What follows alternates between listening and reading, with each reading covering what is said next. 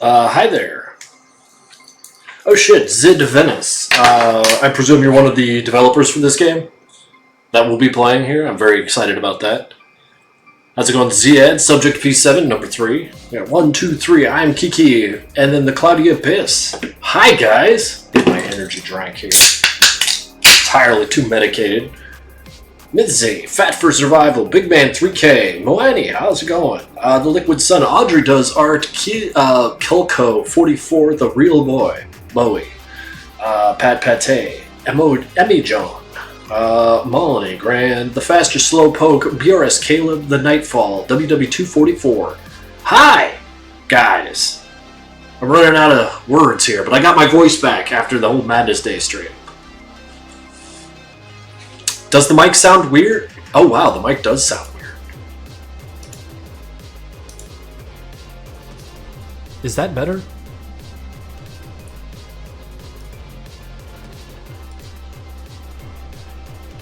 How's this? Okay. So I got a new webcam, the one right here, and it was pulling audio from it, which it absolutely should not have been doing. Matt V. How's week was? Week was good. They only look majestic because it's a new webcam. Shows every wrinkle on my old face. When are the results of Madness being announced? As soon as we know who placed where. In fact, after this stream, I'm going to be in call with the other judges trying to figure out just that. When 3D Incident? When it's done. Or rather, when I have the music for it. The music has been waylaid, and I don't like pushing my music guy.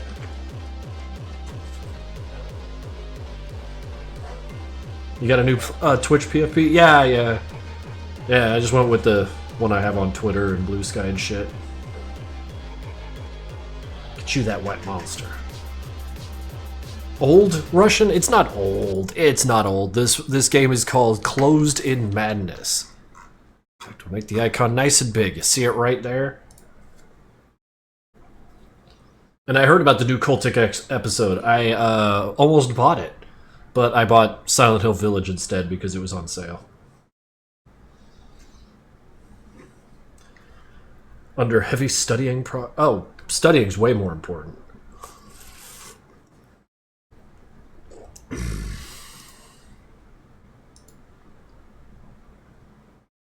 Alright, now let's just jump right into this thing. Released more Hackerman content? Oh, fucking A, I'm gonna have to check that out. Let me know if the audio's okay. I spent 15 hours a week this week animating, didn't get much done. Dude, that was me last week, or the week before. I got like really into it and spent all 40 of my office hours animating. Didn't get that far. Let's see here. Yeah.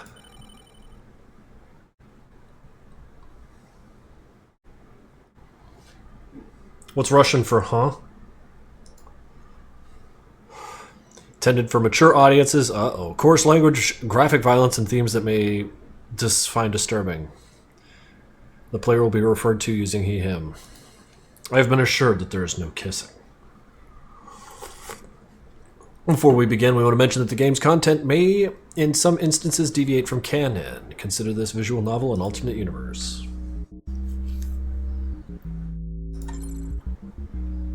Text speed's fast.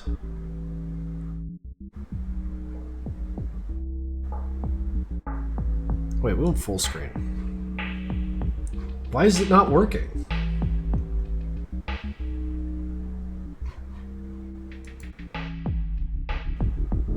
Okay. Yeah, that'll have to do. And this is loud enough you guys can hear that music, or is it too loud? It's getting a little loud for me. Are you now? I am good now. Fat for survival, yes. Yes, what? Perfect?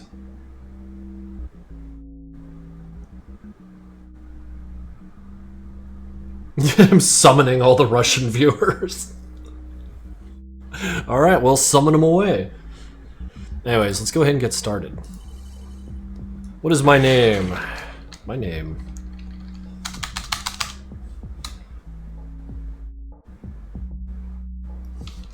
Chauncey. Yeah, Chauncey. I played a little bit earlier just to get a feel for it. Just hell yeah.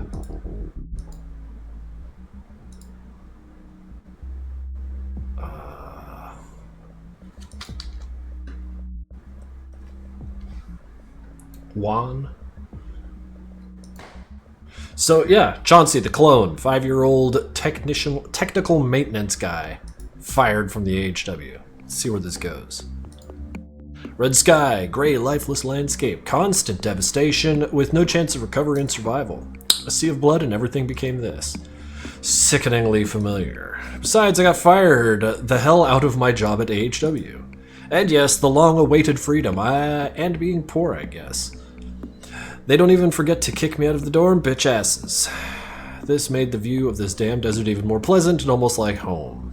Where do I go now? Look around.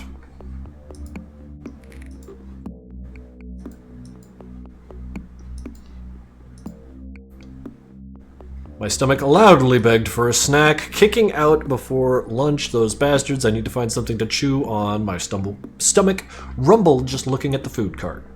I didn't get a chance to have a proper last meal. The vendor looks friendly, as he always does. There he stands, looking somewhere in the distance with a peaceful expression on his face. His name is Arthur. He's been working there for a couple of years, and I've never seen him in a sour mood. Of course, why would he be upset? No one bothers hot dog vendors in Nevada, for some reason. Maybe because they're the only ones who can, the only ones you can get a cheap bite to eat no matter who you are. They prefer to remain on the neutral side in confrontations. If he won't pay any mind to the HW brand on the chest and the fact that I have worked there my entire life, I walked closer to the cart. As soon as I approached, the vendor turned his attention to me, his face breaking into a smile. That's a smile, all right. Greetings. I couldn't help but chuckle at the way he delivered the greeting. I always had gotten used to him having this burr, but hearing the half-audible R is still hilarious. At the very least, because he is the only person I know with a speech impediment. Haven't seen you in a while. Are you hungry? Wouldn't say no to a hot dog. He nodded and opened up the cart as he started to prepare my order as usual. This must be so damn convenient. I wonder if he's happy to work here. No immediate death threats, acceptable work conditions. Are you... I wanted to ask my question, but I stopped mid... Just walking around asking people if they're happy. That's not fucking weird. For some reason, it seemed to me that asking such questions in this type of situation would be kind of stupid and out of place. Are you happy to work here as a hot dog vendor when there are endless fights and overall apocalypse around you? I mean, I love those questions. Those questions are hard.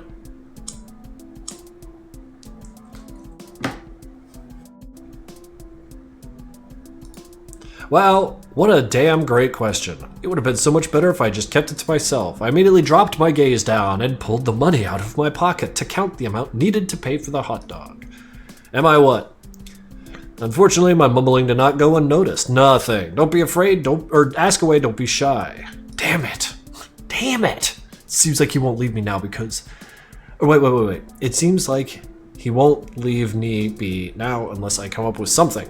But I, myself, have no intention of leaving. Are you... Can you tell me your full name? Come here. Where? Go around the cart, dummy darling. Dummy darling. Compared to how the others used to call me back at the base, it was almost a compliment.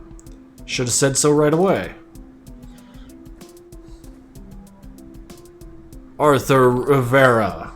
A lot of R's for someone with that kind of an impediment. Oh, fuck! Clenched my jaw, trying not to laugh, but the face probably said it all for me. He froze, holding my finished hot dog in his hand and looking at me with genuine confusion. Are you alright? Yeah, I'm totally alright. He's so bad at pronouncing his R's, sometimes I have a hard time understanding what he's saying. Now here's an idea. Can you say river? River? Nice. I need to remember what I was taught. I need to butter him up so he puts his defenses down, allowing himself to pronounce the words naturally. Am I just going around helping people pronounce words? I like the sound of your voice. Glad to hear it. And then strike from behind. Can you say really rural rabbits rarely run rapidly? And then he tries. Keep your mouth shut, Chauncey. He hasn't caught me yet. That's... Wahaha. I couldn't help but to burst out laughing, almost dropping my money on the ground. For a moment, Arthur simply watched me in silent confusion. After that, he took a deep breath and put on his usual smile. Just like that, not even going to get upset. Because of his eerily calm expression, I quickly begun to calm down. Maybe you should pay for your hot dog already, he says. He extended his free hand towards me, palm up. Yeah, alright, sure thing, friend. Chauncey's kind of a dick. I placed the required $3 into his palm. That's not enough. Did I make a mistake in my counting? It's $3 total, right? $3.50. Oh, here we go. Got any questions? Okay, fine. I get him. It's all my fault anyways. I gave him the 50 cents he asked for and finally got my food. Instead of answering, I decided to turn my attention to the hot dog. Not a delicacy, but still quite good. Especially for someone who hasn't eaten anything all day and would soon be ready to eat someone. Is something wrong? How do I put this? What kind of meat is this? How did you start working here? By the skin of my teeth, I sold my soul for this cart. What the fuck? He chuckled and waved his hand. I'm just pulling your leg, dummy darling. You see, my brother is a vendor, and so is my father, so is my brothers. Fathers? Shit. Did you really believe me again? You did. Are you gonna tell the truth or not, damn it? Why do you want to know? Maybe I want to get a job like that too. You may want all you want, you fucker. Nope, I'm Arthur. So you won't tell me? He leaned a little closer, lowering his voice into a whisper. This business is run by the underground mafia. You gotta be kidding me. But seriously? Well... He shook his head and grinned. Nah, this dude's a... empty fucking head. And there he goes, looking at me so innocently like nothing happened, the sneaky little... I looked down at the ground beneath my feet. I decided to just finish my hot dog in silence. And I had nothing left in my hands except for a sauce-stained napkin. My hunger was finally beginning to subside. I looked at Arthur. He again looked somewhere in the distance with that same calm expression on his face. Is he high? Once more, the silence between us dragged on. Well, go away, dude. The grunt before me grinned and turned to me. It's pretty quiet today. The sky is beautiful. And you? The vendor opened the door to his cart and took out a clean napkin, handing it to me. That was nice of him. I nodded and accepted the offered napkin, started to wipe my hands. Thanks. What am I thinking about? I could call him cute? I don't know, man. Is it true that you make mustard from the blood of ATP units? I think we gotta just... Of course, what did you expect? This old man is next in line, too. Old man, some specific people in my mind would definitely not like being called that. Does he even know you call him that? No, he doesn't. If you tell him, then I'm gonna turn you into a sausage. I chuckled. That's what I call a threat. It's a shame you don't believe me. There could be a real predator hiding in that cute little face of mine. Now I know that the ones to be afraid of in Nevada are the hot dog vendors. Route. Wahaha. I burst out laughing at that threatening meow. Seriously, how could you even think of that? Just some mustard. Well, you never know. I've been thinking. He fell silent and looked around as if looking for something. What? I'm sure it was a nice chat, but you better start looking for a place to stay before the evening comes. Don't you think?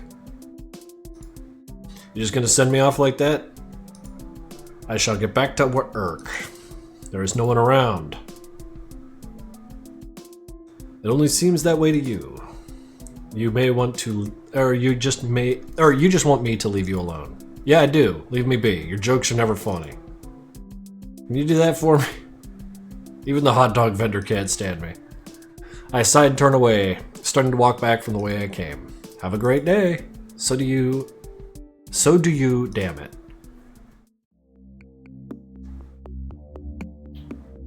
This chat is half Russian now. Yeah, we summoned the Russians. Let's see if we can't, this.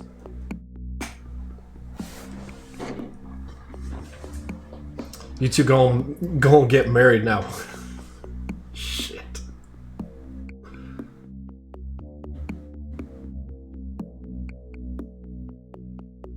Oh, I can't understand half the chat now. Okay. Wait, turn back to where? Oh, we could go back to the AHW base. I was so preoccupied with thinking where to go from here that for a moment I forgot about the things I hadn't picked up before I left. Yeah, go back. Every time I look at this broken lock, I wonder whose idea it was. Put on regular combination lock on the main building with all employees will eventually know the password for. They can at least, I don't know, install some kind of scanner here. Even though that would be more useful for security than this. After all, someone just broke it, even bothered to pull out all the wires. They never fixed it, now it's a public square instead of the HW. Works for me for now. There's literally nobody guarding it. Where are the agents? Welcome back, me, huh? Life goes on. All joking aside right now, I'm just here to pick up my stuff. Let's get to it. As soon as I stepped in, I had to take a step back. Janitor uniform grunts swarmed all over. They're cleaning your funk off, Chauncey. Hey, watch it. One of them nearly took me down with his mop cart. Not even a glance in response. Awful. But, you know, I'd say janitors here got the shortest end of the stick. Run around, mop the blood-soaked floor 1,000 times a day. After every raid, scrub the loos, clean the walls, take the trash out. Shiver ran down. I looked around once more. I see a right, too. Let's go left. Never thought as to why this net was here.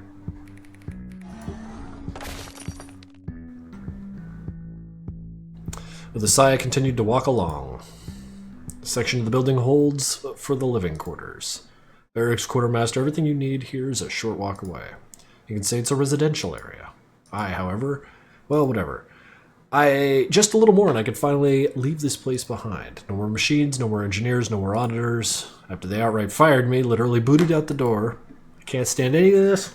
Neither that bastard auditor nor my colleagues or that damn soldats either. There's no one and nothing for me here.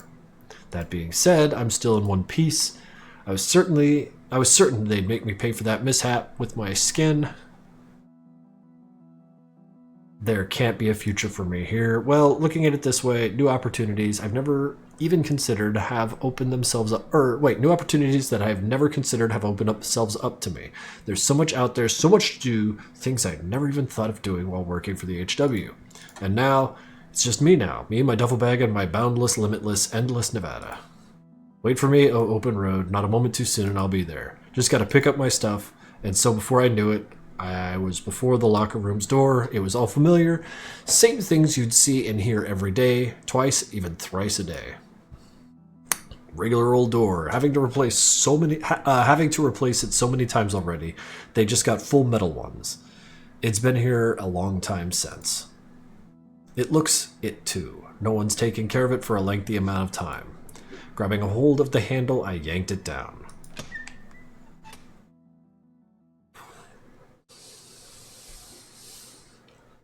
There we go, squeaky hinge, my favorite. They should have been oiled well before it got this bad, but ain't no one got time for that. No one gives a fuck anyways. Who'd bother when you only come around this locker room once in the morning and evening? Even if you do come around. In a few brisk steps, I crossed the short hall and entered the space.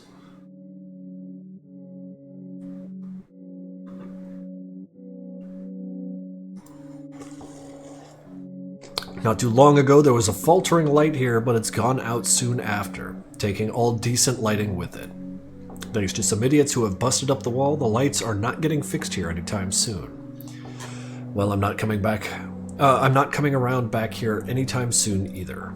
Now the room's only lit by the light off the street. That even gives off a bit of a mood, you know. Makes you want to just pause and appreciate the moment. But you never get time to. Get your stuff. With a slight sigh, I carefully slinked into the next opening like a mouse. I just want a moment peace. This guy's kind of a schizo. I want some basic tranquility. But it would seem, in this world, no one gets to have serenity nor peace. No one gets to just stop, drop what they're doing, and take a look at the unmatchable yet quite monotone sky. Since if you would, life would just pass you by. We ain't got as much time as we think we do. Is it the best time spent on the tumultuous toing and froing? All this bossing in and out of the gym and locker rooms, gambling, booze? Maybe it's all to help take the edge off. I don't know. I never had time to try for myself, and well, neither the desire to. Turn that down just a bit. Once more, I'm met with the shine of metal bolted across the windows. Grim. Everything around here cries out suffocation and escapelessness. Then a sound of someone rummaging alerted me. I looked to the side, finding Isolde standing with his back turned toward me. This is a common locker room for everyone in the agency, so nothing unusual. A suit was thrown over the bench. Maybe it's his. Weird, I always thought them more orderly. Oh shit, White Wind 24 subscribed tier 1 for 51 months. Hey lads, how you doing? Remember to drink water, eat healthy, and go gym, you fucking gorgeous sunshine. Yeah, gym's after this. Yeah, that's my plan for the day. Do this streaming, hit the gym for a little while, and then jump on call with all the other madness judges and try and figure some shit out. But yeah, thank you, man. I always thought them more orderly. Regardless, I just went along to my locker. Crouched down, I pulled the door, and crazy, it didn't budge. For real? How could I have forgotten about the key? I come to realize one wonderful fact. I am such a dumbass. I didn't even catch myself before I blurted that out loud. But hell, not wrong. I stood up and started rummaging through all my pockets. For a moment, I even considered taking all my clothes off in hopes that the key shall emerge from the folds. But it seems my hustle has attracted someone's attention, and soon I felt a set of eyes watching me. What is that? Have you lost something? I hear a stranger's voice. Shook me up from the inside. To my surprise, it sounded kind of cheeky.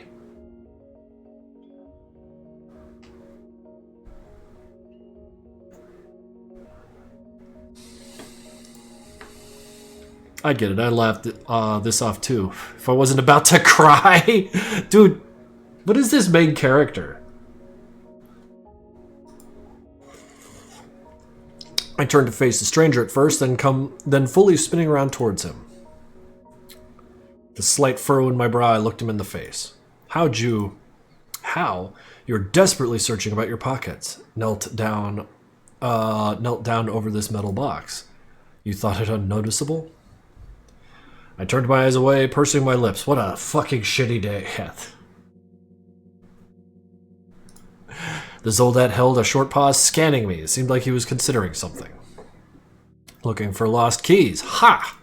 Uh-huh. Hey, wait a minute. Does he know something? Hold on. Have you seen a lost locker key? Not just seen. Oh, he's got it. He's got your key. You! Give it back. I hear him snicker at me. This is pissing me off. He is pissing me off. They're all pissing me off. I ain't feeling even an ounce of remorse for mistakenly frying the tech responsible for making these bastard creatures. Why would I? Got them signed anywhere? It's a locker number for starters, and the locker is mine. Oh, well, certainly then. I see you here every day. I know you and your locker personally. Wait, really? Of course. Certainly not. You'd think I'd just entrust some unidentified key that's more likely than not his? What's your major malfunction? You think you'll just appropriate someone's gear and leave the blame at my expense? No, sir, that's not happening. Arg, you little fucker. I knew you exist for all of 2 minutes, and I already have fucking had it. Alright, what now? You're asking me? Better consider that for yourself. He's driving me up the wall. What do you want me to do, then? I just want my stuff. Just let me get my stuff. I am struggling to read. What do you want for the keys? I couldn't say. I could certainly think on that. The yellow glint in his visor was hiding the Zoldat's insidious intent. He's trying to pull something not too nice for me. Reason this. I would want to receive a DAP for giving this kiss to anyone but the locker's owner. Unless you have something to offset that for me, then I could entrust you these keys with all my further responsibilities. If you really need this key so bad, you could hang around here for a while, give me time to come up with something. Or you could come up with an offer. Just think quickly. Okay, just make it quick. His face changed then, his brow turns up, his mono eyes staring right at me. As if he could not believe what I had just said. Wait, what? No, I mean no resistance at all whatsoever? Are you for real right now? Ahem. Just thinking out loud, don't mind that. He's being so weird, contradicting himself. What's going on inside that head of his? Arg, whatever. So are we just gonna sit here or what? Yeah. He looked around, giving me a slight exhale, and turned his gaze on me. Is there something wrong? Well, maybe I should check for myself. A stain somewhere? My sweater? Let's see. No, everything's in order, I think. The Zoldat just turned around and walked to his locker. Am I being slow or something? What was that about just then? He took the time to he took his time, calmly taking out his suit, slinging it then over his shoulder. Then he closed the door and made his way towards me, confidently giving me a one-eyed look. Huh? He didn't even have a moment to really start worrying about him walking over, as he already strolled past, heading then to a different part of the locker rooms. Wait. Where is he? Where are you going? What do you mean, where? Off to change. Why else would anyone be here? What do you mean? Where could just do that right here? Without your presence? Any questions? But the last rhetorical question saw him already disappear into the other section. He really is super weird. Everything in here is weird. What? Can't do it here? Why so shy suddenly? They all gallivant around in here in front of one another all the time anyways. Yeah, but you're fired, Chauncey. I scoffed to myself, already regretting getting dragged into this. I should have nagged him more. Could have just made it work. In the total silence, you could distinctly hear the rustling in the next room, even the hum of the lights if you listened hard enough. Yeah, we need to kill this Zoldat. I want those keys. Suit lying on the bench caught my eye. Hold on. So it wasn't his? Whose is it then? It's yours. I'm surprised this pocket thief didn't already appropriate it for safekeeping like he did for my keys. Oh, Auditor, this is so dumb. But the question is still open. Whose suit is this? Why was it left like this? As if left in a hurry. No time to throw it on. Could even be left without an owner. No, that's too far. Being left in a hurry is quite plausible. But why would he care for a random suit? Or maybe. I should check for any possible belongings? Well, you know, it doesn't sound too bad. Check for belongings! Easy come, easy go, right? The scoundrel ain't here anyways, no one's gonna talk my ear off. And I'm pretty slick. Nothing's gonna happen. In a few quick steps, I was already crouching under the... Wait. I was already crouching under the bench. So they like slipped under there and then reached over. My hand glid over the fabric. Feels high quality, pleasant, certainly not the cheapest, but not luxurious either. I went for the outer pockets first, where to my dismay I found nothing. Not the right one, not the left. Pretty disappointing already, not even a loose coin or something. And it's not like I'm broke or anything, no, just... Well, okay, maybe yeah. Didn't even get a proper paycheck. Told me it was taking collateral for the damages sustained by the agency. That damnable to hell auditor didn't even leave me a single penny. So you see, some change would be handy right now, even if it was just for bus ride. There's not one single dollar in here, forget dollar, not even a cent. What is this? What's this injustice, having to scrape by on my last, what was it, $100? Hell, I don't even know where I'll be sleeping tonight. I can't even be sure to find a new job at some other place anymore. My resume is now so erroneously blended forever with this dumb misconduct, transgression, perpetration.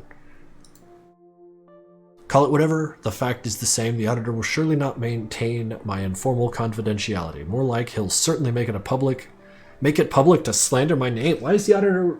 Okay, that's interesting that the auditor would actually do that. What's going on here? Now there's something. Felt like a bill of some kind was in the inner pocket, and as I gleefully produced it, it turned out to be a folded paper. What could this be then? I fully opened it. 2002. Some shitty number, that's it. 4-digit code, a password. Could be worse. What's it for, I wonder? 4 digits are used in saves, passcodes, access pads. I have websites that use 4-digit passcodes. Maybe it's a credit card pin? That'd be nice. I make sure to check if the suit had any other pockets, but dismayed yet again, the inner pocket was the last one. Some bitch-ass pin code, God knows what for. What is this? Fine, maybe it'll come in handy later. That pocket... Wait. With that, I pocket the note, and I lay the suit back where it were, taking care to make it look natural and undisturbed. Seems good enough, right? Time to step aside. After a time, the sounds of tossing clothing ceased, having changed the Zoldat came up from behind. He glanced at me and approached his locker, folding his t-shirt inside. It was a cool t-shirt too, by the way. I wanted to buy one just like it, but I couldn't find a vendor. A small latch clicked locked, and so finally then he stood there before me. Let's go. Where? Does that matter to you? What? And again, he walked right past me. Oh, fucking... That one didn't much sound rhetorical now, did it? Hell's his problem. I followed along... This dude, intermittently looking at either my feet or his back. At some point, I came up beside him, having a squeeze past the door. Some damnable human trait that is, to look at someone you're conversing with, even if you don't want to and hate their guts. But we were out of the locker rooms pretty quickly, bookending that chapter by slamming shut the squeaky door behind us.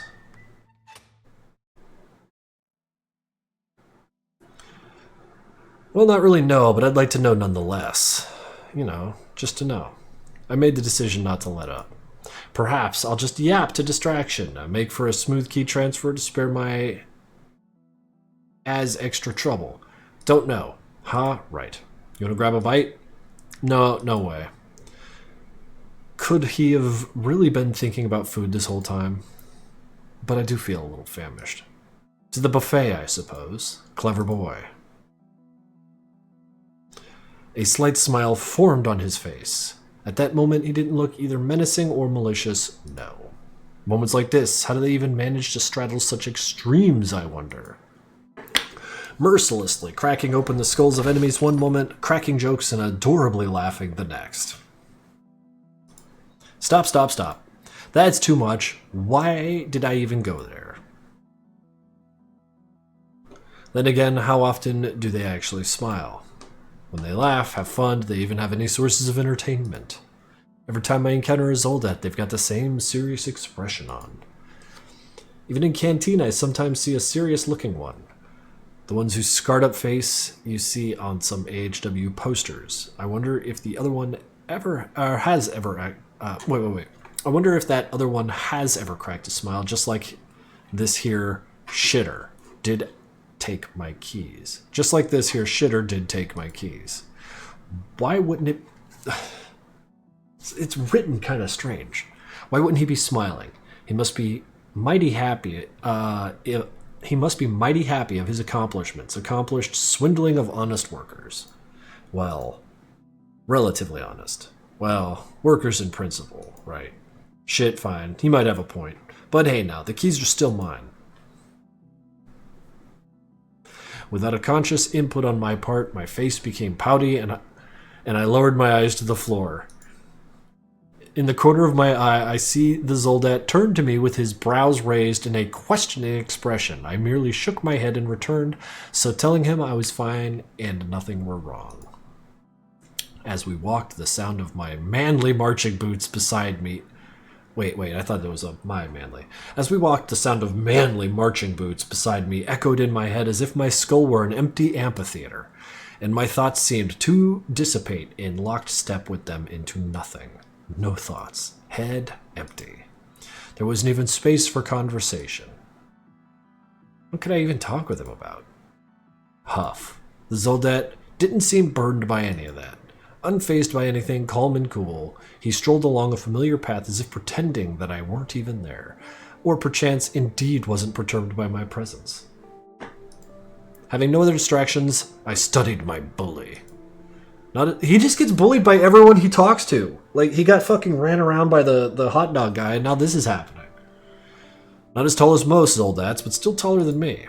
Hair ruffled, I figured if it were to be made, he'd look much more presentable and composed. Well, what do I know anyways? Not my business. It was strange that he lacked scars, both facial and on his hands. It was possible one he does have are hidden under his shirt, but I'm not going to get to see those, that's for sure. He's not too beefy, quite the opposite. His build was pretty slim for his height, but made up easily by what sparse defined musculature he does have. His uniform was well fitted, laundered, ironed, and speckles. And he wears it well apart from his shirt. Felt like he were swimming in it. Maybe that bagginess was reserved for the barracks and the locker rooms. Ahem. Not that I do that too, just thinking through it. Upon reaching the stairs, I took a moment to watch the Zoldat climb the stairs. Still, all seems to suit him from below, so behind. Taking notice of my delay, the Zoldat turned to give me a questioning look. What's with you? On my way. Zoldat, and kept up the stairs, ascending this flight as just a few strides. Why is he in such a hurry? Well, thinks they'll take up all the spots in the canteen, thinks they'll take up all the spots in the canteen before he gets there. Although, considering the distance between the barracks and the lockers from the mess hall, no wonder the desire to make a run for it, just to make it time to dine and back. But that doesn't much help the fact that these dudes just have a lengthier stride, especially compared to mine. What now? Am I a turtle here? He the hare? Hey, finally excusable. I'm a technician after all. Athletics are not for me. I wonder, with all that time spent on their physique, how much mental training to go with that? On the face of it, yeah, brawn takes priority, but what's it good for without the brains? Who regulates all that for them? Quite possibly, it's under engineers' oversight, although the ATP's Zoldat squads have their own command. Maybe it's a little bit of some kind of third. Maybe it could be that it's all combined together during training. Alternating, maybe? How's it going, Red Chaos? What am I even on about? I've got no clue how that have it all... Wait. I got no clue how that have it all organized. Maybe I should inquire about it then. Yes, as if that's gonna pan out. I myself would rather not answer such questions about my own job. It's all nuances and edge cases, full of monotonous routine. I'd imagine they'd have it the same way. I'll ask if it comes up. We were already in the hall next to the canteen. How'd that happen? That was fast, didn't even notice. Still all the same. Cameras, door with a little bee pick on it. Nothing to see here. Oh, the little bee? What's up with the bee? Also, this guy's a little hat on a camera. Huh? Zoldat looked at me inquisitively. Wait, did I say that out loud? Oh, auditor. Oh, my auditor. How long were I going? I meekly glanced up at the Zoldat from under my eyebrows. That's where a fellow of mine resides. So someone stays in there, I see. Although that's pretty strange. What's the bee about then? Wait, a fellow? Yeah, I suppose. He's not ordinary personnel. He doesn't stay along the rest of the barracks per the SOPs. So these are extra barracks. Yeah. You weren't aware? No, I wasn't not. Well, you are now then, right? Right. I tentatively repeated after him, just digesting the information.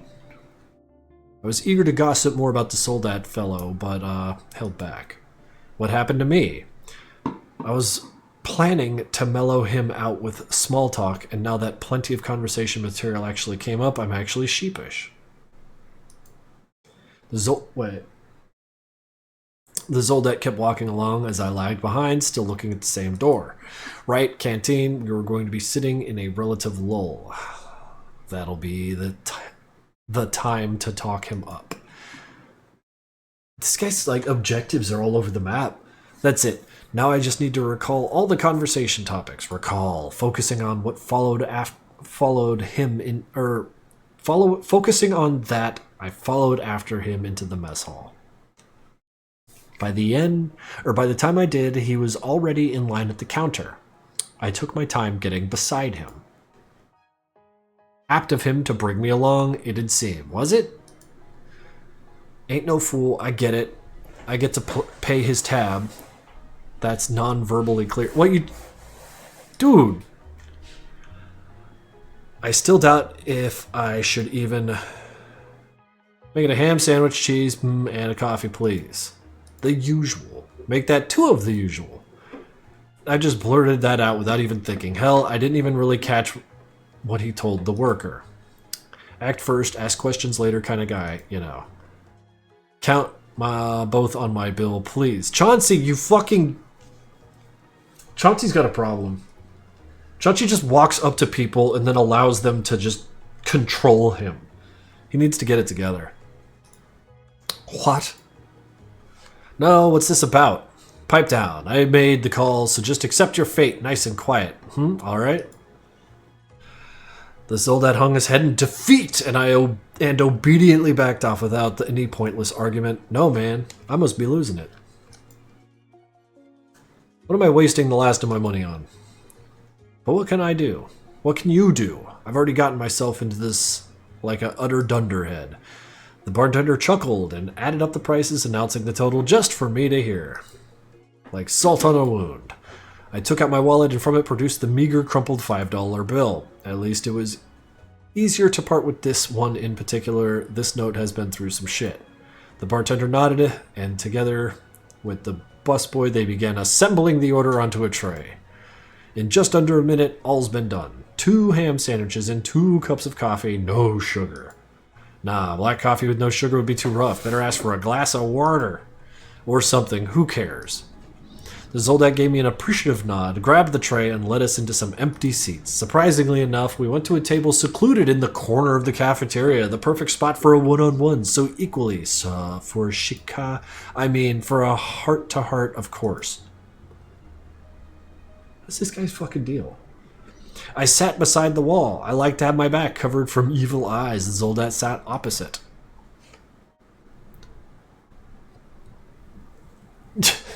This fucking guy. Thanks. Huh? What for? You know, paying for it. Thank you. Wasn't that your plan to begin with? Having me at your beck and call and all? The Zoldat went quiet for a moment, averting his eyes. I suppose that's a no. Guess my imagination got ahead of the horse. It's a mixed metaphor. Fine. Whatever. Took my plated sandwich and coffee cup off the tray. And it should also be wise to wipe down the cutlery. The Zoldat side-eyed me thrummingly, giving a little hum. I wonder what he's thinking right now. Like, here I am, wiping my fork with a napkin. I don't see nothing amusing or strange about this, you know? But he won't even touch the utensils. Once the knife was likewise polished, I set the napkin aside, pulling up the plate. In truth, eating in someone else's presence felt quite unusual. You know, ordinarily I'm not much of a sharing the table kind of person, unless that only sometimes the colleague made friend of mine, but that's it. Dude, you fucking puppy dog followed this guy from the locker room to the canteen and then paid for his food. You are absolutely a sharing the table kind of person. Seems the Zoldat has similarly mixed feelings about this. He was being noticeably stiff, but all the time he was trying to hide behind the barricade, as if he was acting absolutely natural, used to such situations. He flexed his shoulders as if shaking off a great weight, followed by a deep exhale. He took to the arranging of his plate and cup on the table surface, not taking any cutlery as predicted. Oh, look at this fucking idiot with a sandwich. Intently, I observed him grabbing a hold of his food as he took a slight whiff of its aroma and as his lips finally met with the sandwich. I then looked to my own plated sandwich with fork and knife. I'm not just horsing around, and no, nor am I doing this for etiquette.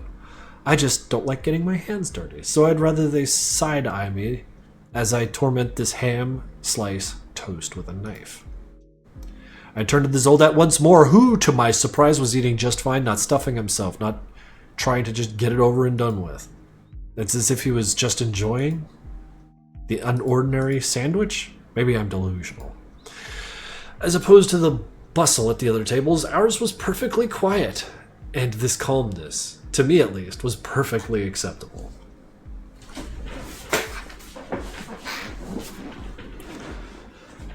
Yeah, who the fuck indeed eats a sandwich like this? 2 hands? No, 1 hand. My offhand. That's how I tend to go at it. Alright, perfectly acceptable table. Whether did the Zoldat like it or not, hard to say. I wish this quiet would last, if only this calm could last. But the silence was broken and the calm along with it. Hey look, it's that guy. That turd. Oh, that's him. He didn't even eat the sandwich, he was just sucking on it. Look, there's no bite. What's cracking, cunt? Got a new friend there, I see. Oh, that's cute.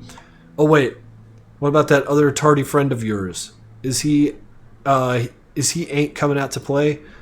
You can notice that Zoldat hold his breath. Doubtlessly, the atmosphere did not just lose all serenity, it turned positively raging putrid in a matter of seconds, so much so I wanted to leave right now and then. Or is that just me? What does he feel right now? As if, or if I were him, something would be bubbling up my throat, losing me all my appetite. What did they even want from him? Did you finally decide to swap him out for someone more functional? Look at... I somehow felt foreign eyes scan me up and down. Not that I indeed... Not it indeed started bubbling up. That one doesn't even look too damaged. Not even roach looking or nothing. Ha ha ha ha. Ha ha ha ha ha. I swear I could sense an aura of consternation and rage emanate from the Zoldat. But why does he just sit there taking all this abuse? They must be no match for him then? Do they outrank him? Are his hands tied? Keep quiet. I want to see what the Zoldat does. This is his fucking problem. Not my problem. This is me not caring.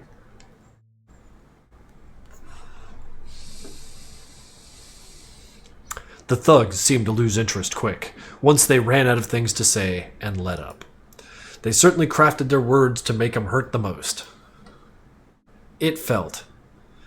The Zoldat could once more take a full breath, with the intensity in him dying down. Could it be how they usually treat him at the mess hall? Did he really get singled out as the weak link? All this fuckery with the key, just as a way to lash out? Why didn't you tell them off? What would I tell them? His words were calm, casual, as if nothing happened. Tell them that this bothers you.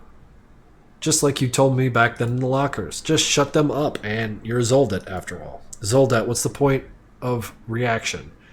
If that's what's being provoked, I see no reason to act. Wouldn't showing no response be a greater power play when that's all they wait for?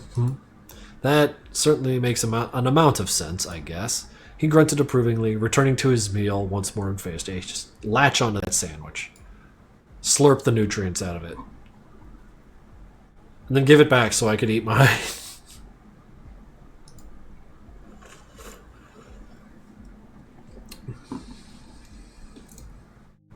But still, why don't you put them in their place? With a heavy sigh, the Zoldat drew the sandwich back, narrowing his eyes. I can't. Huh? I cannot. Is that unclear? Are you disadvantaged? Couldn't fight back? I cannot keep control of myself, so I avoid getting involved in. I'm already at risk of excision. I just don't want to talk about it, okay? Oh, we found a soft spot. Desolate silence followed. Nevada's camera person subscribed for 4 months. Sorry I'm late. You ain't late. You ain't late. We're barely halfway through this sandwich.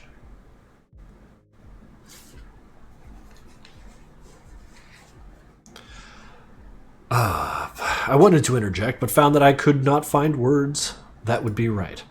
What could I tell him? I'm sympathetic. I pity him. Maybe to give him advice? Yeah, as if. I can't even get myself in order. Well fucking done. Nice casual distracting dialogue. Exactly right. Maybe I should somehow salvage this. Okay. Ooh, we could ask about the fella. Or we could ask about mental exercises. Like, are you stupid? Nah. Let's press him on the fella. You mentioned a fellow of yours. The way you did, it was as if he wasn't just like everyone. Oh, there's the bite. Oh yeah, he really isn't like most of us. People tend to avoid him. We both share that in our regard. Maybe that's why he became a friend of mine? Don't know. The Zoldat paused for a moment, turning back to his thoughts once again, but I was set to continue. Could you describe him to me? You know, unless it's not about how he looks. It's about how it's about how he looks too.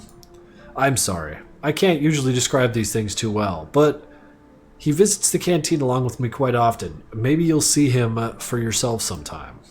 I think you'll know him when you see him. Makes me wonder, how come spending 5 years of my life in this joint despite all the unmistakable and frequent visits I never met him yet?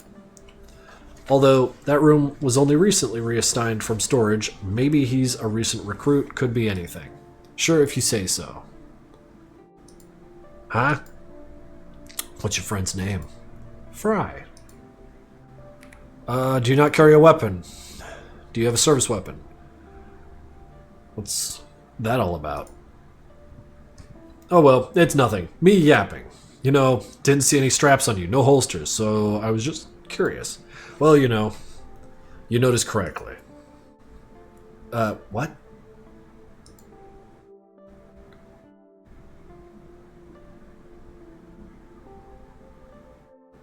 Ignore? I don't want to talk about that further. Thankfully, this game just allowed me to run that right over. Roll back or ignore? Because I could still go back.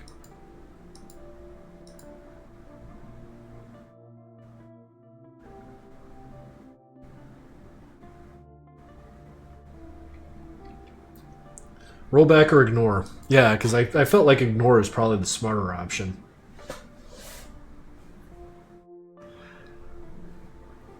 It's not my game. Well, I still listen. I think we have someone in here who was involved in the game's development. I really do believe we got someone like that here.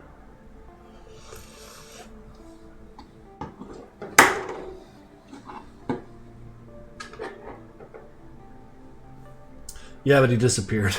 Did he get mad that I read his dialogue really bad? I felt kind of bad about the way I was delivering these lines. I don't want to talk about that further. Do you get any mental exercise? So are you an idiot or what? But I still wonder about this one thing. Huh? Are you given any mental exercise in addition to physical? I can't speak for the rest, but as of recent I've been made to complete such exercises more often. But I think the main focus of the accelerated training program Zoldat is to develop the physical characteristics of the physique is always the primary focus. No one will argue as to the importance of abstract thinking and logic during life or death combat situations and the need to deploy a wide range of scope of tactics, but that capacity is honed on an individual level.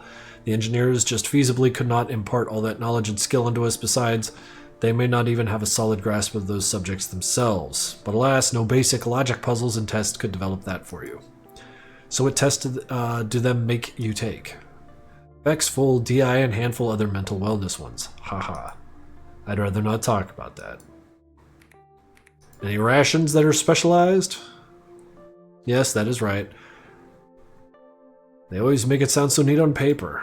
Thing is, you're assigned regulated ration intake if and when you're also assigned a squad amongst other soldats. That being so, no mixed units are assigned off on. Yes, and we may be quartered all separate with no set command, but we are all assembled for things like training and deployments. Those, for one reason or another, are not assigned to any squad have it the hardest. The pay is sporadic, as is the regulated diet not provided. No daily training exercise, no checkups, no deployments. All you're left to do is make yourself handy for the engineers, technicians, or scientists, taking all your orders from them. And that's it, really. And we go back to keeping quiet. Can't really say anything, not too much to say. I think I'll just keep chewing down my sandwich. Show me another picture of my sandwich, hell yeah. Oh, dude. the journey begins. Oh, wait. Yes, cheers are still locked into 100,000. I should probably fix that. That was a Madness Day only thing. 1 second.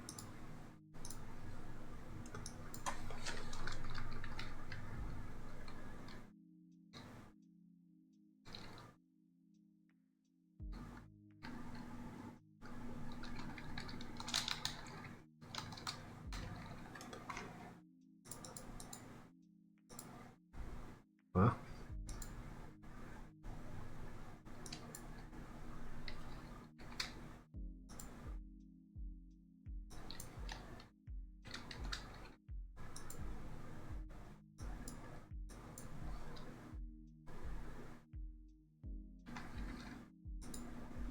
Damn it. I keep screwing this all up.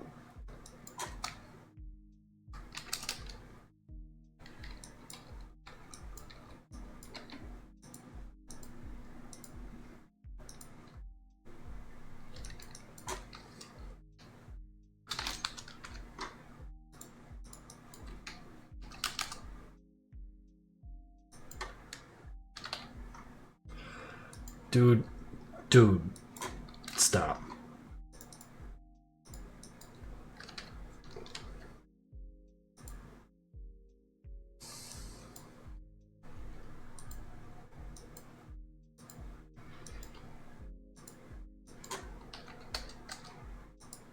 That'll do. That'll do. I got it. Somehow.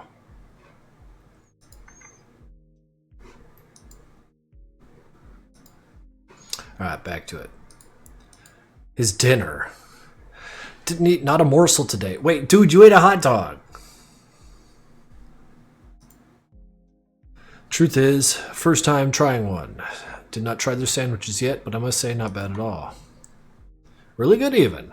Just right for breakfast. Dinner or lunch, not so much. I glanced at the Zoldet. Well then, seems like he's a little faster on the uptake than me. Or maybe it's me who's on the downside. Who knows? So he sat down, quite pleased, slapping his palms clean. The way to a man's heart lies through his stomach, or whatever they say. But to my gaze was not left unnoticed, and now I was the one under scrutiny. I'm not a big fan of being watched as I eat. But then curiosity in his eyes started heating up. Literally, I was like he was trying to burn a hole through me. He just doesn't know when to stop. I paused my dinner. There's the... Oh, 1,000. 1,000 tomfools. You could have done like 5. But I'll take 1,000, man. Thank you very much for that. I paused my dinner with a heavy sigh, getting a little bit more useful air in me. What's the matter? Do I have something in my teeth? On my chin? I can't seem to find a reason for being beamed to death right now. Ah? Oh, it's not that. I've just been sitting here thinking, there's an imbalance here. You've already asked me a bunch of stuff and I didn't get a chance to yet. That can't be right. This can't be a good situation to be in. I myself am not too eager to present my resume, but alright. We'll weasel out somehow. Sure, tit for tat then, huh? You ask, I answer, then that's the swap. How's that sound? Sure thing, why not? Could I keep eating in the meantime? Certainly.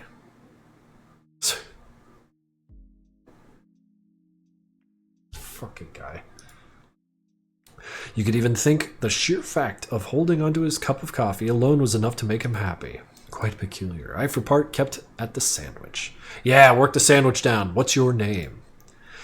Question 1. It already feels like I already feels myself hesitate. Why is it always got to be so difficult? Oh, guys, do we lie or we tell this guy the truth?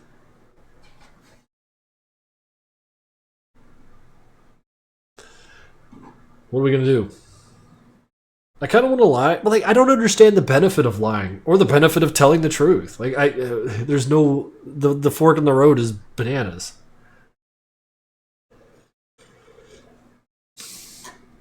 Lie. I hate Zoldats. I hate Zoldats too. We're lying to him. How do I introduce myself? Wait, what was this guy's name? I'm gonna say my name is his name. I forgot his name. His name is just Zoldat? My name is Truth?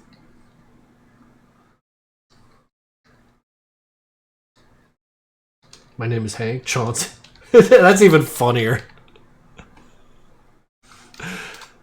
My name is Chauncey. Wow. Nice to meet you, Chauncey. Well then. What would be your name, Key Goblin? My name's Borealis. That's an interesting one. Bori it is then. Don't call me that. Why is that? Ain't your turn to ask, now is it? Fine, fine, shoot. Zoldet sipped some of his coffee, formulating his next question. Key Goblin. What is it you do for a job? I'm a technician. My locker's got the change of uniform in my employee badge. To be continued. Hold it right there. P.U. Just in time before it closed. My deepest apologies for interrupting your light novel reading experience. My name's Doc and I'm the creator of this branch of the narrative. And for now, this is where the adventure with the Zoldat in the cantina has to pause. The demo turned out to be pretty short. I'm also deeply sorry that in that time I was involved with the novel, I hadn't made more content, nor had much variety in it. Don't sweat it, brother. Oh, damn it. Just a moment there, where I was, oh right, I didn't barge here just for apologies. If you did indeed enjoy this branch and want to see where the story goes, you're in luck. How about an opportunity? What questions do you have for Borealis to answer? Oh shit, okay. Do you guys want to know, do you guys want this link?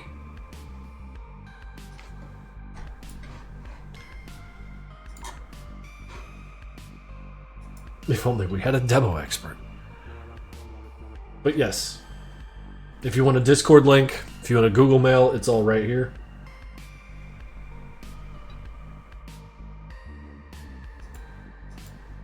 Or reach out to the Closed in Madness Project's official Telegram channel, always here for you. You're very much welcome to leave a general review and share your experiences with the other narratives that were released in version 0.4. You can append your questions for Borealis there. I'll read and take into consideration your fan mail. And you could even see your questions answered in the next update of this branch. Thank you. My sincerest gratitude for reaching the end of this demo branch. It means a lot. We've got more branches to examine. The team would be really happy to receive any reviews, fan mail, or simple words of encouragement that could be immensely boost. Yeah, actually, you guys hear that? Reach out to these guys. Artists, writers, and programmers had to work up a storm each narrow deadline. Enjoy the game. Blah, blah, blah. Let's go back and find another branch.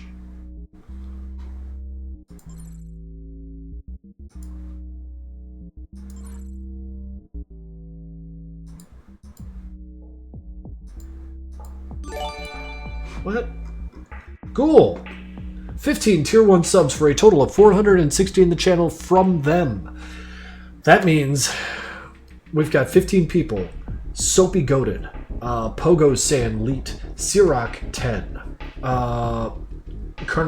Carniceria, Uma Karin Hafeles, Natty the Panda, Big Man 3K, Art and High, Ender Zej Tatowski, Full 3 Ver, Axe Driver, a random person that exists, Sweet Molasses,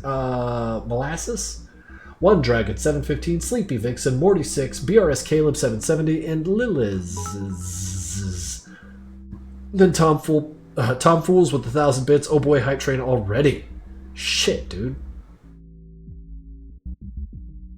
Fucking crazy. So what is all this?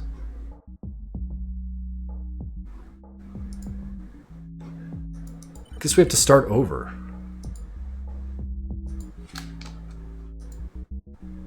And then just find something else to do.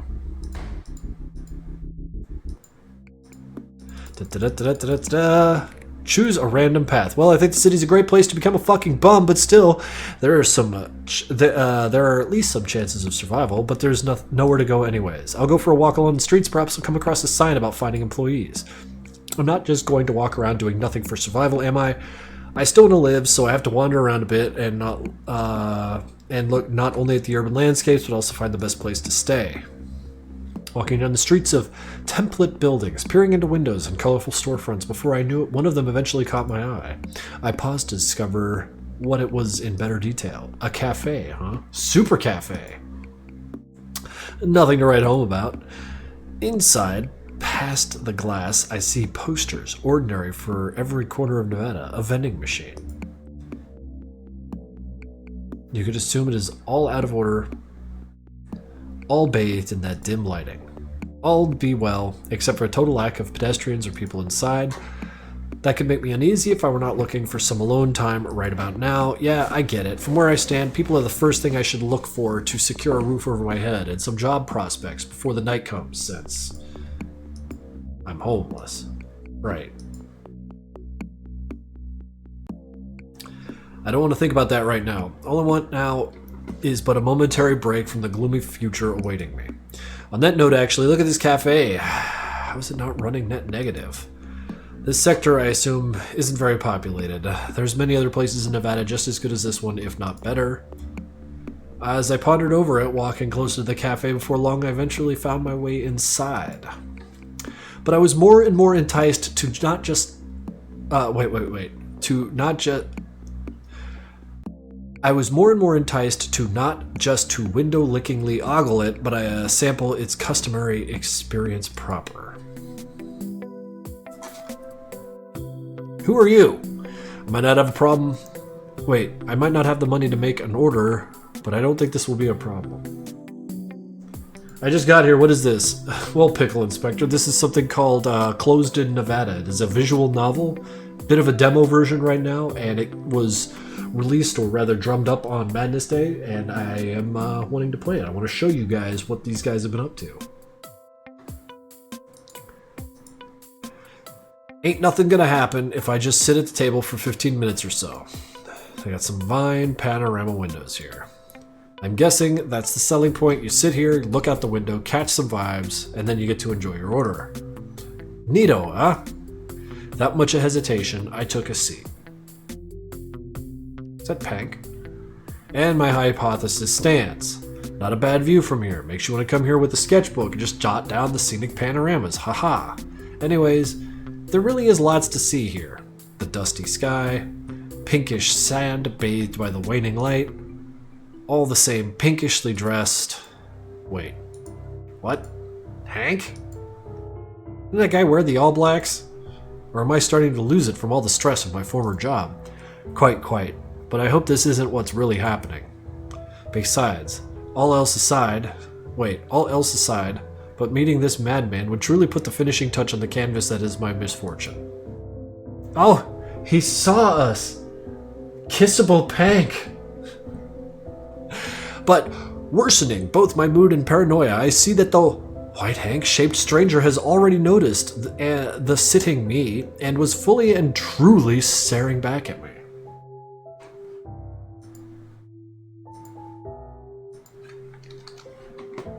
Five Pink Hank.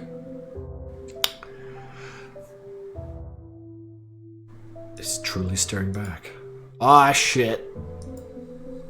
This can't be good.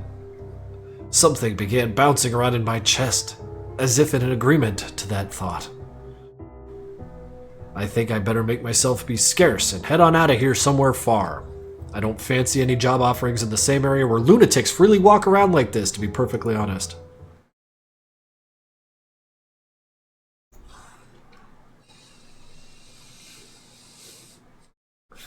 He's not in love, he's literally scared for his life. Maybe if those emotions kind of run in the same vein. So like the same track you find love and fear. Set in my intentions, I was just about ready to get up and retreat to the restroom, but... Ah! Jesus Christ. Oh fucking hell. A huge lump materialized in my throat just now. It could be fear, it could be the sheer awkwardness of staring match that we had with the guy who's now intently headed over. Just fucking walking all weird. Oh no. No. Here's where my slight hesitation's gonna cost me. Okay, Norman, don't panic. It didn't do nothing that yet warrants your head being chopped off. Or just played off, right? It's just a hallucination anyways, right? A very absurd one as well. Or, just a local loon.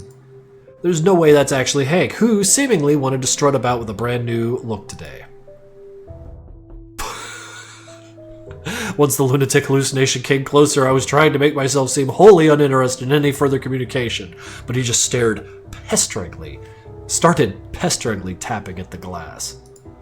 Each time his knuckle contacted the window, it echoed and reverberated somewhere under my scalp soon after descending down into the pit of my stomach. Please, no. What do you want with me? Despite my better efforts, I turned to face the window and discover a peculiar sight. Not too far from the cafe, a small crowd of AHW units lingered about, presumably all on break, seeking more communal quality time. And just right of them, there he was, holding a glass of some kind of statement. What is he doing? Why does he want to get their attention so much? Why am I even watching this? Hey, what the fuck, dude? In a state of unadulterated confusion of what just transpired, I found myself out of my seat and glued to the window. After all, those people were my former colleagues. My vested interest in anything involving them could not just simply up and vanish. Lo and behold, no one was left unfazed by that stunt. As soon as the man of the hour was spotted, all the agents and soldats were quick to draw their weapons. Hank is a Hank, I guess, regardless of color, black or pink. Now certain that all possible attention was on him, the stranger made a run for it, followed by the whole entourage in pursuit. For my part, I can only fall back into my seat with a heavy sigh. 40 bits, are you playing the rainbow game? Wait, are you playing a rainbow game that make my head literally explode? By the way, how are you doing, Krinkels, after Madness Day? Tired. I didn't participate in IRL stuff plus animation, but I hope you and chat had a good Madness Day. It weren't bad. Lots of people. Lots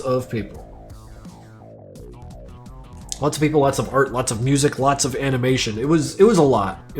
I basically spent the rest of the week kind of like spinning and burning in the sky. Screw this, man. I gotta get out of this crazy place. Now I see why there's neither customers nor people in the street.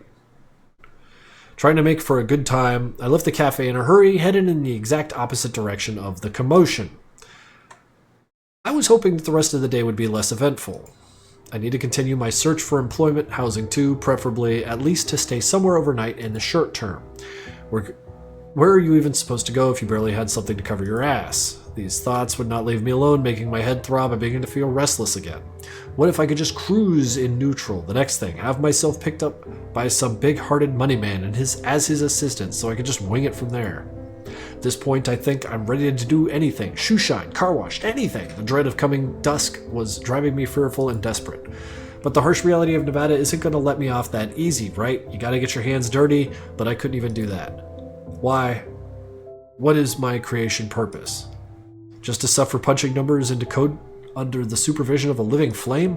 Sick, that's very cool, what else can I say? After I was fired, it was like my whole life just came crumbling. On that note, why didn't they literally terminate me instead of letting me walk?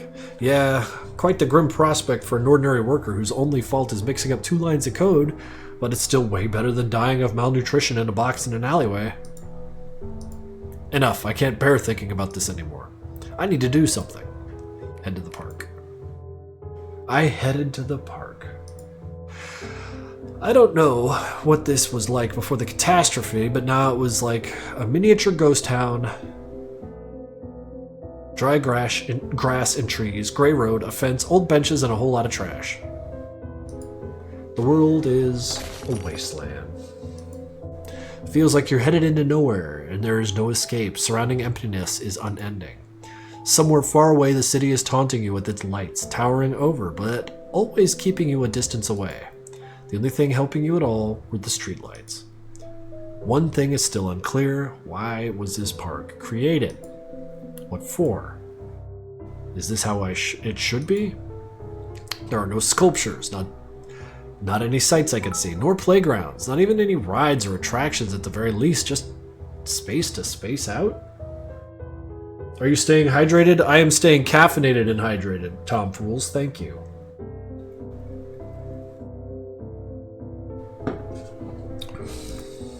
Yeah, naturally. Didn't you know Nevada's half populated by unemployed pseudo-philosophers just like me? As I walked, I fully sank into the depths of my thoughts. At some point, I didn't even notice where I was going. I only started to resurface back to my senses. I felt like my face pressed into something soft yet firm. Huh? Oh, it's Hank again! Reflexively, I traced the contacted objects with my hands. Get a good grip. A smooth leather surface combined with leathery straps. Wait a minute. That's something familiar. Don't tell me what this is.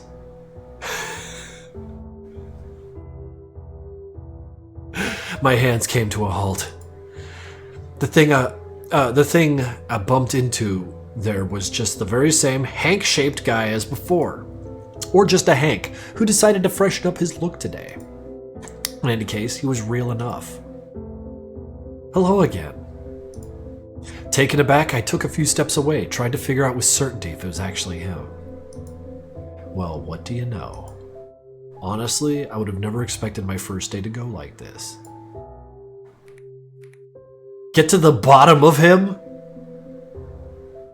Guys, you're right. I should stop groping him and get to the bottom of him. I had a thought. Was it really Hank or some tragic parody? I heard former colleagues tell tales of a psychopath wearing pink, raiding us just for fun. Some did note that striking similarity between the wardrobes of our main antagonist.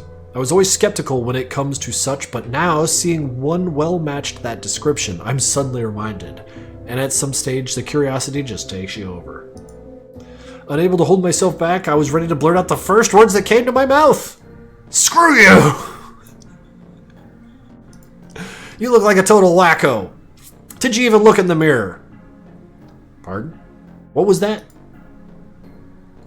Only for a second, but I noticed the pink, Hank-like grunt reacted to what I said like it was somehow a low blow to say that.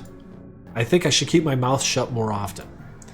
But then, after a short moment, a sort of animal panic went over me, driving me to desperately try to win back some favor. Bro, you fucking threw it off the cliff.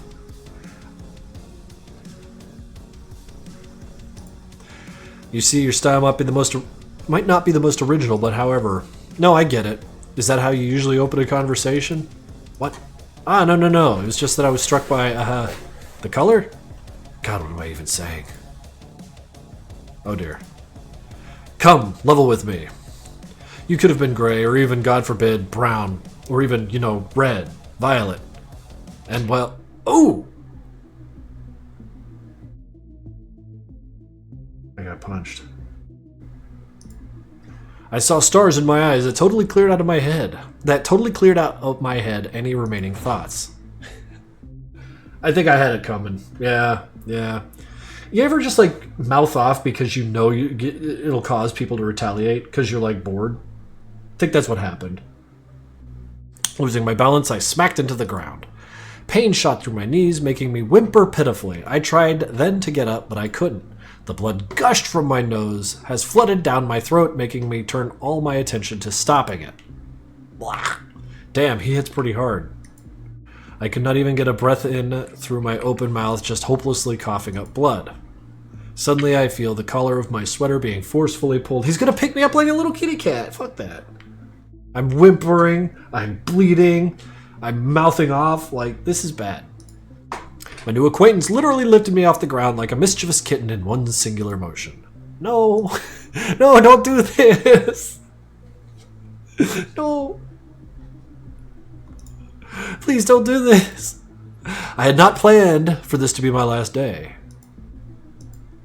But it was certainly in his plans to kill someone today.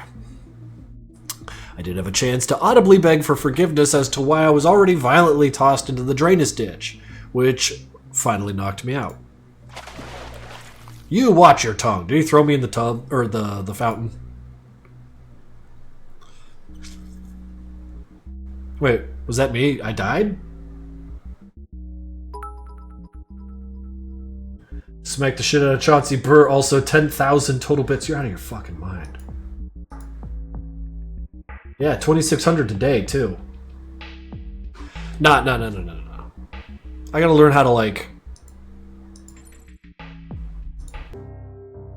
Okay, so it auto-saves.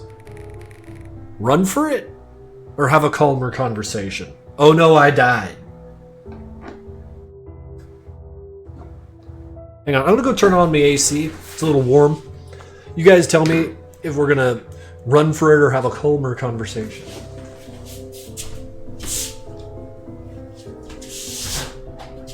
Meatball. Meatball, where are you? Hey, babe.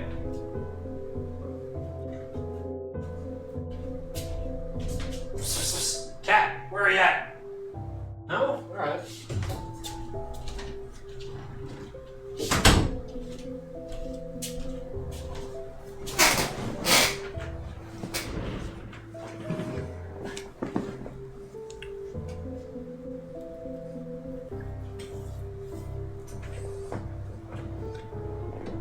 Why are the posters and playmats still available? Because some of it's limited time and some of it's limited run. Limited run means it will be in stock until the inventory runs out. Limited time means they stop selling it after the prescribed date. Let's have the calmer conversation. Well, hello again. I hope I'm not going to be your next victim or nothing like that. And yeah, just in case, I am sorry. There came a point where I couldn't take this whole situation seriously anymore, just like the grunt before me. Need to hold fast to avoid losing face, isn't that right? I have to dance around his jabs, what can you do? What you mean? Doesn't even care about the stuff that happened? Perhaps it's a touch rude for me to say, but I suspect that he's not the sharpest tool in the shed. Also, my friend asked if you could wish him a happy birthday, lol. His birthday was on Madness Day. Madness Day birthday? That's fucking cool. Happy birthday, Tomfool's friend. Chat, wish this guy's friend a happy birthday. You're being rude. So this guy's straight up calling Pink Hank dumb. Oh. Well, whatever. By the way, it was quite amusing to watch that. Let's just call it scuffle with the agents, haha. In reality, it did seem amusing, but pointless. Why'd he be doing all that? He doesn't get the attention he wants? Well, considering how provocative he was trying to impress me back there. Oh, proactive. Considering how proactive he was trying to impress me back there, and how long he's been gallivanting across Nevada in that outfit, does he realize that he could earn much more trouble than his so-called original? I started to get into the weeds, and before I knew it, I was thinking about this guy scanning his costume up and down as if I'm in a trance. The surprise made me jump, somewhat awkward. My thoughts went back in order, as if there was never anything sus about them. Oops, I'm sorry. I'm just a little under the weather and discombobulated, so it's hard to think straight sometimes. I smile him a nervous smile. Easy does it, just a little more, and surely he'll lose interest. Although I'm just about ready to even play dead at this point. That's how much I want this to end already. As long as I don't provoke it, this pink demon won't devour me. I hope.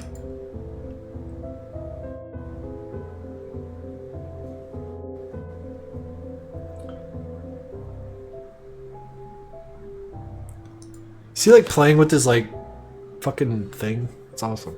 Something isn't quite right here. I need somehow defuse the situation, I think. What does this guy even call himself?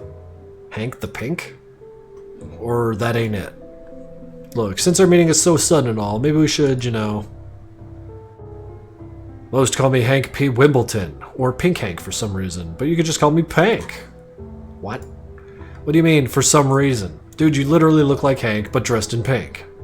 It's very suspect that he acts like he doesn't know what that is. I was about to ask him that, but noticed that he too began to wonder as he looked at me. Is he trying to read my thought? Psh, you could try and surprise me. And good God, why do I even care how he identifies himself? Although, to have a killing machine similar to Hank as a friend, no. Just like Hank himself, now wouldn't that be an asset? But I would need an exercise caution to avoid getting my skull caved out as a joke. That whole scene next to the cafe was very informative as to his tendencies and capabilities. And if I can make it work, I'll be able to manipulate him to my ends. Well, just a bit. My name is Norman. Very nice to make your acquaintance. Pank. The silence was heavy. I'm slowly beginning to lose any doubts as to his mental faculties. What's he taking so long to think about? Oh, want to come with? Oh, once again, I'm just following a guy? Already? The sudden offer made me freeze up. Pank invited me to a meeting or something? Does he like me? Woohoo! We're going with, right?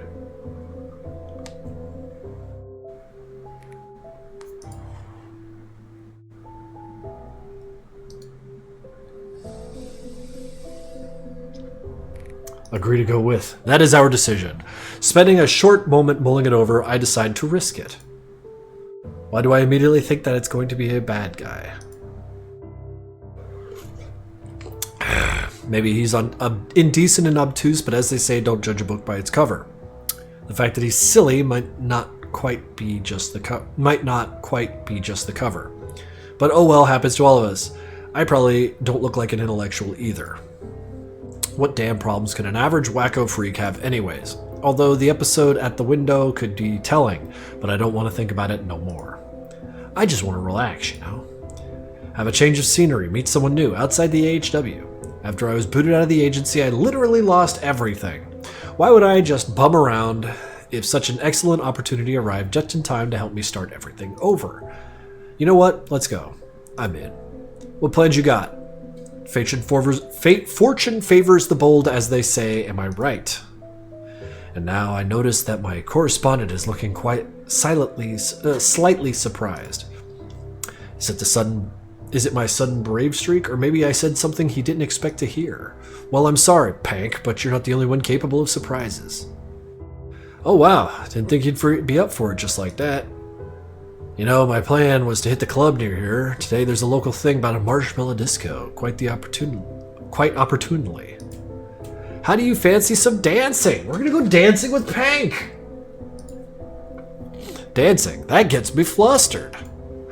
But no, of course I have experience. I had listened to music on and off my time, moving about and twisting to beat, but not so much to be hitting the clubs. That's a new experience for me. Well, I've never been to something like that, so I can't say for certain. Pank started to look a little puzzled, as if I said something very confusing. Pank? Well, you never been, you say. Perfect, we can fix that. Holy shit. Break it down Pank style. Your amigo, bro. 500 bits, man, thank you.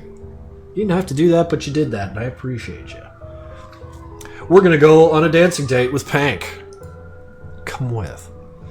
You only have one life, so you have to try everything. Yeah, sure, I can see how much you take that quote to heart according to how you act. But oh well, discotheques ain't just some mosh pit in a drug den. I hope. He's not going to tell me that up front. Or is he? Ah, to hell with it. We'll see it when we get there. Excellent. Shaking some of the stress off myself and hyping myself up a little after I followed him. It's about time I really let loose and properly celebrate my first day of a new life. Hell yeah.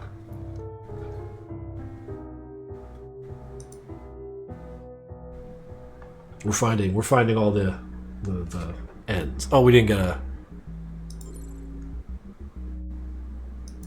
See what happens if we just make up an excuse. No, buddy. Hold your horses.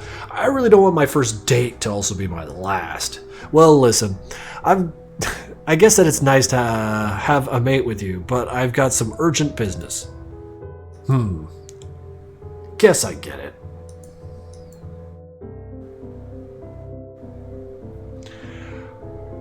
What is it that he's getting over there? But hey, you know, I think we'll meet again sometime. Yeah, I'm sure we will. But first I need to find a job before I can party with people like you. Me and Pank began to walk our separate ways. Oh boy, now that was a stressful encounter. At least now I have a story to tell on my next job about how I survived a meeting with Hank. And the fact that he was pink should not be that important. How'd it go again? Hank is a Hank, black or pink, doesn't matter. The simple yet poignant truth of that little adage keeps my spirits high as I cheerfully made my way out of that park. Wonderful, I'm free! Now to sort out a roof over my head for the first while, and all will be on the up and up for me. Walk in a random direction. Oh, that's it.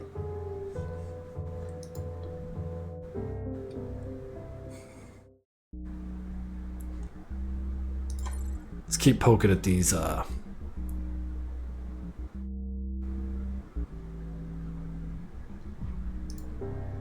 What if we run for it? No, and again, no. I don't have anything to do with him. Not even close. But there's a distinct possibility he will not just politely leave me be. I then again had a sudden alarm and panic come over me, making all of my insides tighten. Involuntarily, I began recalling all the atrocities pictured in the newspapers after yet another incursion of the red-speckled maniac. Don't much fancy being likewise murderized, but by this here now pinkish psychopath, you know. To make matters worse, I've just groped the man in the most ungentlemanlike of fashions. What could I do now?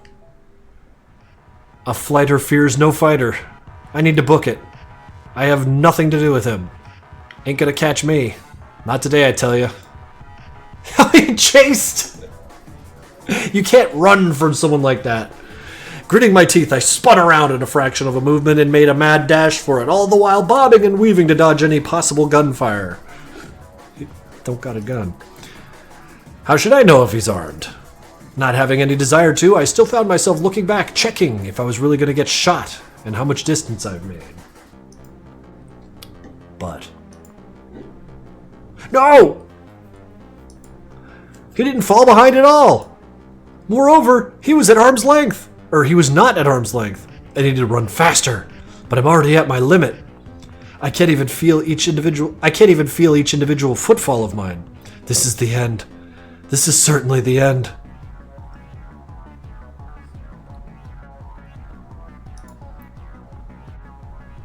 Alright, we need to find all the other, path stumps. Let's go here. Wait, what was turned back? Bus stop. Because we went to the base. That's where we found Zold at and then, had a nervous sandwich. Nothing can be fixed anymore. Like everything takes its way. I just want to drown myself in the sand. Just not to see and not be ashamed of this terrible world.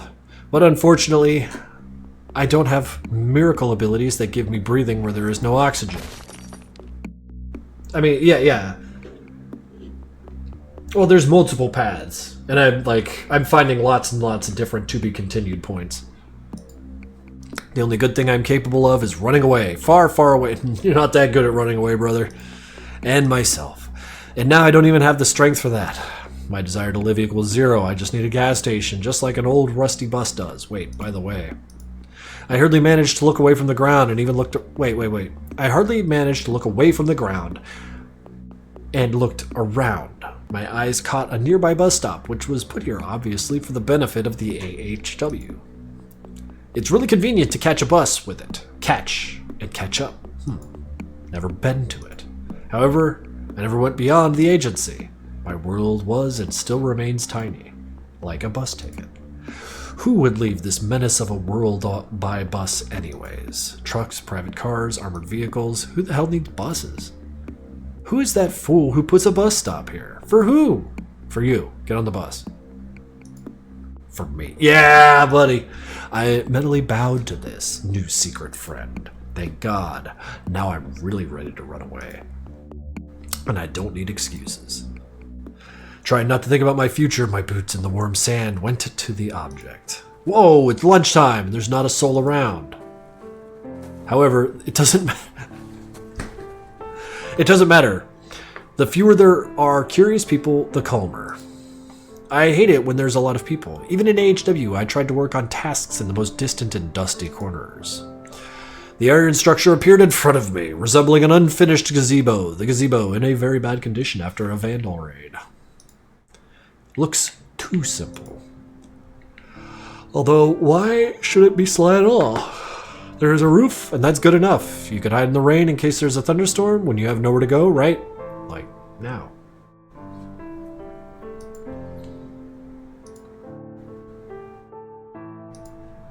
Goosebumps ran down my body from a sudden blowing wind, and my nose pinched. It's really cold and lonely. I don't have a home. I'm a bum! And I have no work. Double bum! That makes me think this world is entirely too cruel. This game is sorta looks like some fanfic from Webtoons. You are not incorrect, Johnny. Not incorrect. But was there any justice in Nevada anyways? Yeah, right, never. It always seemed to me that I was successful enough that this trait would never touch me. To distract myself, I looked at the stop again. Shabby, painted with obscene drawings, and half destroyed, it stood alone in the middle of the desert near the main highway of Nevada. I looked into the distance, looking at the red sky and then at the shiny, as if just laid asphalt. It is mainly passed by trucks named after HW and Nexus, transporting both working material and military force to different hotspots. I myself once worked with such machines until I was transferred to another place.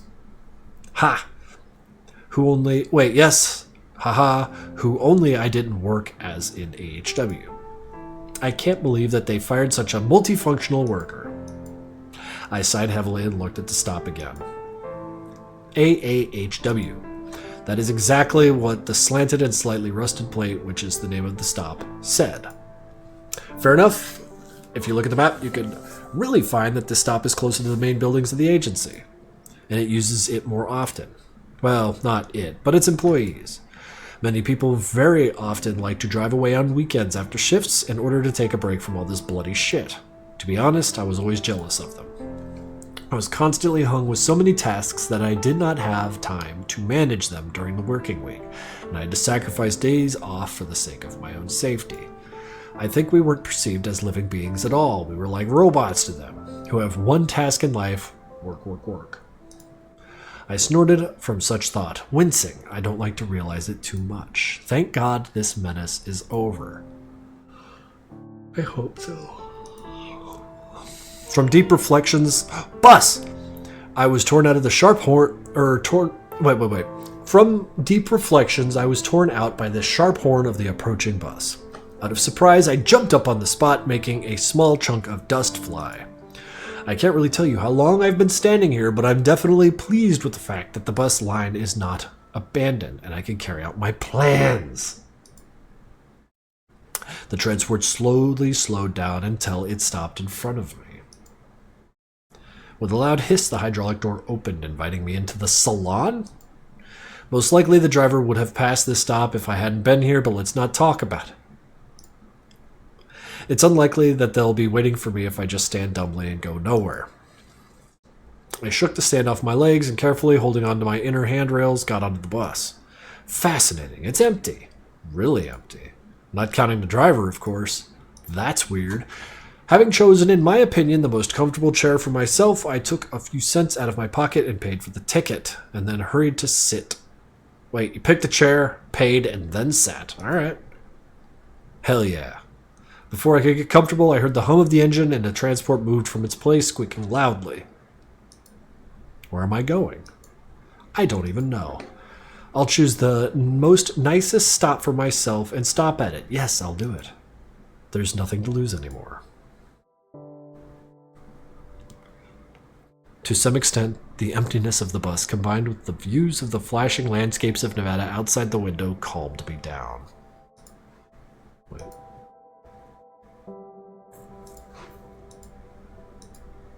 For example, there's a torn seat or a bunch of stitches in others. You can see that they were also beat up in the past. What beasts could be using the bus? I can't really figure it out. What's the meaning of ruining public property? Or has the world of Nevada gone so crazy now that there are bloody riots in the buses? For seats. Hee hee. Once again sighing, I stared out the window.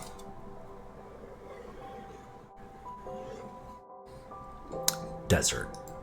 Buildings. Red sky. Mountains. Lanterns. Everything is so monotonous. Makes me sleepy.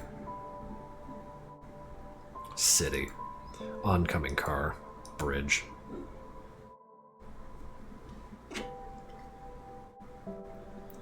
Final destination.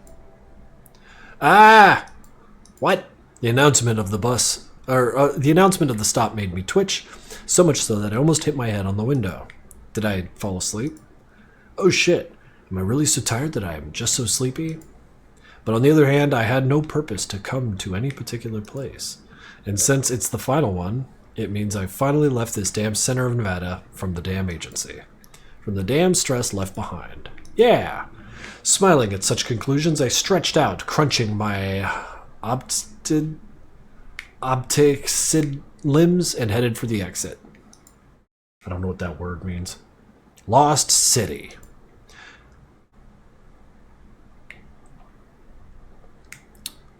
Not bad. I've never been here. Time for an adventure.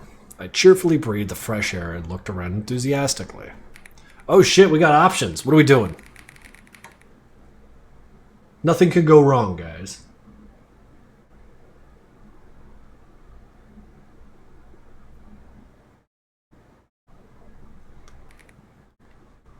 I think the Forbidden City. Or Forbidden Building. Unknown Forbidden Building. Since I'm conditionally free now, I can go wherever I want. So fuck the rules. I'm going to the Forbidden Building. Oh, it is far away from me.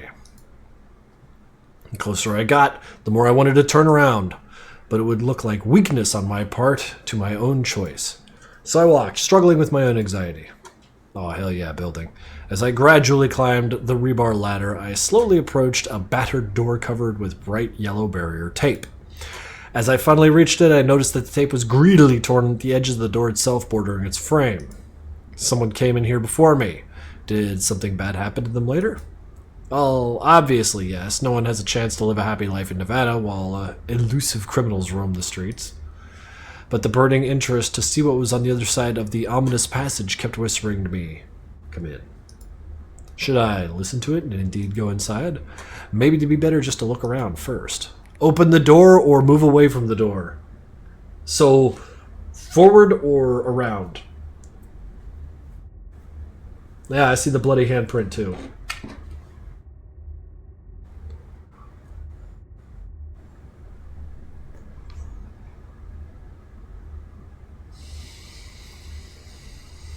Very good. We are opening the door. As soon as I stepped into the threshold of the mysterious building, the room was immediately filled with the roaring of powerful sirens. This piercingly loud noise made my body freeze completely in place. Even taking a single step seemed impossible. I don't think these alarms worked in such a drastic way, but it seemed as if I would make the slightest extra move, they would roar louder. Deafeningly louder.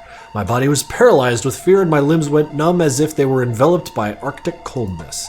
All I could do at this moment was cover my ears with my flimsy palms and stand still. Then suddenly, it went quiet. It took me a moment to realize that someone or something was approaching me. Fighting the buzz in my ears after the deafening siren, I distantly heard heavy steps of someone in large, heavy boots. I'm about to get beat up. Oh, I can't hang out? I can't work down a timer? Alright. Trying to forget the flashing red lights that still seemed to blind my eyes, my thoughts filled with the idea of running away. However, in a frighteningly realistic way, my mind was playing tricks on me. It looked like the door I had entered from, my only salvation, perhaps, was moving further and further away from me. My brain seemed to mock my impotence. Panic grew unbearably fast. My legs didn't want me to escape. Why now? Where should I go then? The stranger's footsteps are getting closer. They're getting louder. Run further down the corridor, hide, or stand still. Who could it possibly be? It could be Evil Larry.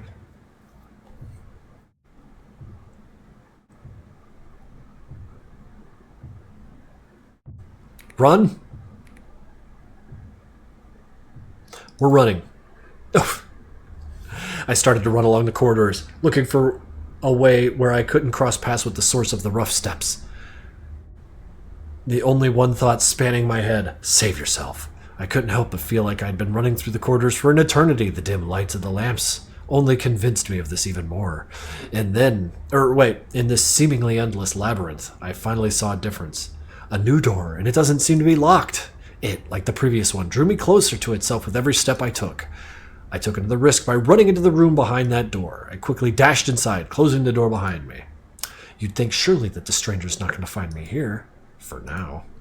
The footsteps continued to menacingly echo across the hall from behind the door, as if hunting for me, now missing me. What's out there right now? Curiosity was burning a hole through me, but then I suddenly came to realize where I actually ended up hiding. Looking around. Oh, whoa! Quite cozy in here. Why'd you go in there, fool? That made me jump. Paralyzed by fear, like a deer in the headlights, I stood still, feeling sweat from my forehead from the deafening shriek that shook the room. I told you to watch back, it's 2v5, dude. Why are you go there alone? GG, team diff, I'm out.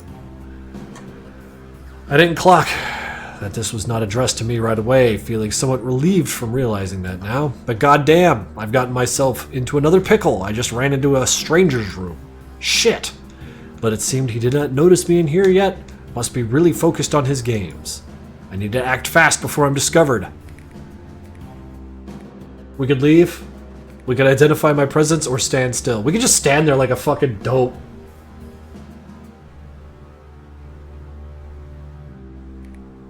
I kind of want to just stand here. Like, just how long does it take for them to recognize my presence? My legs felt like they turned to jello. I could not move an inch. Panicked thoughts swarmed my mind, a lump in my throat. I wish I could just camouflage myself chameleon style next to his wall, turn invisible and imperceptible. Now wouldn't that be nice? I carefully observed him. Like some twisted maniac, I watched his disappointed expression contort into some unseen agony. Seems like the game's not going too hot. To my horror, he then reached for his headphones and, as if he heard my erratic heartbeat, he turned his head my way. His surprised gaze pierced mine, making everything inside my body contract with terror. A deathly silence then followed. I got caught. A horrible shriek assaulted my ears, and the next moment I was pelted with a mouse? Before I could do anything, I was hit with an improvised munition right on the forehead. Start yelling? I think we should start yelling.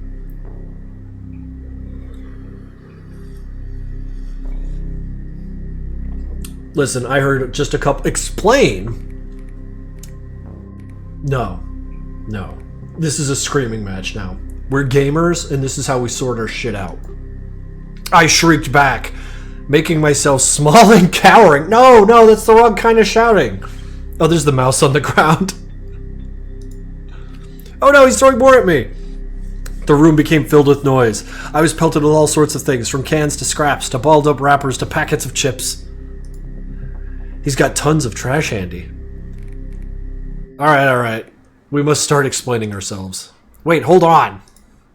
I cried out with gusto, my arms out front, trying all the while to shield myself from the torrent of oncoming trash. It was hard to scream over him, but I think I managed. He paused mid-swing with a tin can in his hand, ready to send it at my head any moment. He stared at me with his eyes wide open. I took a deep breath. Listen, I'm a lost. I have no intent to scare you. At all. My heart sank a little now that I knew how thin was the ice I had to walk. Of course! Wait. What did he say? Almost had me a heart attack. Assert dominance or ask for forgiveness. They could both be hilarious. We know it.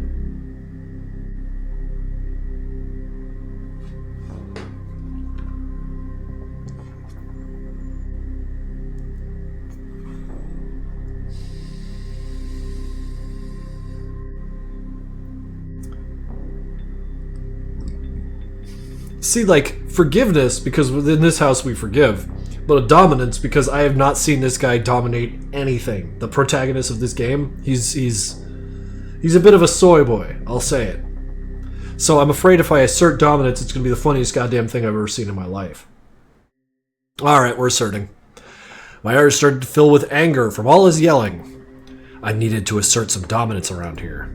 Shut the hell up, dumbass. I nearly shit myself too from all your screeching. Whoa, he's jacked. We're gonna get beat up. Momentary silence. Hey, princess. Trying to be a fucking tough guy? He threateningly made his way over and grabbed me roughly by the collar. Now scram! Oh shit! The door swung open and a kick to the ass sent me out of the room. He's crying. You made my boy cry.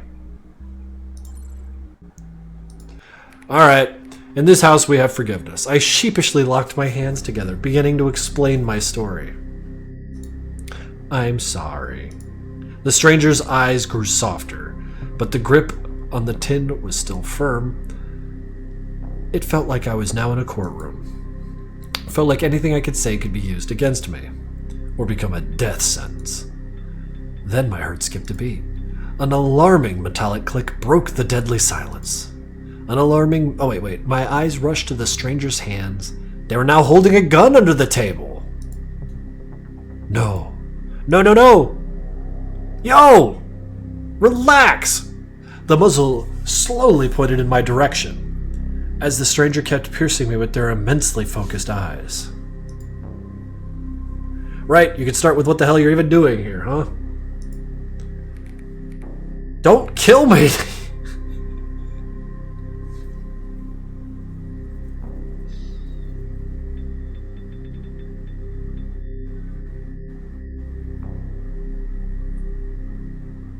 I like don't kill me.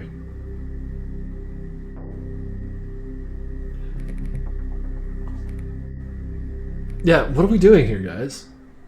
Do we know computers? We're a technician. AHW technician. So I guess we might know computers-ish?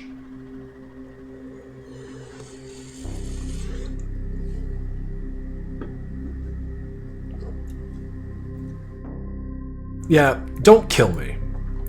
My heart started to jump around like a caged bird once it saw the gun. This is not the way I saw it happen. Not like this. Wait, don't kill me. Like a leaf in the wind, I stood shivering with my hands held up front. The stranger's face suddenly showed surprise, mixed with confusion. We're in business. I beg of you, don't shoot me. My voice trembled and waned with fear. Chillax there, little dude. Just tell me what the actual hell you're doing in here. He muttered under his breath, certainly somewhat annoyed with me. His face had, what the... Wait. A what the F? Tell an acquaintance called me, or come clean. Oh, Dimebag. Dimeba8? Thank you for subscribing with Prime. Me? Huh, nothing, just hanging around. Should we just start lying? He has a gun, don't lie, bro. He's also a jackass. So... We're jobless. We're jobless. Come clean. We don't need more trouble. Alright, we're coming clean. No, this isn't me. I'm not going to go around bullshitting people for no good reason. Where does the want for that even come from? Bottom line, just the bitter truth will set you free. I clenched my fist, lowering my gaze and sighing. I'm just, basically... In the corner of my eye, I see the grip tightening... I see his grip tightening around the grip. Basically, Whoa! The fuck, dude? My legs felt distant and everything started to blur. What happened?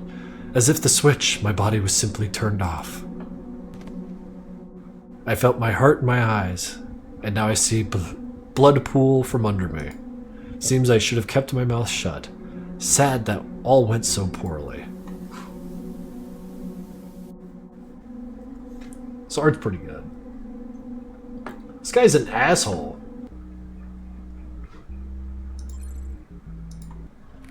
An acquaintance called me. The footsteps from the hallway came to mind just now. Let's try to play off that. In life, you just gotta try and make shit work. A call came from your... Friend, that's right. I struck a confident pose, crossing my arms. A serious worker and all. Yep, that's me. The tenant furrowed his eyebrows. Their eyes trailed to the side in deep consideration. Friend, you said. Ah, it was Sanford then. He immediately lowered his gun as he scratched behind his head. I nodded along like a trained puppy. Yes, that's right, that guy. I was just about to say, hold on. Didn't hear that name before. But before I could put it together, I was interrupted. Hey, before you get to doing your thing, could you do me a favor? I'll test you. Finally, from a drawer, he produced a revolver, placing it on the table with some more searching around. A handful of clinking bullets spilled on the table. If he's got the balls, you're our kind of guy. Respect, caps off to you. Heh. Maybe I'll even set up a gig for you after. Deal? He held his hand forward, expecting a handshake. What's Russian roulette? Silently shake it. I don't want to hear the drizzly details, so I just shook it. It's clear where this is going anyways. Be fully aware of what's to come makes my blood run colder. What else could I have done there anyways? What, back at the agency? Nothing certainly awaits me there. Maybe. Considering... Wait. Maybe. Considering what all the circumstances... that one just... I shouldn't think like that. Dejected, I waited in place, watching him move a table to the center of the room. What did I get myself into? My guts told me I should have refused to play this game after all. As he was setting up the place for me to rest at shortly, my attention was drawn to the poster on the wall. Demos, murderer, liar, thief, conspirator, traitor. But a lovely laundry list on this little fella. Horrific. Could he really be all that bad? Because if it is, I'm dealing with a real felon. I was sat down at the table, with Demos sitting opposite. He chambered around, diligently giving the cylinder a practiced spin.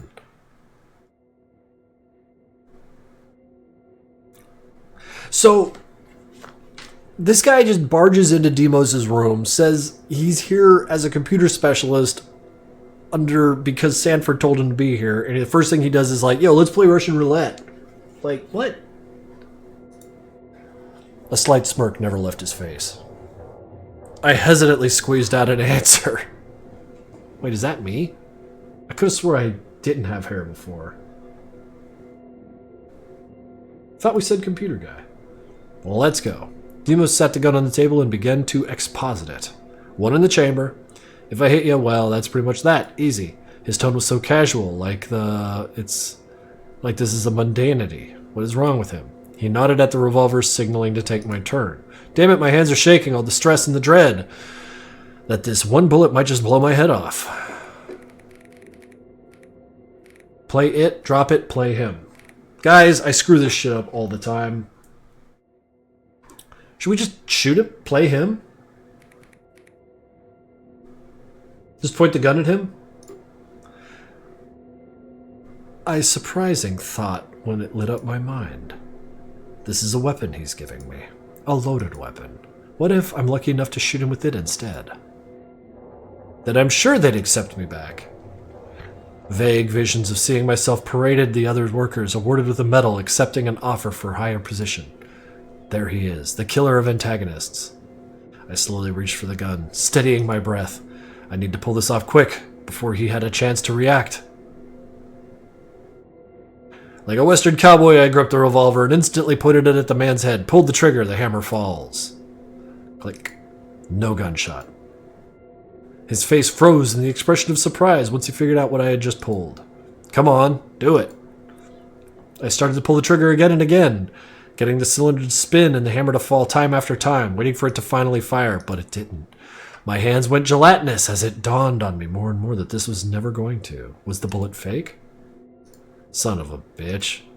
A dull growl could be heard from across the table as the silhouette began to rise. I'm fucked.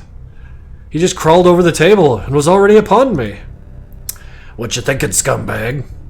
I got tackled to the floor, and rough hands have firmly clasped around my throat.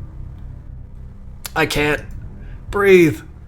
Only desperate, air-starved vocalizations escaped from my mouth. I thrashed and twisted under the deathly grip like a fish caught on land. My heart was thumping in my head. You little fucking rat, suffocation be about right. My eyes flew wide open as I grasped the hands of the figure above. No, I don't want to die. It was a prank. But it would seem the stranger didn't care much for my voiceless pleas. My chest throbbed and began to burn. Everything was slowly sinking into darkness. Yet only a hateful visage still hovered above me, pressing harder and harder. The twisted impression burned and lingered over my consciousness, even as all pain started to fade. It was also weightless, like a dream.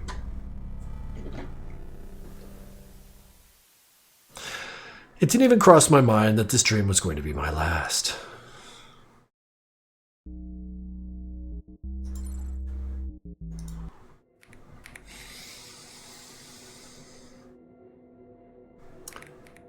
Play it or drop it. Play it? Alright. Fear is the mind killer. I picked up the gun, feeling my chest tightened with consternation. Getting a firm grasp around the pistol grip, I pressed the barrel of the weapon against my head, familiarizing myself with the sensation. What if I just die? That'd be so stupid, to die in the apartment of some loon. Anyways, here it goes. As Demos was intently watching, I scrunched my eyes as tight as I could go before pulling down on the trigger. A hollow metal clank hit my ear, my heart sank. I am still alive. Exhaling loudly, I placed the weapon back on the table. Would you believe that? I'm lucky. I'm still alive. Almost had my life flash before me. Demos snickered with the same smirk. Attaboy! He brought the revolver right up to his temple and started rhythmically pulling the trigger. What the hell is he doing? Again and again, he's out of his damn mind. Bullet's a dud. Got you good, huh? Ha ha ha. A massive rolling guffaw filled the room as he's observed my horror-struck mugshot. Well, fuck. What a quip. And that's all been a test. Demos' face was not a little less derisive. It seemed to have liked my effort.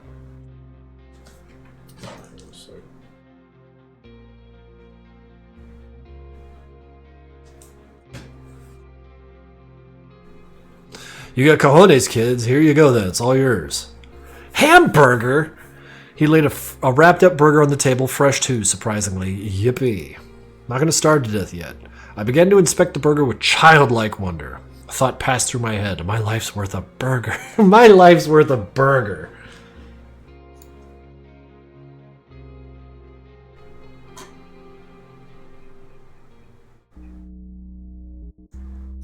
Let's just keep screwing around. Drop it.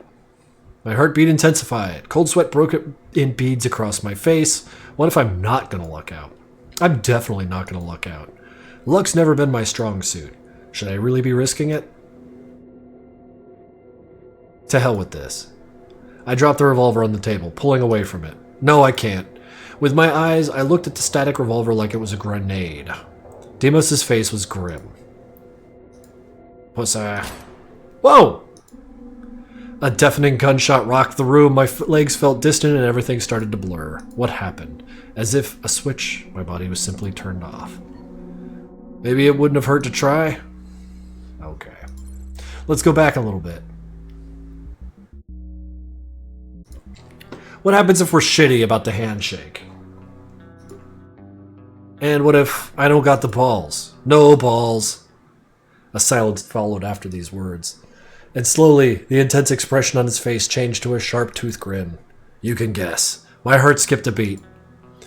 A lump tightened in my throat. No word would come out then. Could he mean death? Dejected, I waited in place, watching him move a table to the center of the room. What did I even get myself into? Oh, does this just funnel into this? Yeah.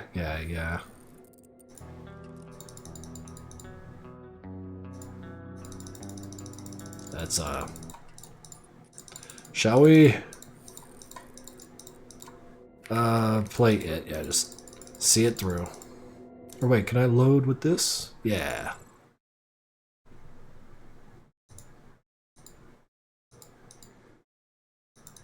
Ah, shit. Ah, shit. My autosaves. They don't go back far enough.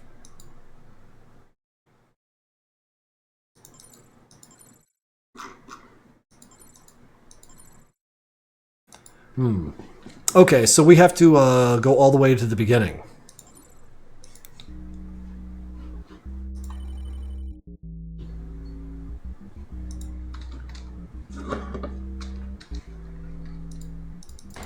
Alright. Look around. Turn back.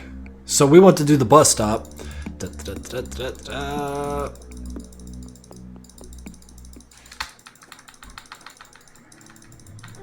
Man, there's a lot of words here. Whoa!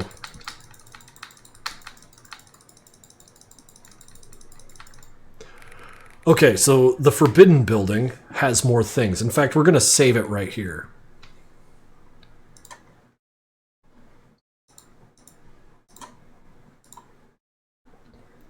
Let's go to the Forbidden Building because there's probably more there. Open the door, move away. Oh yeah, because the first thing we did was open the door. How about we investigate? See what that gets us. I think just barging into someone else's house like that is the worst idea imaginable, especially when we live in such a batshit crazy world. What if the owner isn't home and they mistake me for a thief? Or what if it's just locked up tight? No thanks. The most reasonable option would be to look for the owners around the yard first.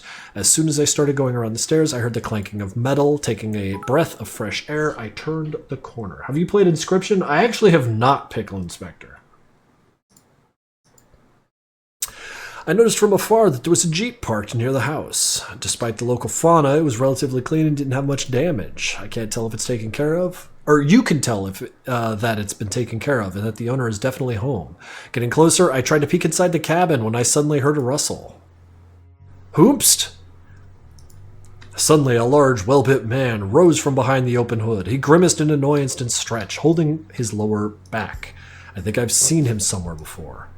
Letting out a heavy sigh, the man grabbed the hood and was about to dive back into his mechanical wonders of his car when the gaze suddenly caught mine. Of course, there was nowhere to hide. The house is on stilts, and I'm not flat enough to just slip behind one.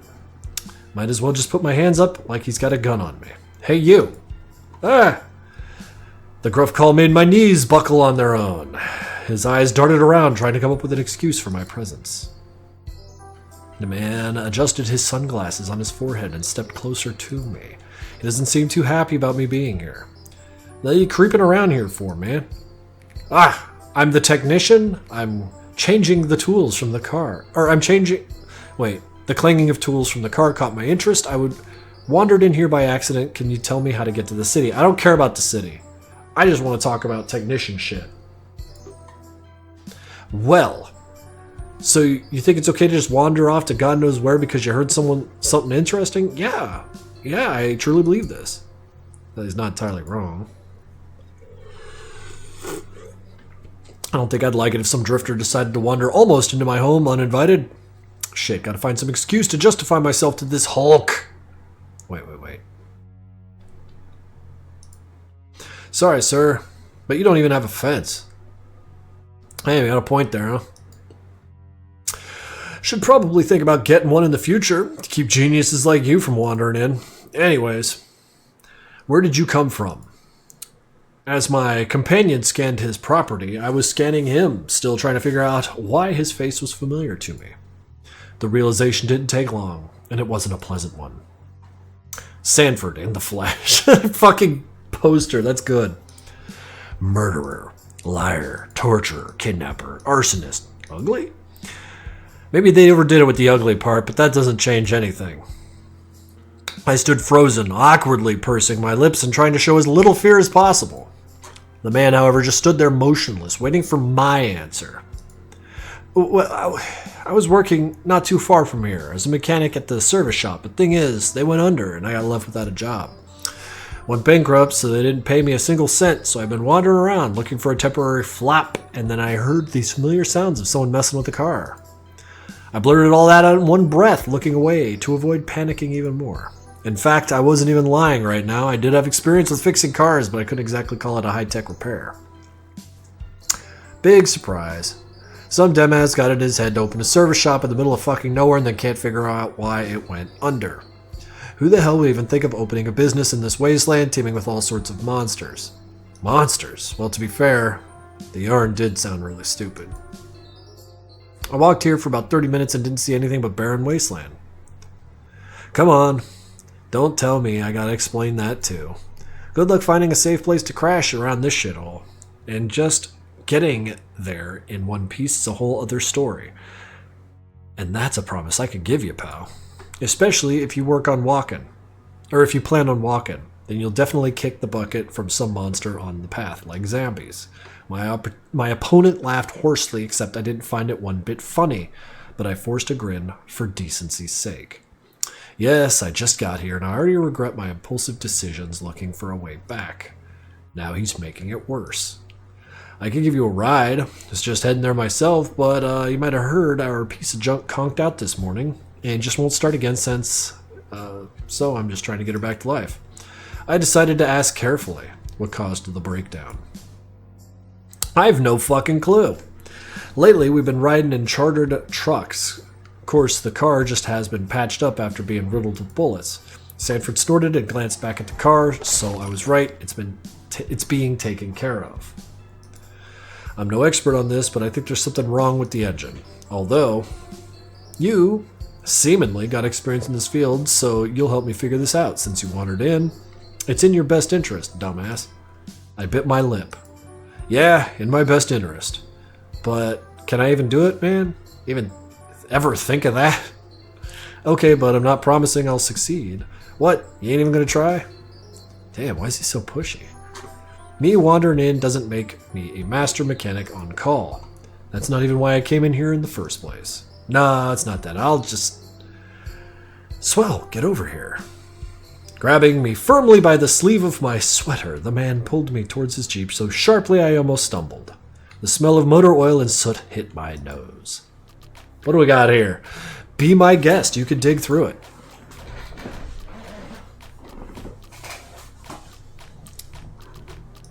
Humph. Gotta respect the looks, but the engine and all its systems are total junk heaps on wheels. A mess of duct tape and God knows what other crap.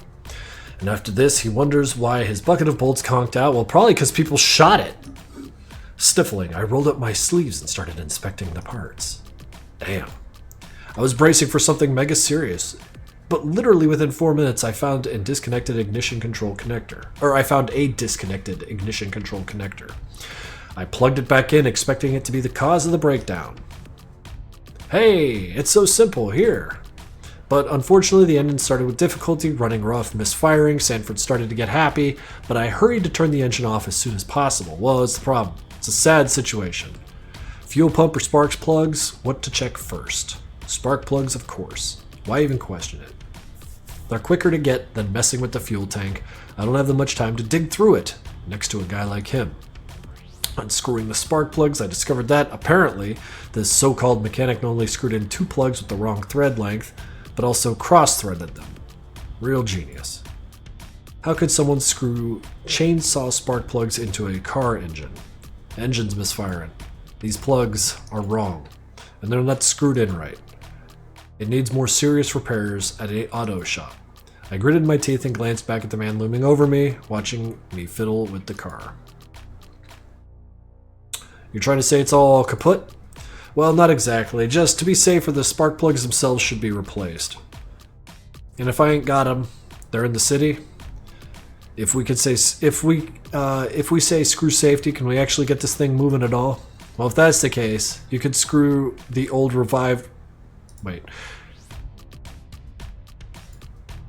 and make it to a service station. Should last a couple 100 km. Screw them in. Okay, so we're putting the chainsaw plugs into this thing. The car's exhaustion system could explode. It's dangerous, you know. Listen, with the shit I work with, that sort of crap really doesn't scare me. Screw them in, we got no choice, otherwise we'll be sitting here to the end of days. Then neither you or me are getting to the city. I looked back at the engine. Like my life wasn't dangerous enough without the risk of burning alive in a Jeep. Let's see if I can even... Hey, look, I did it.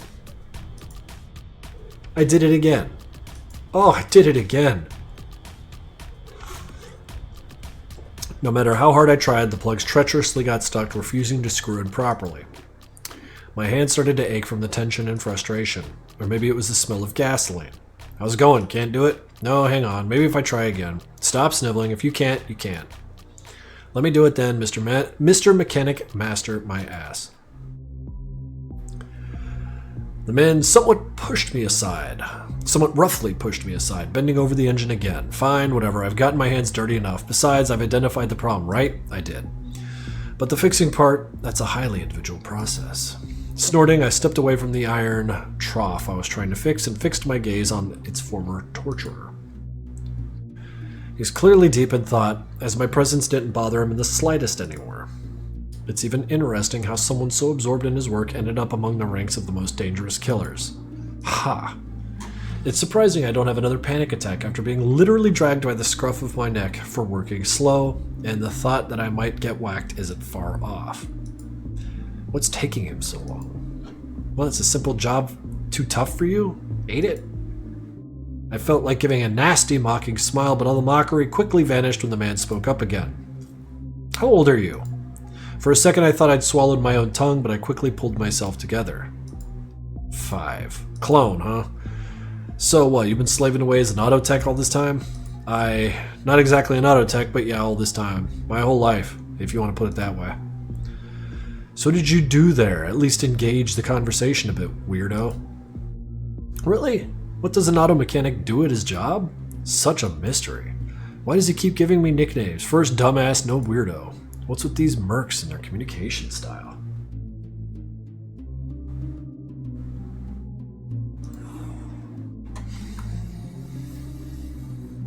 But alright, I decided to tell him a bit about my past time without sarcasm, but seasoning it with facts from my real job to feel a bit better about the situation.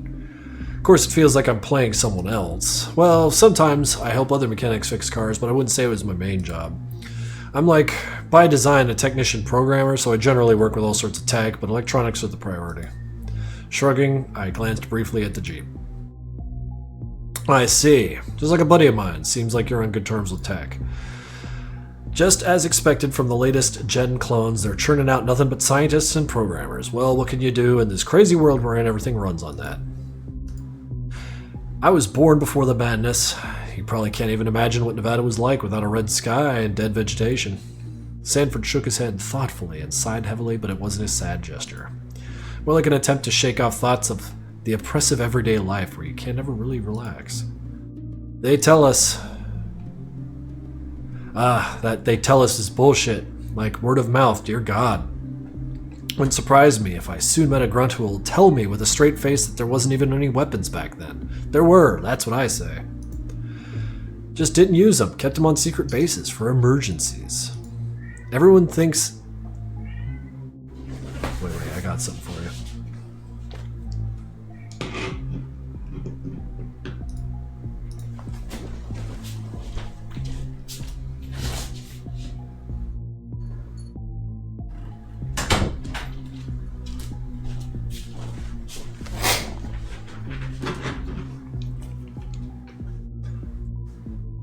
That was the meat cam.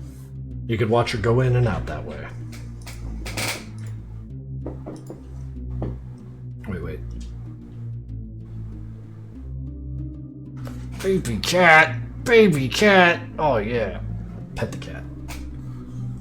But yeah, when she goes over there, I will turn on the camera. Oops, that's not the correct camera. What?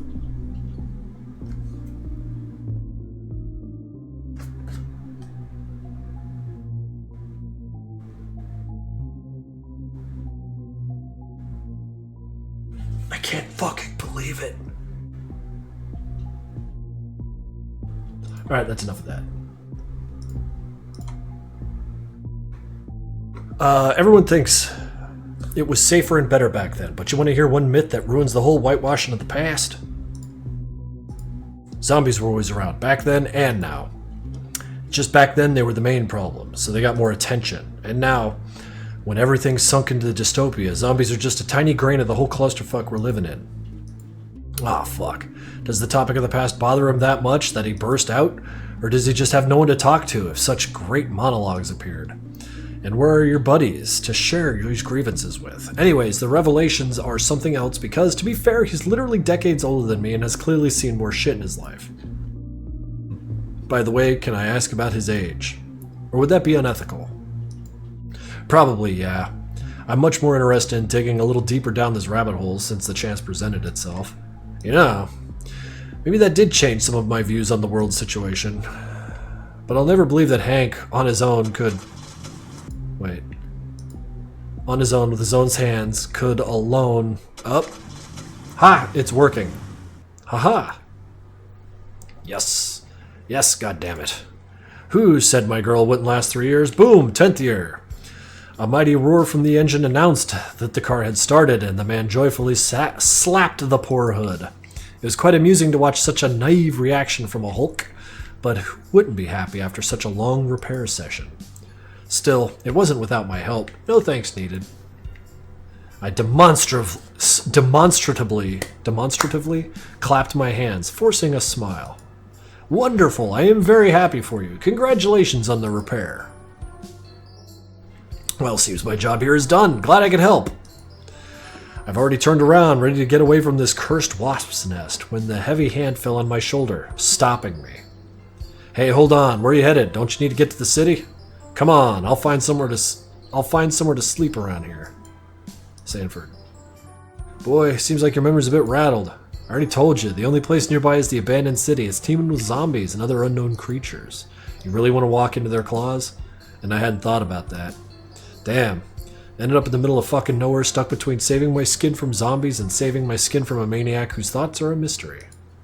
Well, I guess I have to find a way out of this, especially since he doesn't seem as evil as they told us in the AHW. Maybe it's just because he doesn't know I was working there? Are you listening to me? I jolt every time he breaks the silence. Alright. No. Alright, I'd be very grateful if you could give me a ride to the residential areas. Screw it, the main thing is to endure the ride, then just jump out of the car as fast as possible and make a run for it. No problem, weirdo, you won't even notice till we're there. Oh, I doubt that. He's worried about us. Awkwardly shuffled to the Jeep. I opened the door and sat down while my companions closed the hood and slumped into the driver's seat. You good if we head to Ridgetown? Look at me, it's me! It's me! I'm here in the game. Great, I need to hit the hypermarket. They're there for groceries anyways. Actually, we could send my bro for him since this is his week for house duty, but I know from experience he'll just grab all sorts of junk, not proper food. The man sighed irritably, rolling his eyes behind his black sunglasses. And besides, he's busy now. He's got a mission on his little computer games, you see. So I'm going this alone. I involuntarily sank into my seat. The mention of another murderer made my heart drop into my stomach. I don't even need to be shown who his bro was. I clearly remember what he looked like because, strangely enough, they shoved posters of Demos into our faces most often. Most likely, as propaganda was against betrayal. Like, see how bad he is, he ran away, caused trouble, and now he's our enemy. So much of that is desirable to terminate with extreme prejudice. Nevertheless, it doesn't change the fact that I'm now pretty much also a product of the agency with a somewhat shithead reputation. Terrible. Why is this happening to me? Listen, I was thinking, since I got some free time now, maybe we could go together? Might learn something interesting from you. Our little mechanic. Just great. It's like he deliberately herded me into the cabin first, so I'd have fewer thoughts of refusing now that we're already on the way to the city. Thanks for not locking the doors. Maybe he hasn't locked them yet, because he hasn't heard an answer. This is getting scarier by the minute, and now I'm getting to regret not just becoming a floor cleaner at the HW, but being born in this fucking Nevada at all. Okay. I squeaked out, squeezing my fingers in a tight grip on the seat. Ah, come on. Why are you so spooked? We'll have a great time. My neighbor playfully nudged my shoulder, laughing, but I wasn't in the mood for jokes at all.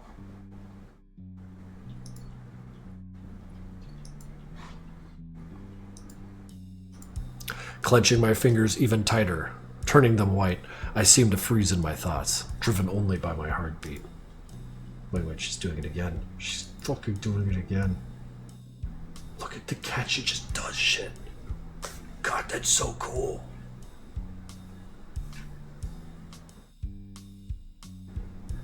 She just, look at her move around. Yeah, it's fucking cool. Okay, Sanford chuckled and, shrugging his shoulders, grabbed the gear shift and set the vehicle in motion.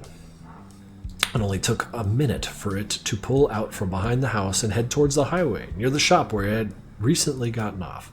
At least I don't have to pay or look for a mere... Wait. At least I don't have to pay or look for a more or less intact seat. But on the other hand, I started looking around at the Jeep's interior to distract myself from the obsessive and bad thoughts. Even though the leather of the seats was noticeably well kept, stains of various origins were still visible on it.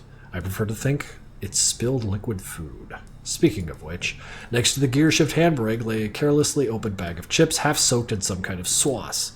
Its appearance clearly gave away that the treat had been lying in the car for more than a week, which made me feel unconsciously nauseous. So what else is here? I raised my gaze and immediately stared at the rearview mirror wrapped in tape and bandages, which was also tilted so much it seemed to threaten to fall off at any second. Very clear how much the owner loves his car. He just won't let it retire. In my opinion, even if this unfortunate Jeep gets into an accident, which is not uncommon on the Nevadan roads, and all that's left is a frame with bent wheels, this so-called mechanic would wrap it in duct tape and keep it driving. Giggling, I propped my cheek on my elbow, gazing at the view outside the window, trying to enjoy the silence. There were no cars on the highway besides us, in front or coming towards us. The ride on the smooth asphalt, as if on purpose, was again lulling me and pulling me into relaxation, but at that moment I didn't want to let my guard down. My body became like a sack filled with loose sand, so I couldn't help sliding down the seat with pitiful attempts to climb back to my spot. Noticing me doze off, my neighbor clearly decided to perk me up.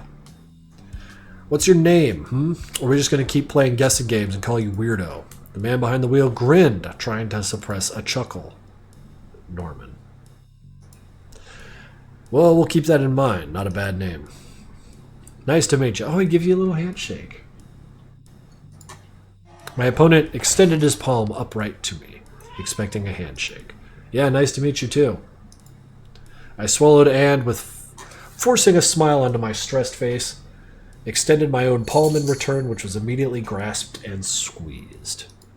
Damn, quite a strong grip. He could possibly crush my hand with one squeeze. "Well, Norman, we're here."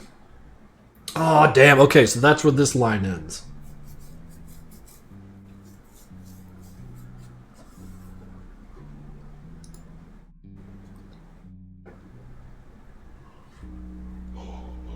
Let's see what else we got here.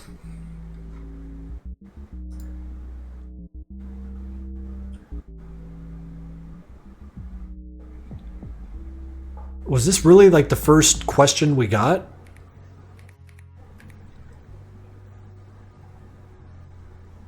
This was the first question we got this whole conversation? Yeah.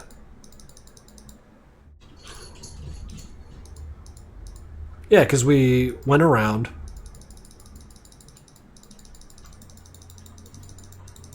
And then he was like, "How'd you get in here?" "So I wandered in here. Can you tell me to get to the city?" I feel like neither of these are going to really drastically change the story. My opponent whistled softly, letting out a chuckle. "Well, I don't envy your luck. It'll be damn hard to find a safe spot around here. And when you get there, you got to manage not to die on the way, which I can't guarantee. Especially if you plan on going out of here on foot, then you'll definitely kick the bucket." The man laughed hoarsely, except I didn't find one bit funny.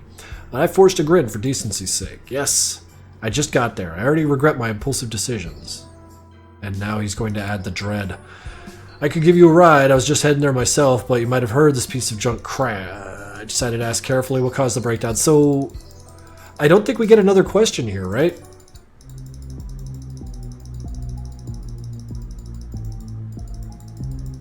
Because we've done all this.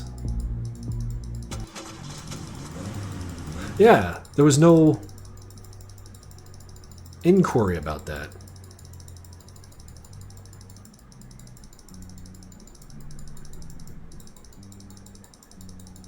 I think this is going to be like, "Who are you?"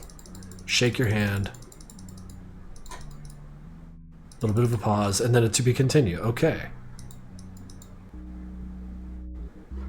Load. Okay, there's probably more to do inside.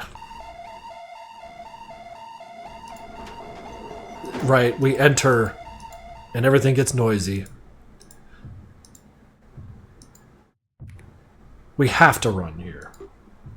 Trying to forget the flashing lights and seem to blind my eyes. We gotta just shoot. Okay, here it is. Before we ran, we could also hide in the closet and stand still. Guys, you're in charge.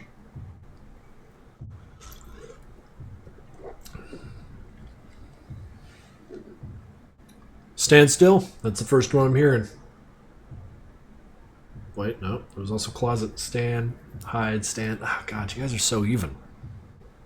Well, we're going to try both. Let's hide in the closet first. An old closet standing nearby seemed to be my only salvation. I hid inside and tried to close the scratch door behind me with my trembling hands. After that, I held my breath, listening for the approaching footsteps. Oh God, there he is, and who it was. Greedily, he searched for the one who disturbed him. For me. Is that Hank? Hank! Found you. You've lost the game of hide and seek.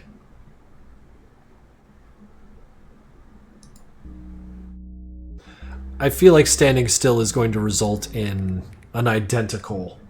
I can't move. I'm afraid to do anything further. The deafening panic in my head knocked me out of reality. I forgot for a moment why I was so afraid in the first place. I involuntarily began to mentally count the approaching steps as if counting down to the remaining seconds of my life. Here goes 5, 4, 3, 2... Wait a second. I want to live! Not yet fully conscious, I felt a heavy hand swing a knife blade into my direction, close to my throat, as if hypnotized, obediently pressed me against the cold wall. Having felt it on the back of my head, I didn't immediately realize that I was now standing further from the threshold of the room. The cold of the cracked wall finally brought me to my senses. I swallowed hard and then finally managed to make out the figure that attacked me. Hank?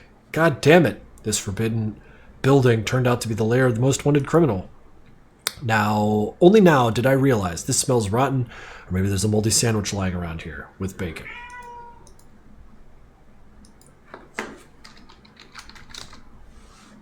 Alright, we got a Hank. Okay, Norman, I need you to collect your thoughts. I need a clear head to save yourself from the clutches of a monster ready to tear you to pieces any second now. Okay, no sec. She's just sitting there now.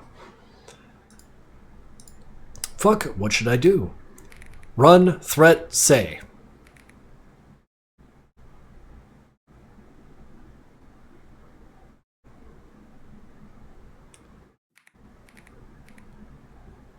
Say. At this moment, I know for sure I can't remain silent. Otherwise, he would chop me into such tiny pieces you'll never guess that it was me. I think she needs to go back out.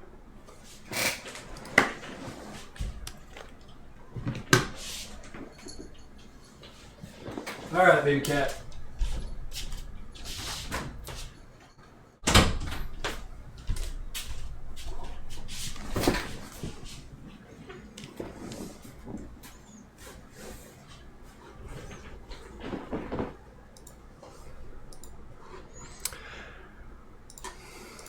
But what should I say? I need to improvise, yes. I need to come up with something. I'll surely get into trouble if I tell him I came straight from the agency. What to say, what to say? My apologies, I came with maintenance services. I'm the new maintenance guy in town. And what would you want to fix here, of all places? My job is to visit each residential premises and seek any kind of broken stuff. Wow. When the knife blade pressed against my throat moved away, I realized that I had found a good way out of the situation. I don't believe it for very long. After a short dialogue, he grabbed me by the collar and dragged me along the corridors in some unknown direction, like if I was nothing but a puppy.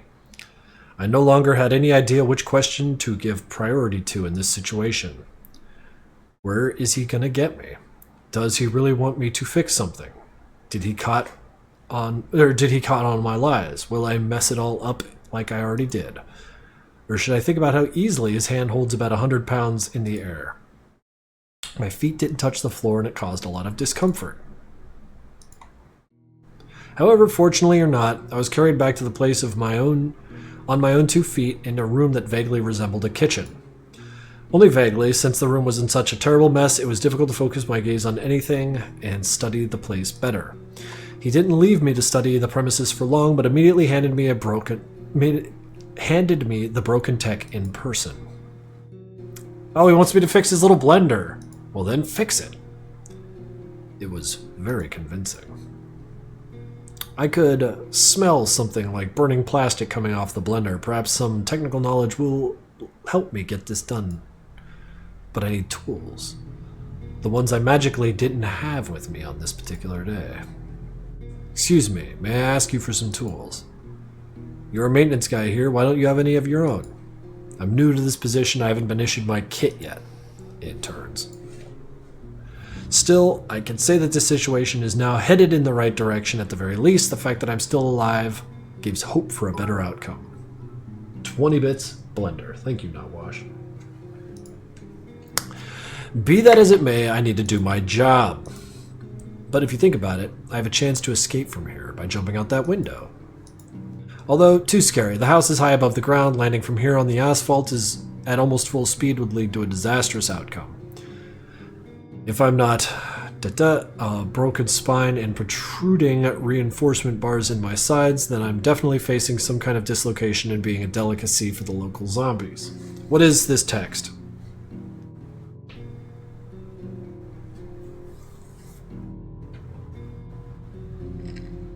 Yeah, the art is great. Someone of the knowledge tell me. No, you see these words? They're Cyrillic.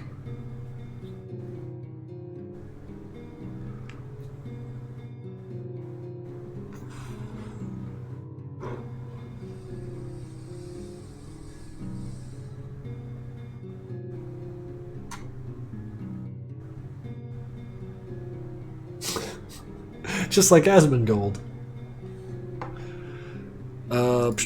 I don't even think... I didn't even want to think about the corridor. If I could choose to die from this or the hands of a serial killer with a twisted mind, I would go for the first option. However, I still want to stay alive, so I have to take on tasks asked for myself. But damn it, this place is a catastrophic mess. Working under such conditions in a company with fear tickling my back is more than torture for me. Maybe I could at least clean up a little first? Yeah, clean up. Didn't even have to ask. I think it's worth giving this place a more decent look. Fixing things in a more spacious space will give good results. Maybe I'll even get some kind of praise. I don't know. What benefit I will get from this? Maybe it will work out. Former colleagues advised me to think more positively. None of them actually come back alive, though. After taking a couple deep breaths, I decided to clean this semblance of a kitchen. So, where should I start? Left side. Still, if you think about it, there is a good side to a messy places like this one. Thanks to a bunch of different things lying around, you could tell something about the owner. From my first impression, I could tell that Hank J. Wimbledon, he clearly has other interests in turning the streets of Nevada into a scene of direct consequences of careless use of meat grinder. Let's say he's too lazy to cook something for himself or take some pills. This theory did not come out of nowhere. I could see pill bottles scattered all over the kitchen, not far from the med cabinet. And if you look closely, you can see the neck of a guitar. Perhaps he's also a musician. Let's see what else things we could tell about him. Dishes. Let's get back to the dishes, to the most logical inhabitant of the kitchen, perhaps. Next to the sink lie several cups placed upside down, plates in a frying pan worn out by years of use. The theory was confirmed to some extent. The bandit definitely has some cooking skills. I'm only afraid that there are no signs of proper sanitation here. Blender! The culmination of our visits here, just before my eyes. The reason I'm still alive and able to continue my internal monologues. The blender. The broken blender that somehow fits perfectly into its surroundings. I had to leave it on my desk to avoid having to carry it around with me. I tried to get my temporary workspace into working order. But I have a feeling that this poor piece of tech was standing right here before I arrived. As if this place, like an altar, had been dedicated exclusively to it by the owner.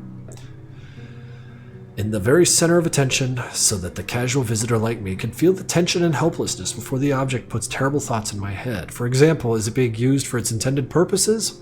And how often did the owner use it for reasons known only to him? that it soon decided to fail and burn out completely. I think it's enough for me to look at things and try to find something otherworldly in them. At this rate, it won't be long before I become permanently paranoid. Medicine and bandages scattered chaotically around the kitchen clearly used to be in this box before. Otherwise, why else would the first aid kit have been invented? But even if we collect all the cans and containers back to their right place, I doubt we'll be able to boast about the same remaining quantity. The bottles are full, even if only in half. Great joy still, but the blister packs are much more deprived of their contents. There are no tranquilizers left at all, for instance. Hank seems to resort to them most often. It's hard to say exactly why he takes them. Maybe he really does know something is wrong with him and trying to cure himself somehow, or maybe the usual sleeping pills just stopped working for him. From the very first meeting with him, I noticed he was not very energetic or emotional, and that he still leaves me with two theories. Either he's not getting enough sleep or he's on his last few pills. I wouldn't dare to say that this is his usual behavior. But even if you take any of these factors into account, it doesn't make him any weaker. I took tranquilizers. Clothes in the kitchen, and you can tell right away whether they are, and you can't tell right away whether they are clean at all. Compared to the other rags, it's not stained with blood, but considering it's almost slipped down to the floor, it is hardly possible to say that this is recently washed attire. I'm not sure where to put this for now, so I'll throw it in a nearby box. The first thing that involuntarily caught my eye was the guitar itself. A bright and neat musical instrument that had probably played more than one melody in its prime time. This is indicated by the worn-out sections where the composer had most selected chords. Alas, the instrument is without a case. That one was apparently given to another type of instrument not so peaceful and melodic. Unlike the other objects that were located nearby, the guitar and the nearby music amplifier were covered in a thick layer of dust. Apparently, Hank had given up his musical prospects, replacing them with a more brutal occupation. I wonder if he regrets it.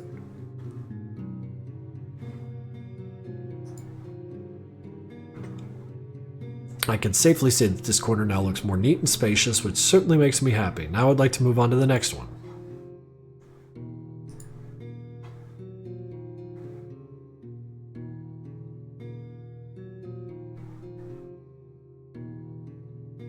Oh shit, the cloudy abyss, that's a very nice thing for you to say. I'm glad that you like what I throw out there, man. It's just goofing off here, you know? It means a lot. At a first glance, this half of the kitchen is not much different from the one I had already cleaned. However, it was no less interesting. I am particularly concerned about the fabrics and foreign junk that is scattered around them. The whole composition creates the impression that there was a shootout here recently, and they defended themselves with whatever they could. It's not even clear whether it's worth throwing these things in the trash. It's best to collect everything in the empty boxes lying nearby, then he'll sort it out without me. Dishes. Among the weapons of various types, some rags and other junk, I couldn't help but notice that the dishes and utensils of this kitchen did not look so bad. I could assume that Hank simply did not use them for their intended purpose. There was no dust on them either. Perhaps he at least has some culinary skills that allows him to get by with something other than hot dogs from the local vendors. On the table I noticed several bottles, one of which was empty, the other is mostly full, and the last one not even uncorked yet. Judging by the designs of the bottles, you could tell that this was alcohol, and to be honest, it left me with a slight shock. Where did you get alcohol in a place where even flour, specifically not mixed with weird garbage to cheat the weight, is quite difficult for a common grunt to obtain? Perhaps in the criminal world, Hank is a master at making deals with certain shady personas. To some extent, this can describe him as a person who keeps his word and is able to repay a favor with dignity. It's funny that my mind draws such an unusual image of a hero, relying solely on glass bottles. It's hard to believe that this could be true. If my memory serves me right, cases such as these were usually brought to AHW territories. Most likely, such boxes were used to supply weapons and ammunition, but so far I've never seen their contents, so the assumption is not very reliable. And frankly, they weren't part of my job. And that place always has some secrets, even from its own employees. In any case, if one many of these boxes ended up in this place, then it's unlikely that they stole them something that I didn't know about. Wait, then it is unlikely that they store them in something that I don't know about. At least I really hope so. I won't bother rummaging through the case. It's a problem of its own current order, not mine. Okay, last one. And yet, despite the possible diversity of personality aspects, the bandit is still a bandit. This was confirmed by the arsenal of weapons in the guitar case. There is no doubt that Hank pays special attention to weapons. And something tells me he is more meticulous about this set. The contents in this case are folded quite tightly but neatly.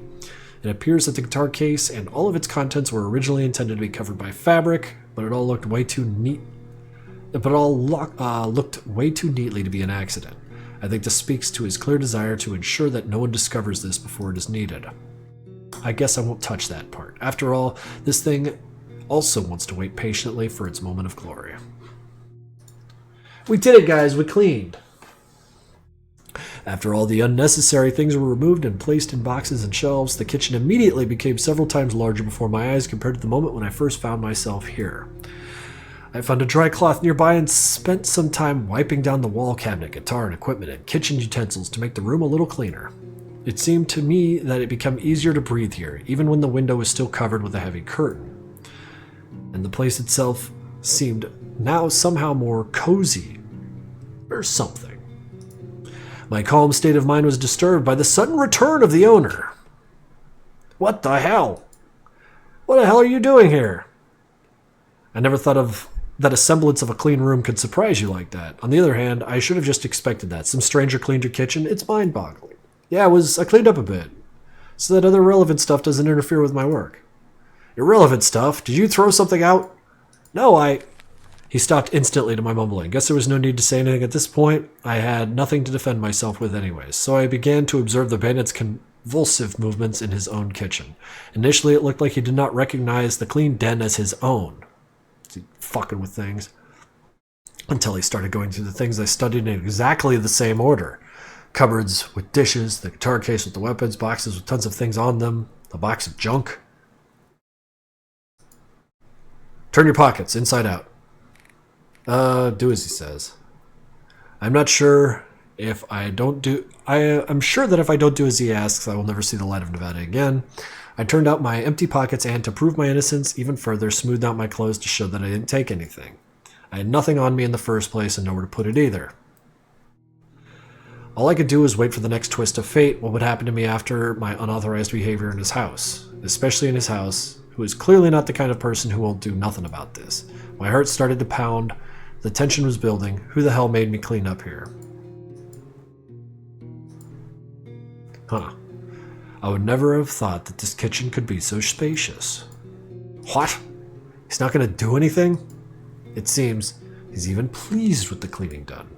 Although under these bright lenses, bandages, and thick fabrics, it's difficult to tell anything about his emotions. Now get back to work. Right.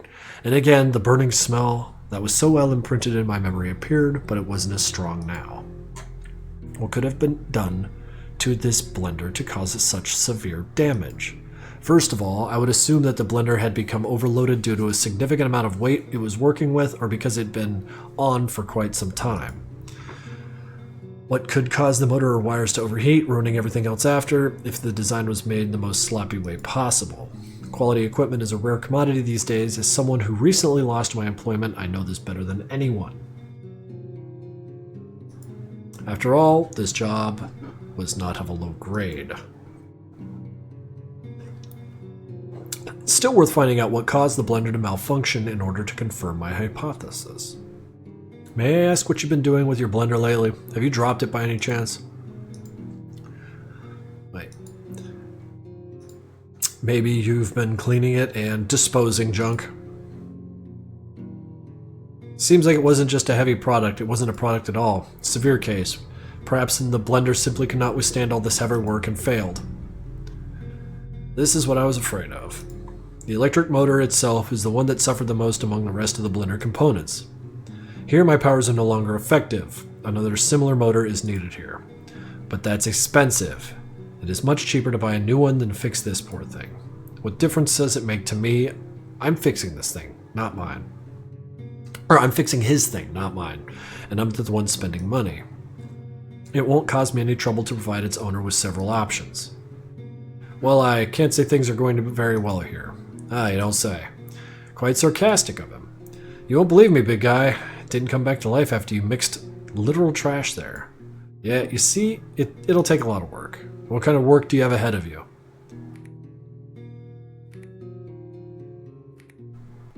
Say that there is a defect. I guess I'll say that this blender has a defect from the start. Maybe that will work and he'll let me go faster. You see, the thing is, there was always a defect in this blender and you essentially used it every day at your own risk. You think I'm an idiot? What makes you think that? No, show me the defect. There's always a hint of irritation. What was I hoping for? It's clearly not in the he's clearly not in the best mood, especially after my unexpected visit. What's done is done. No turning back. I showed Hank the motor, which had been safely removed from the poor blender. Yeah, there it is. Take a look at this motor, or rather, look at its wires. They're exposed at the very base, and honestly, very lucky it didn't burst into flames. If it wouldn't be you to suffer from fire, then it would be the most of the kitchen, so I recommend that you refrain from using this piece of tech and buy a new one. The bandit's gloomy figure continued to tower over me, restlessly running his fingers over his own clothes. Uncomfortable silence between us. He must have been trying his best not to strangle me on the spot. Maybe I should have said it differently, because now it seemed like my words were blaming him the way he decided to handle things back then. Judging by his irritated state, he can't stand it. I wonder why I'm still alive. Maybe he's not as bloodthirsty a beast as he is often claimed by others to be. As long as I don't attack, he won't attack either. Maybe he lives by this principle? He replied with a voice that was overflowing with sarcasm. Wow, what an exceptional expert standing right in front of me. I knew nothing in my life until I met you. Acid in Hank's voice gradually began to irritate me as well. If only I could, I would also not hold back and say everything I think about him and his careless attitude towards everything. Although, who am I to say, really? I wasn't fired for nothing. So, while he's holding back, I'm holding back too, and our forces are unequal, and I'm in a losing position. I'll just say my final words about this jam tech and get out of here. I won't get killed because of a blender, after all.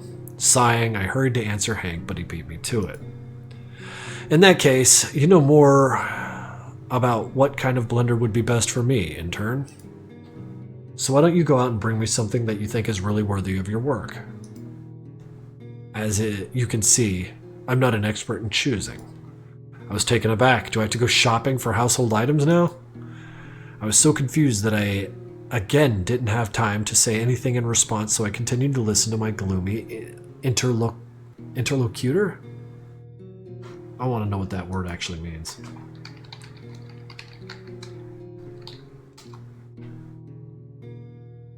That's a hell of a word. Interlocutor. A person who takes part in a dialogue or conversation. Fucking fun.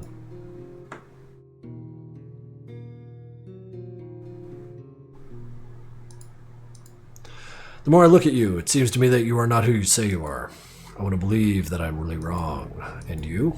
The tapping of his fingers, exhausted from years of work. The fabric of his clothes only increased the tension. My panic grew, and the anger in me was once again replaced by fear.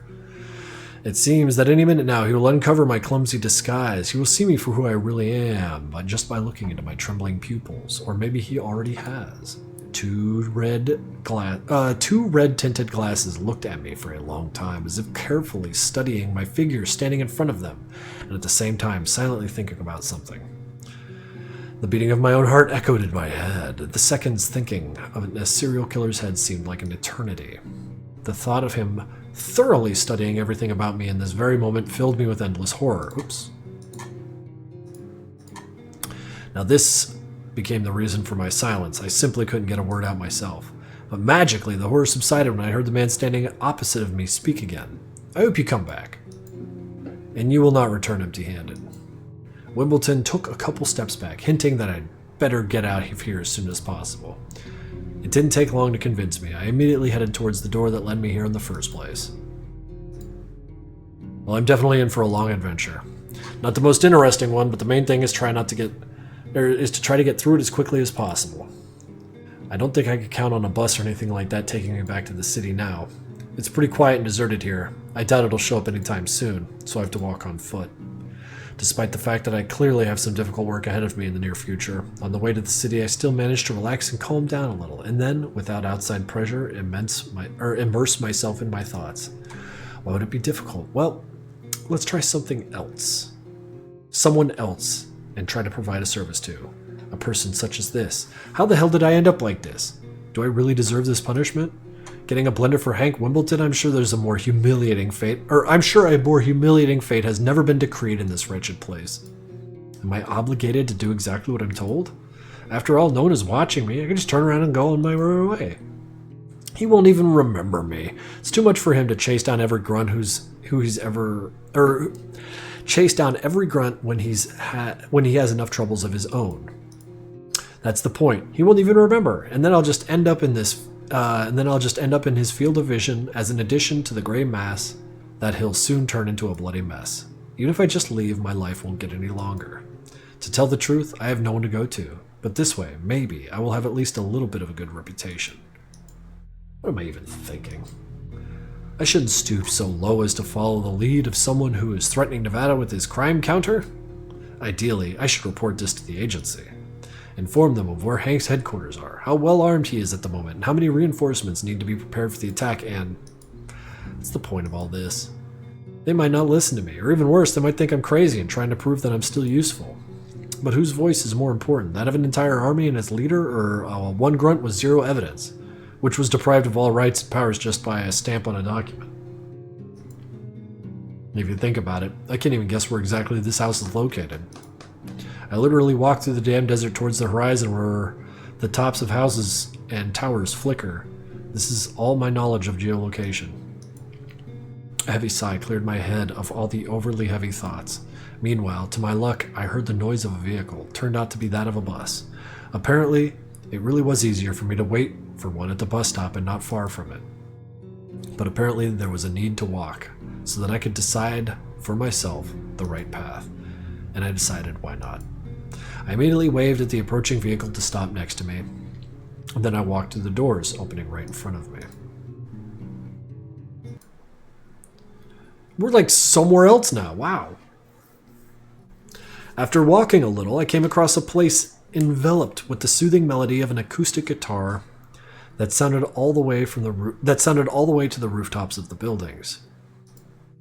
It was beckoning me here with all the melodic sounds as it was convincing me that this place is safe. There are no fights, no quarrels, rallies, murders here. It's as if this small piece of street lives by its own laws.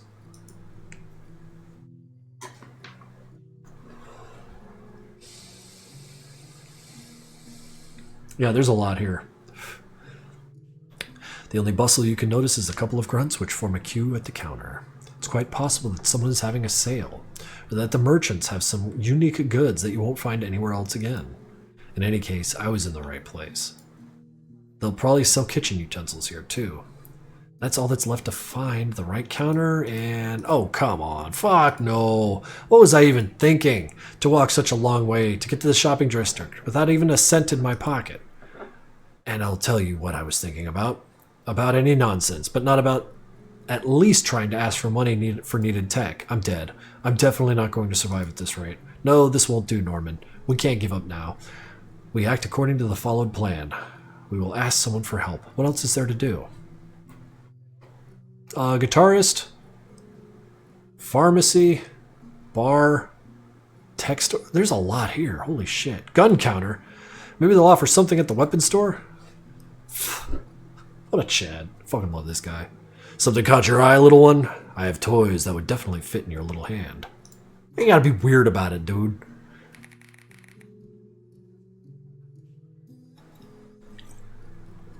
And what kind of products could you recommend for me? You're full of enthusiasm, I see. I like that. That depends on the kind of combat you prefer. For close combat, I'm ready to offer you my throwing knives, tempered steel. But if you have a tight spot for accurate throw, then I have ejectable carbon daggers for you, personally sharpened each of them myself. And if you like something more exotic, then I advise you to take a closer look at the Pash Cabs. Such buttes have not been brought to us for a long time. And if you're not into blades, I'm ready to offer you any of my little dragons. Glock 18 and 20 have never let me down. And for more action in battle, I recommend taking a closer look at the Uzi or Scorpion. In general, the choice is great, but not every wand will suit a wizard. So choose wisely, because the way you look makes me doubt that you can even withstand Browning. Hee hee. I also have some mind-blowing explosives in stock, but that's for the desert. Or that's for dessert. Fireworks are usually not used without a reason. Please advise. Please advise.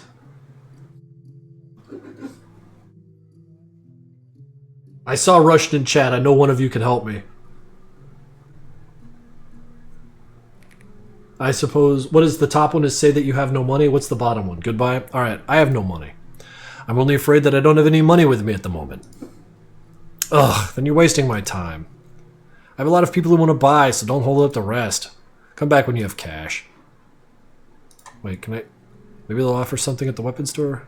Not exactly what I was looking for. What are you looking for then? Thing is, I have to make an urgent purchase, but I don't have a penny in my pocket. Don't think of me as an insolent fool, but I need to somehow earn money for this. And I would like that to be quick, too. Ugh, you have upset something. Or you upset me. I have to eat something, too. Nah, kid. I won't take you part-time. You, there, should be cleaning tables at a bar, not gun barrels. You're too young for war. Or asked to go to the counters nearby, in a pharmacy or a hardware store where there will probably be people who know more about this. Well, I got you. Thanks. Take care. You are very good for these parts. Another would have picked your pockets long ago. I just say something about it. Okay. So I think that's all we're getting out of him.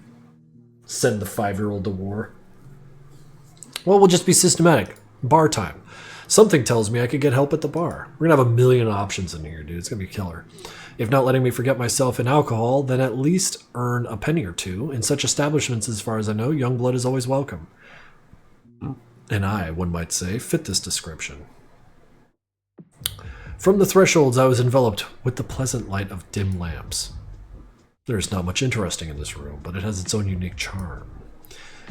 I would even happily stay here for a while, despite the fact that such places readily gather all sorts of booze lovers. Here, too, it seems to be quite safe. Worn out, cracked, and almost empty, but faithfully fulfilling its purpose. I'm only afraid that I don't have a minute to spare. After all, postponing the task is unlikely to add to this trust to me. Agent. Among the visitors here, I only see one agent from my old job I'd just been fired from. Apparently, this bar won't boast a large number of visitors, or the establishment working day has only just begun. I don't see any reason to disturb him. Let him rest while he has the opportunity. Having come to my senses a little, I headed towards the worker behind the bar. Good evening, young guest. What can I get for you? What does this say?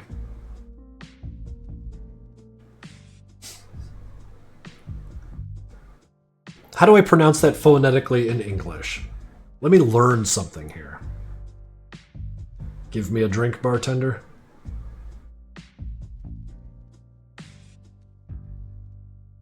Yeah, but how do I pronounce that? It's just asking about work.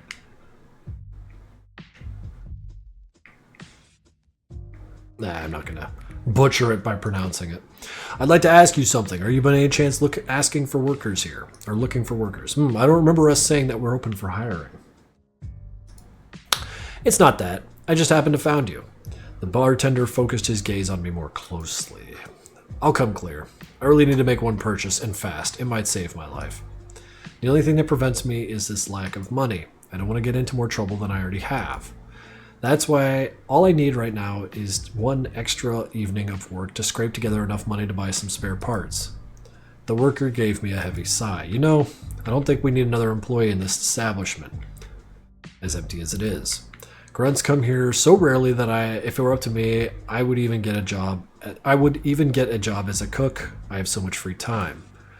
And you should look a little further than yourself. Everyone lives with problems one way or another. Therefore, please, I'm not taking your job away. I just need one evening, nothing more. At least one visitor, for heaven's sake. I didn't come to rob you.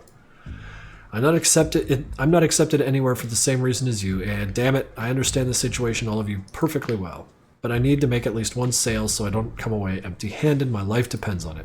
For heavens, I'm ready to do any job, just so I don't have to be torn apart for this lack of damn money. I'm begging you. Just as the bartender opened his mouth to probably refuse me again, he immediately focused on the opening door of his establishment. What named character are we going to see next, guys? Behind me, I hear footsteps that had no rhythm, as if whoever it was making them might fall to the ground at any moment. Judging by the worker's changed expression, he is unhappy with the presence of the owner of these steps. Without thinking twice, he returned his attention to me and put on the fakest smile I've ever seen. You know what? I think luck is on your side today. I definitely have one task for you. My sweet witch with the Sam, my sweetest witch with brewing potions. Actually, I'm Sally. Why do I even bother? I have come to grace you with my presence, and I ask for a new barrel of booze, whatever you come up with. I'm afraid, Mike, I'll be very busy in the back room today, but this time my temporary assistant will take Mike. Is he talking about me? Anyways, now I know the name of my potential client. I decided to pamper myself today. My precious sober friend, my personal bartender. It's just like a personal minibar, only it makes stuff for you. I'm jealous of myself. I'm sure you'll get along. I won't keep you. Newbie, whatever your name is, come here behind the counter. Come here behind the counter from the right side. I walked around the bar counter, uncertain but quickly. This is fucking clown.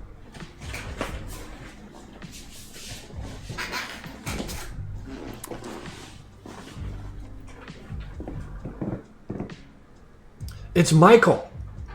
Guys. Alcohol on the wall, glasses in the hanger, ice in the freezer. In short, everything is in its place. After a few confused directions, the bartender switched to a whisper. Vladimir is resubbed for 5 months, 6 total. We are soldiers. Soldiers don't go, wait a minute. Die. How was Madness Day? Happy partner anniversary. Oh yeah, that happened like today, right? That's fucking crazy. Madness Day went really good. 24 hours of just fucking bullshit streaming. And we still have to figure out who won that shit. God, my head was spinning all this last week, but I'm getting my shit back together. The bartender switched to a whisper. Please do not touch the expensive alcohol. It's definitely not for him. If he asks. Damn, come up with an excuse. Say, I don't know, the bottle design has been updated, and take something cheaper. He won't notice. And please don't forget the ice. Not all the drinks have had the time to cool down enough yet. For this guy, any degree above 0 is fucking sleeping pill. Okay, I'll keep that in mind. What do you want? Ice? Ice? Ice? Oh, Jaeger. Jaeger! You're a great fella, minibar guy. Where did you learn all that? Well, to be honest, this was my first day working with alcohol. Wow, you're a miracle of a grunt. Must have been born an artist. It's not enough to just need to be able to feel the booze spirit. You need to... Wow, feel it. Yeah, I guess. No, listen, you're really good at this. Take a tip from me, buddy. After these words, Mike, staggering, was about to count out a tidy sum of cash for me. At this very moment, I realized one thing. Victory is mine. There will definitely be enough money to buy it. It doesn't matter if I get money from a sober buyer or a drunk one. I'm equally happy that my ass is saved. The bartender himself ran out of the back of the room, smelling money and a drunk customer. Wait a fucking second. Where'd you get all that money, Mike? Admit it, have you robbed someone again? Nah, I swear it. For you and your little helper, only clean money. I'd rather believe in lab cat girls than a tale of a person like you finding a job. Because it's not a job. It's some guitarist sitting at the entrance. He shared the money. He wanted to himself. I speak only truth. He fucking robbed the... He robbed the guy just doing stage shit.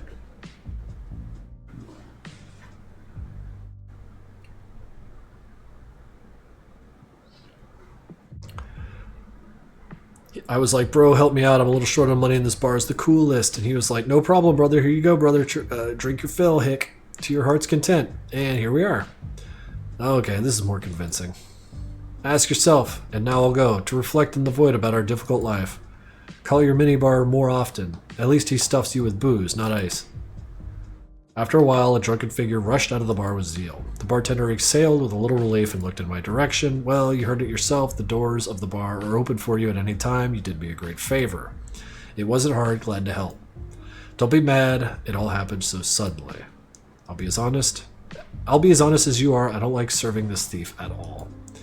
He pays me with stolen money, and then I lose some of my honestly earned cash because some weird suspicions about my bar. I don't kick him out because he brings in some profit. However, I'm still hanging in there. I wouldn't say I blame you for that. I myself have a hard time crossing paths with people I didn't expect to see in person. What are you talking about? Do I know them? Never mind. I guess you might know about them from the posters. The bartender chuckled thoughtfully. I was glad to meet a loser like me. By the way, what's your name? Norman. Nice to meet you. I'm Norman. I'm Sally. The pleasure's all mine. Sally. Good luck to you. I won't keep you. I can tell from your face that you're in a hurry.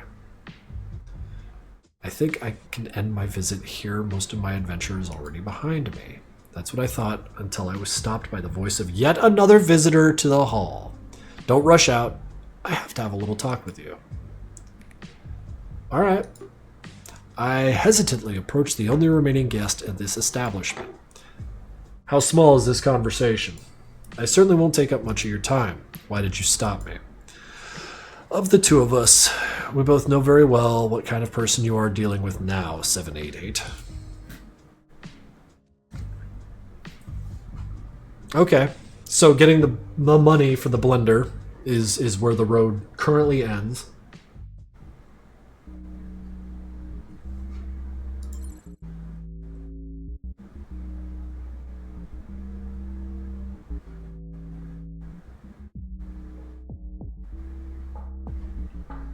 Let's fuck around. Because before I had said there was a defect, now we could say use it for the intended purposes. You didn't use your tech as intended, judging by its condition. The blender is indeed designed to, well, blend things, but it has its own weight and load limitations. In the end, it was overloaded. Either it was working too hard, or it was grinding very heavy components. Perhaps both affected the condition of the blender. Because of this, the motor itself was seriously damaged, it cannot be repaired, and without it, this piece of tech is unusable. As a result, we need to completely replace it with a new electric motor.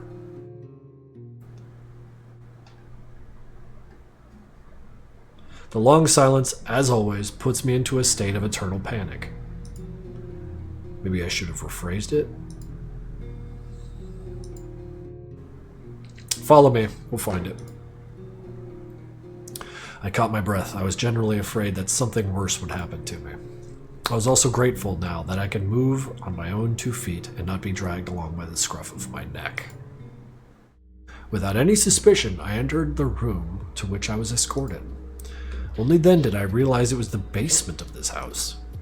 Although it is difficult to call it a basement or cellar because the entire building stands on pillars, rather it is a storeroom just a bit darker. There was a slight cool dampness in this part of the house, as well as the pipes tucked into the corners behind me, and some walled-up power sockets. Scary thoughts began to creep into my head. What if they tie me to these pipes and lock me up here until the end of my life? Or would they finish me off right here and now, without any hesitation? The scary thoughts disappeared when the bandit addressed me directly. Are you going to stand there rooted in the spot? The faster we find this part, the faster you can finish your work. Oh, that's right. Wait. Are you sure you have a blender motor? Sure do. There's definitely a spare part in this house. Did you think something like this could happen? Quit yapping. That's exhausting. Hank started looking. I would like to take on this task as well. The truth is on his side. The faster we find the motor, the faster I'll finish the job. This means that I can quickly leave his house and forget the situation as a bad dream that no one will believe in, not even myself. So where should I look first? Locker. The locker, but of course. An obvious option. Otherwise, where else can I find a spare electric motor? Oh, there's lots of stuff. And a lot of them are creepy in their own way. But besides these, surgical instruments and a lot of equipment that would apparently be very useful for espionage and hacking are clearly here as well. Damn it, Hank, what have you been planning? And are you the only one involved in those plans of yours? Well, to hell with it. It shouldn't bother me at all. It's none of my business, really. All I have to do now is find a motor for the blender, fix it, and go home. That's all. Deep breath in, slow breath out. Slow breath out. What the fuck are you? A wing? A strange object has perhaps the first thing that caught my eye. The bright, flickering refraction of a dim light from inside made me ask a couple of obvious questions. Is this thing real? Where did it come from? And why is it huge?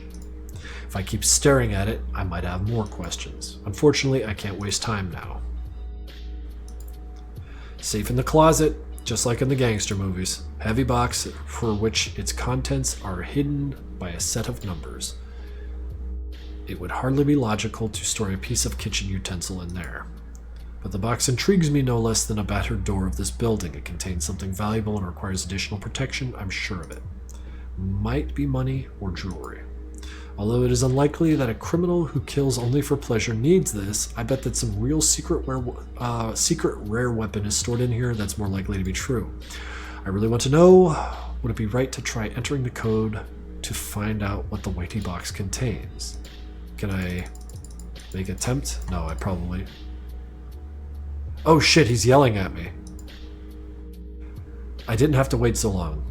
My unlikely repair client quickly found the electronic motor. He handed it to me. Take it and get back to work. In response, I just nodded slightly. Okay, so I got interrupted for looking twice. After turning it off and on a couple times, I made sure it was working properly. My spontaneous client was also satisfied with the service I provided, I think. I must say, as an intern, you did a pretty good job. How much do I owe you? He wants to pay me for my work? I was clearly puzzled. Is really a sign of respect, or was he asking out of politeness? Are any of these traits even typical to Hank? One way or another, I have to answer him. What would be the right thing to say?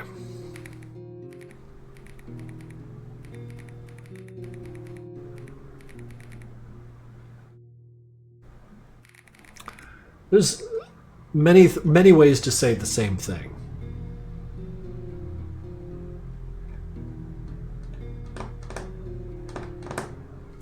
I don't work for money.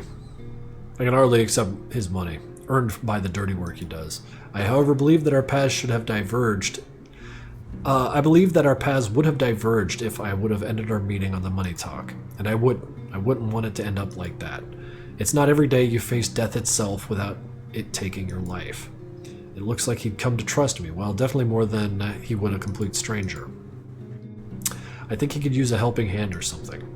After all, how many times did he have to return from the other side to faithfully do his much-beloved job? This even sounds motivating to some extent. I doubt that my views on his determination would mean any support. Rather, it is an opportunity to avoid becoming his accidentally cannon fodder of the very next day. My life costs more than one-time maintenance fee. If I could get on his side, I'm unlikely to become his enemy. And I don't have more chances to be under his protection after all. He doesn't kill his partners in crime, does he? You know, not here by accident. After all, your humble shelter is not located in the most obvious of places. I've felt a look of obvious curiosity of myself. I definitely got the attention of a serial killer. We're improvising now. I want to help you. I would like to become closer to you and your team and help you in the future if necessary. Like, you're going to become one of our mates? Yeah, that'd be a great honor for me to become your assistant. Oh god, I hope that was convincing enough. Alright, that was convincing enough. I swear by the saints that are still out there, I will die on the spot if you just read one more of my thoughts. Anyways, it actually worked. Me, on team, with Hank J. Motherfucking Wimbledon. It worked? And I'm on the team with a serial killer? My eyes widened noticeably in great surprise. Not even surprise, but real shock. And what should I do next? Well, I'm not just going to stand there and wait for the prophecy from heaven, am I? What am I even hoping for? Where are my damn improv skills now? It's making me nervous. I've been through a lot of shit today. I don't need any awkwardness as a cherry on top. Feels like my legs can't hold me anymore. Can fate give me some kind of sign or something like that? How much longer am I streaming? Until we get tired of this. The sounds of wails in my stomach made me even more uncomfortable. Probably not much longer. And at that very moment, I remembered that today I didn't have a chance to eat at all. The realization of hunger made me feel even more exhausted after the day I had just gone through. But Hank wasn't the least bit embarrassed. He merely tilted his head slightly to the side. Rough day? I couldn't find the words to respond to his questions, and so the awkward silence on my part continued. Seems to be. Very tired. Even his thoughts in my head have become dry. Even the thoughts in my head have become dry. Sit down. I'll make you at least a couple of sandwiches. Oh, fucking Hankwich. I wanted to refuse. I had no desire to accept anything from Hank. First of all, it's awkward, and secondly, it's scary, for many of the reasons you can imagine. But I felt completely exhausted, both mentally and physically. Therefore, it was hard for me to refuse his offer, so I sat down on a chair and stood nearby. Oh, sat down on a chair that stood. Oh, look, he's making a sandwich! I propped my head up in my hands and watched Hank's actions, clearly feeling comfortable in his shabby kitchen. Yes, I should be grateful that he rinsed his hands first. Although, it probably wasn't very comfortable, given the abundance of bandages wrapped around his hands. So now they're just wet and gross. Maybe that's why he often doesn't care about keeping his house clean. After all, bandages, if you think about it, are also clean and disinfect. Not his! And it's not like he looks disheveled or unkempt. I couldn't smell any sweat or blood, which is strange considering his kill count. Usually, even the butcher's uniform is permeated with unpleasant smell of something raw and stale. But it doesn't seem to work that way here, although it might be a completely different case. There was a faint smell of gunpowder and dust about Hank, like an iron figurine that had not been disturbed for a long time. Or not even a figurine, but an ancient bladed weapon worn out over many years of use. I yawned without my control. I must be thinking nonsense. I watched him cut slices of bread, soft and appetizing. It's like they came straight from the ad. If one could examine this more closely, I wouldn't be able to tell a difference. But I'm afraid that I'll only get in the way, and my legs can't hold me up anymore. I entrusted my entire weakened body to the chair and table, where I was almost certainly lying at this point. I hope this knife wouldn't cut pieces off me in the coming days. Ha ha ha ha. I feel so sleepy. It's scary to fall asleep, and there's not much time left to wait for a snack. Time seems to go by so painfully slow. Maybe it's for the best. I'll close my eyes for just a few minutes. Maybe that'll be enough to feel a little refreshed. Besides that, there's nothing to be afraid of, if I'm still here and completely okay. Is everything really okay?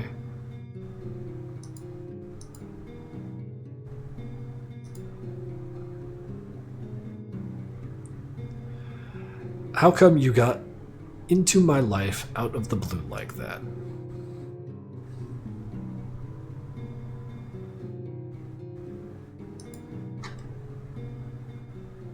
Nah, it's to be continued.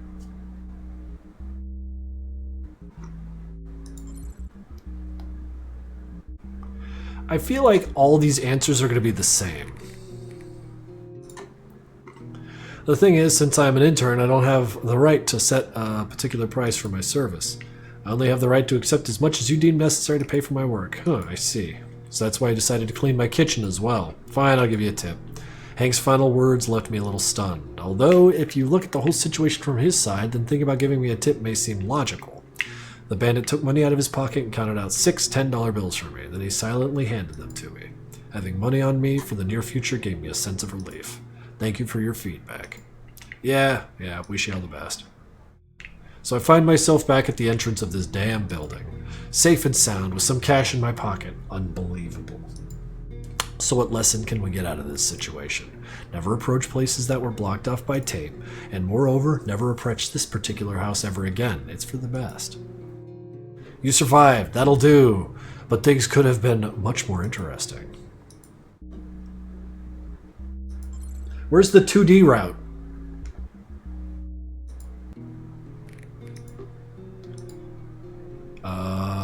Only thing that matters is the client is satisfied. Okay, well, I'm glad, won't keep you here any longer. And then he kicks you out. Okay. Load. Oh, yeah. Where do we go?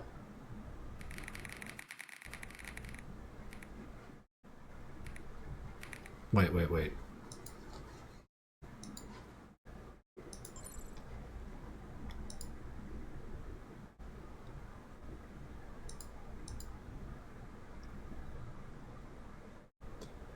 Okay, go to building, run, go to corridor. Okay, so we're doing the dock thing.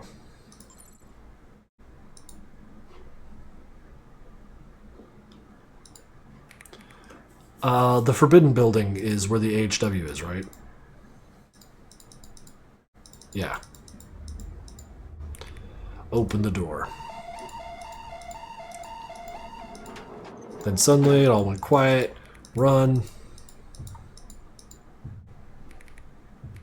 Run further down the corridor.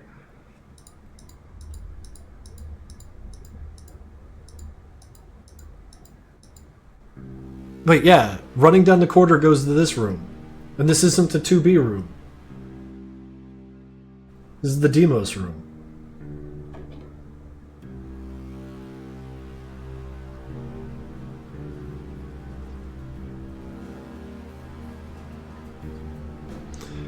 Is there a dock in this demo?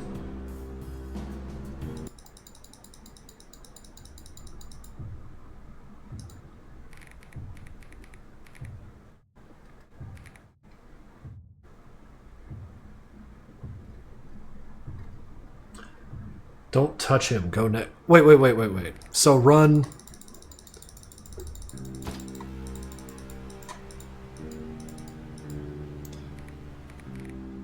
So head back out. I think the stranger outside would have been long gone from the hall by now. I'll just slink out of here. It'll be like none of this ever happened. Good idea. Let's do that. I quickly turn back. Never been to that room.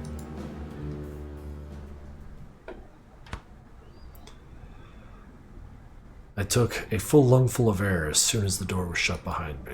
Oh, brother. I can't be risking it like that, barging into people's homes uninvited. Well, now that I was aware what snakes hide in the grass around here, I can't forget the possibility of walls having ears either. Thinking about that, the memory of my recent close call came to my mind on its own accord. Well, if there really is certain someone around here looking for me, listening out, hunting me like a restless bunny. Engage, silent running, all hands, radio silence. The order came down, echoing through my mind, prompting me to even cover my mouth. First, I need to stealthily reach for the exit. Then I'll figure it out from there. Just one small thing. I haven't got a clue where it's at. Damn it. The whole hide-and-seek affair got me totally turned around and scrambled my memory for the building layout. I'll have to wander about at random. What else could I do? Perhaps it is fate's plan to spare me for today. Still, with a hand on my mouth, I headed down the corridors, constantly checking my rear. Paranoia to see any strangers, ready to make a run at any moment, but also aware of possibly finding familiar decorum.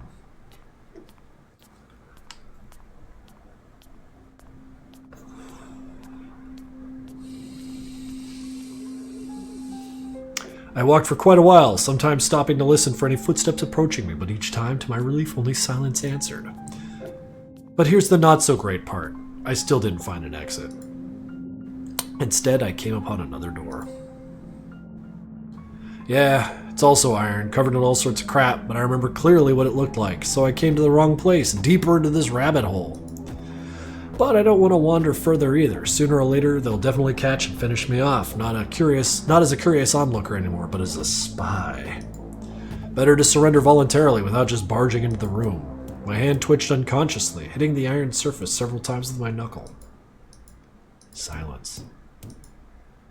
Either they didn't hear me, or I'm just shaking the air. The door yielded to me with difficulty. Heavy. Iron.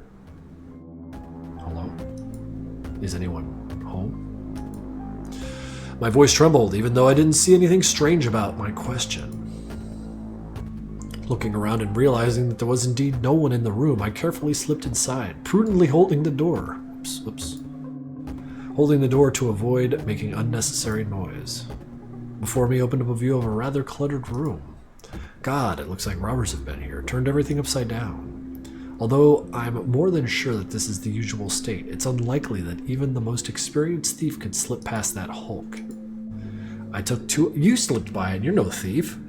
I took 2 uncertain steps, moving to the center of the room to examine it in more detail.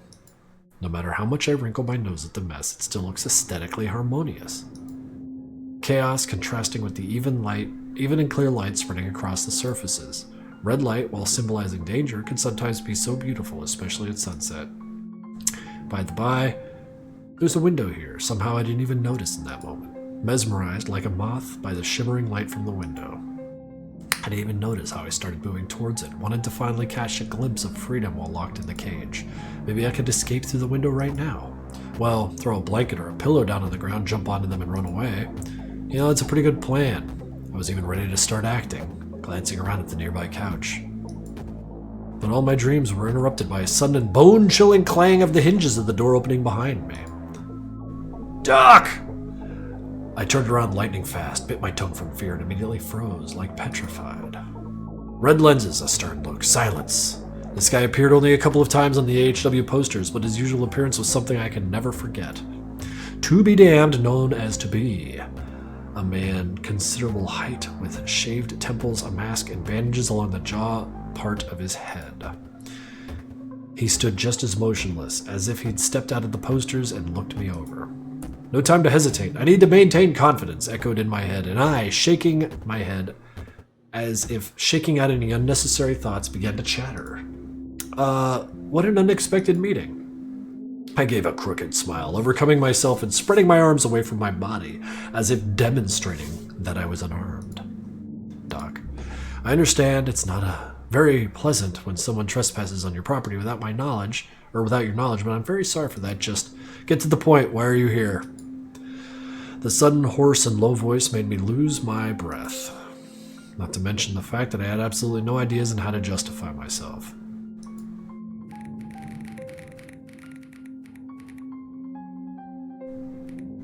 These are all terrible.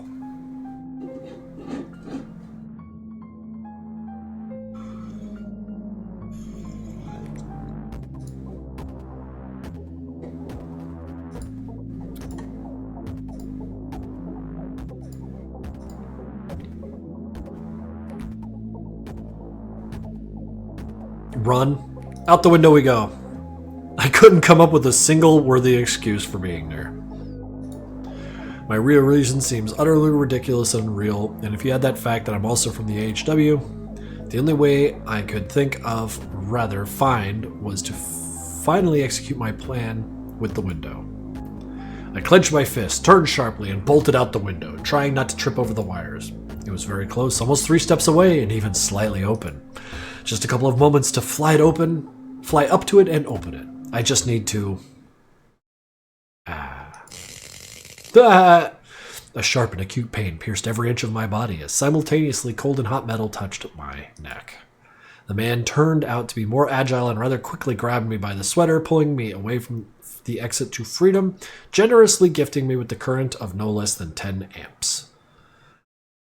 That was darkness enough for the whole world around me to instantly plunge into darkness. I felt myself gradually losing control of my body.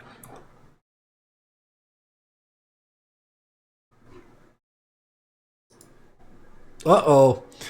I don't remember how long I was unconscious, or what happened to me after that. My head hurt so much, as if I had been standing under the dome of an actively ringing bell for a very long time. Obviously, I didn't manage to fall out of the window. He got me he got to me faster, and I'm very surprised I didn't die from such a discharge. Although that would have been the most desired outcome for me. I finally came to my senses and then tried through the unbearable pain of my skull to raise my head to scout the situation. Even from the first seconds of my awakening, it continued to be oppressive and tediously stretching time. Everything was still in the same scarlet color from the now closed window. The room continued to look destroyed. After my loss of consciousness, nothing had changed at all. Paper sheets lay in stacks on the floor, dust floated like snowflakes through the light, and numerous wires crawled like black snakes all over the floor. And sitting all over this was the owner, actively looking for something on a monitor or computer or whatever that might be. This dude's got AHW written on his chest. Oh, he's shirtless. They took the sweater off. I thought that was like on his sweater. He was just walking around talking to Sanford and shit. I fidgeted, trying to stretch my numb limbs, but to my surprise and dismay, I found that I could neither stand up nor move my hands. Like a prisoner, I was nailed tightly to the chair. Or maybe not like. One way or another, I felt that on my wrists was not an ordinary rope, but something more solid, even more unpleasantly cold and heavy, and that's definitely not handcuffs. Leaving my pitiful attempts, I began to concentrate on other sensations, and with the first goosebumps from a gust of wind under the window, I realized that I was only in my pants. And I'm absolutely sure this wasn't some manifestation of sudden passion. The man had clearly seen life and enemies, so he immediately understood where to look and thus exposed my AHW stamp with an individual number for viewing. With such compromising material, there's no point in lying or dodging anymore, because any other versions of events, except for the role of the planted imposter, were simply shattered to pieces. I didn't even need to make a single independent sound to attract the attention of the deafening silence. The rustle of my clothes and the creak of my chair did it for me. Obviously, before this being knocked out, I physically couldn't make a sound. The man leisurely got up from his chair and dragged it behind him, approaching me. Then he placed it with its back facing me and sat down again. Seemed like this was going to be a long conversation. Good morning, I guess. How did you sleep? Doc's voice was utterly indifferent despite such a question, even though it was asking an obviously mocking form. Not to say he was lagging behind in this, with a squinted, almost fox-like gaze, he glided over my body. Glided? Sometimes lingering on the number, sometimes on my face, clearly expecting it to read something from it, which I didn't want to succumb to. So you're just going to stay silent, I see. Well, let's start over, but get to the point this time. Asking for the second time, who are you and what are you doing here? Doc let out a heavy sigh again, as if concluding the presentation of the main question of the conversation. Seems this interrogation doesn't bring him much pleasure either. Well, it turns out there's a chance to just bore him with constant excuses that don't satisfy him and let him go in peace, or, kid, I'm not going to play games with you, I have more important things to do. The light flickered, I saw my interlocutor, freed from his mask and worn bandages, clamp a thin, smoking cigarette between his lips. He takes his first drag. Strange. I thought smoking in Nevada was forbidden under the unspoken rule of mandatory death, as had been noted in some cases. Or were they keeping something from me? You aren't afraid to smoke? I began to carefully diffusing the tense atmosphere. After all, the negotiations need to be conducted, swaying them to your side as much as possible and making yourself likable. How else to do that if not through the casual conversation about life? On packs they write, smoking kills and all that, you know. Seems to be like you're the local doctor. You should know, probably. I know this sounds a bit passive-aggressive, but I don't want to get too familiar with him either. His face doesn't appreciate suck-ups. And what makes you think I'm a doctor? Oh, well. You have medical equipment right there, so I drew my conclusions. I nodded uncertainly towards the lonely couch standing in the corner, which was still carelessly covered in a blanket that had almost slid to the floor. Seems it also dreams of escaping from here. The man opposite laughed, then coughed. He drew his conclusions. Or maybe I rolled it here from a dump because... Or maybe I rolled it here from a dump because it was in decent condition? For your information, you don't have to be a doctor to have a place providing medical aid. Everyone here has at least basic field medicine skill, otherwise they would have been on the dump... Or they'd have been on the dump long ago with this couch. Doc paused, took another drag, and shook the ass directly onto the floor. And by the by, there was no order to bullshit off topic. Repeating it for the slowpokes. What is your purpose here? There is none. From indignation, I even jerked forward, snorting. It seems this informal conversation really gave me confidence in my position. Well, I really did come in peace, you could say. And here I'm being pressured. They want to pin a couple of crimes and conspiracies on me, huh? To be honest, I think you should have realized that by now we've literally stripped you down to your shorts, searching for intel. Cute tattoo, by the way, perfect for a bumper. And once again, the acrid chuckle rang out, interrupted by a drag of a cigarette. I don't know what made me flinch more, the mockery or the fear that cigarette butt would be put out on me. But, thank God, the cigarette tip was pressed into the already blackened back of the chair, then tossed aside. The silence won't get you anywhere here, pal. Better confess now, maybe it'll hurt a little less. Well, just great. Thanks for telling me to my face that I shouldn't expect humane treatment, even for the truth that makes you wrinkle your nose. Now I'm not saying anything at all. Silent or insistence? Put it out on me. Y'all got some fucking problems. Y'all let this guy just put cigarettes out on you. I snorted and demonstratively turned away, knowing that I didn't intend to give him any other testimony. Let them think what they want. I have my truth. We're getting cigarettes put out on us, boys. From Doc, I heard a heavy, long sigh. Hank, come here. Just 3 words. The panic gripped me again, locked my whole body anew, as if I'd been shot with a couple of adrenaline darts. Oof, Hank. The horror of the situation was compounded by the fact that the mentioned monster had been standing right next to us this whole time, literally in the crack of the slightly open door, so stealthily. He only needed to turn the gaze of his 2 flickering red lights onto our direction to reveal his presence, so terrifying. He clearly knew what kind of surprises awaited him and was patiently waiting for his moment nearby. Why the hell do they keep trying so insistently to push me into his clutches every time? It's literally like giving a hamster to a sadistic child. Just one motive, a smirk, and the poor animal meets its end, strangled so meanly. Apparently, fate won't let the wheel of fortune stop on me as the winner. I involuntarily held my breath because near him, I had not the slightest desire to make any sound that broke the room's rhythm, let alone breathe in the smell of unwashed blood and gunpowder. My gaze drifted to the floor. Well, as you wish. If you don't want to do this the easy way, then we'll do this the hard way. I'll ask you the simplest question again, and you give me the simplest answer. If you keep spouting nonsense, consider saying goodbye to your wonderful little fingers. I don't know what you wanted to do, but you won't need to do them anymore if you can't answer for your actions with words.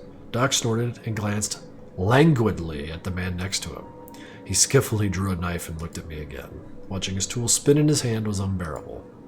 With the same emotions, I felt my intestines twisting into a knot from the stress-induced blood rush. I swallowed. Ah, jeez.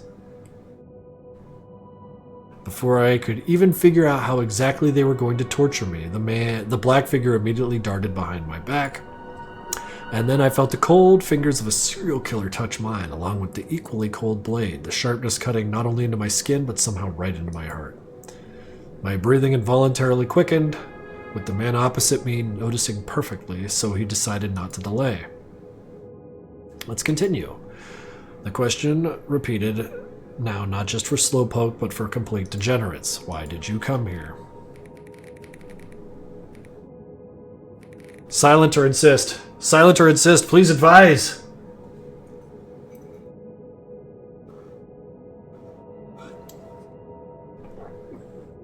As we were silent before, we could just keep it up. Consistency.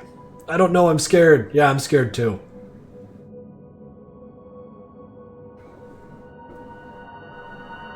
Yeah, I'm kind of like on the insist.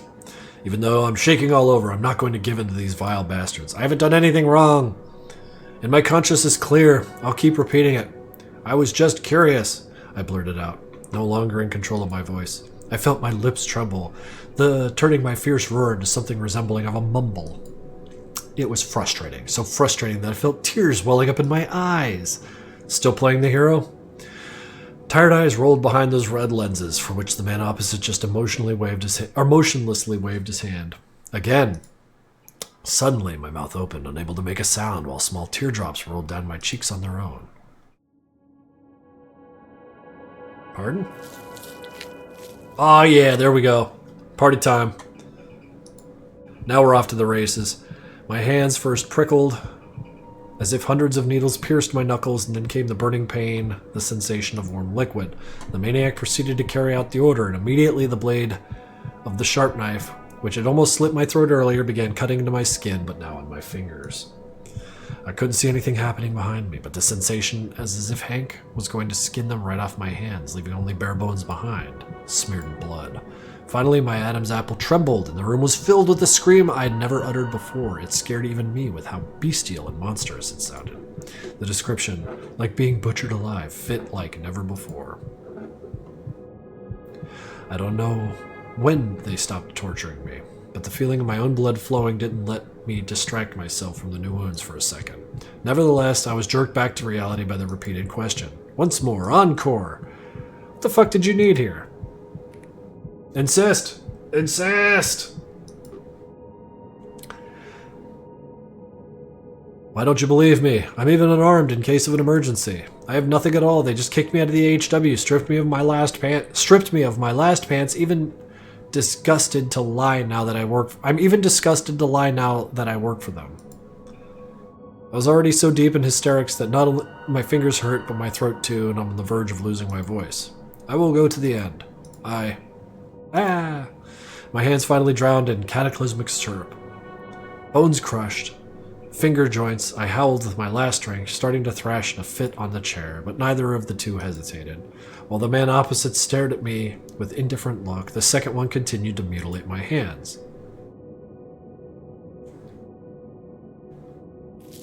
Oh no! Along with the crunching of bones, I heard flesh tearing, the last skin connections bursting, finally leaving me without fingers, one by one. All sensations merged into a solid head noise from the pain, because of which I can no longer tell how many fingers I have been deprived of and how many were left. Oh, Enzo, 7 months, my man, thank you. Don't know what's going on though. I'm losing fingers. It is as if I was ready to die from shock at any second, watching the light gradually fade from my eyes, now the blood loss and endless torment. Keeping track of time, I also became an almost impossible task, which is why I simply lost all sense of it. I don't know how much longer they tortured me like this, but soon, as roughly as I predicted, I began to gradually lose consciousness, helplessly lowering my head. Alright, to hell with him. Maybe he really is just a stupid onlooker. Let's go. I heard the maniac behind me walk back towards the exit. Following him, the chair creaked under the second one, and both the torturers left the room, leaving me alone with my nightmares and piercing pain.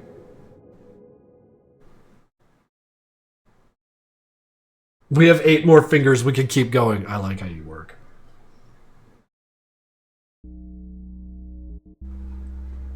Hang on.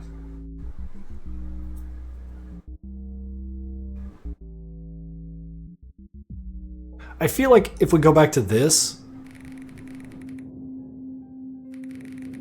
let's try some of the others. I'm lost. I swallowed what felt like a lump in my throat. Facing enemies that haven't been defeated for decades is one of the worst nightmares you can imagine in Nevada.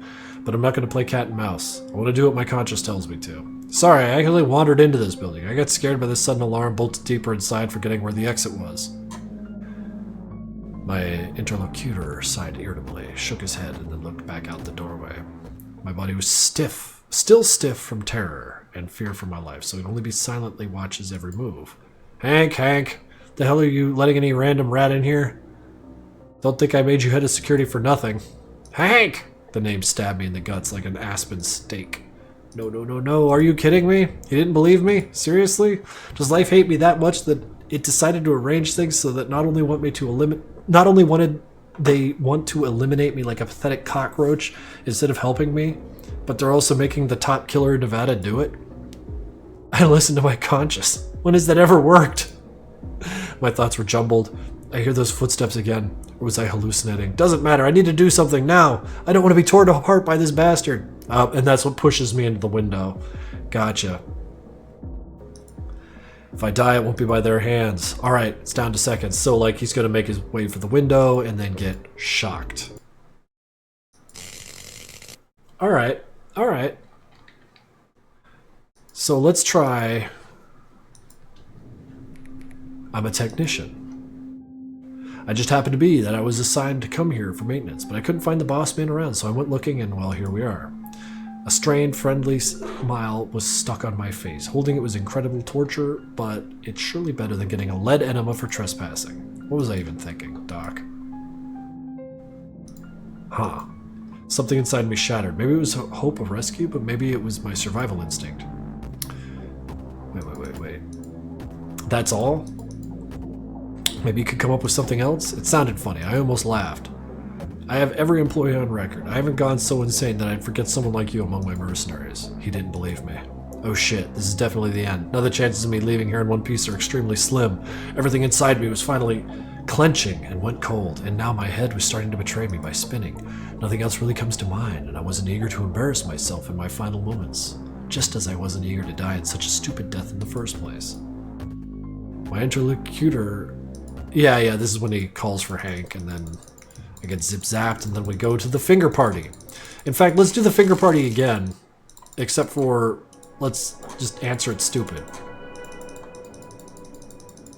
Then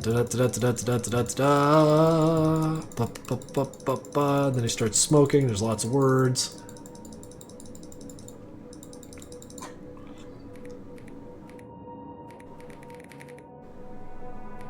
Yeah. I'm honestly telling you, I'm here by mistake. Why are you clinging to me with your assumptions? I think I've...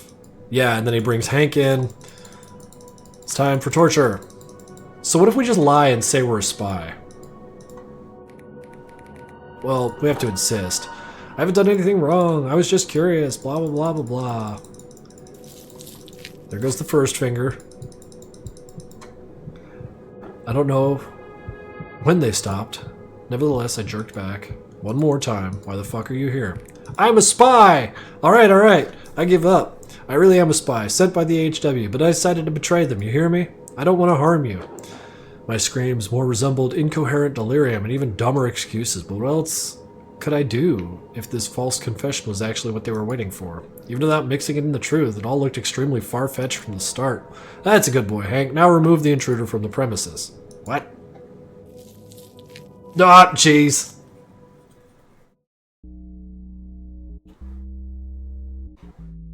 I think that puts us at every question now.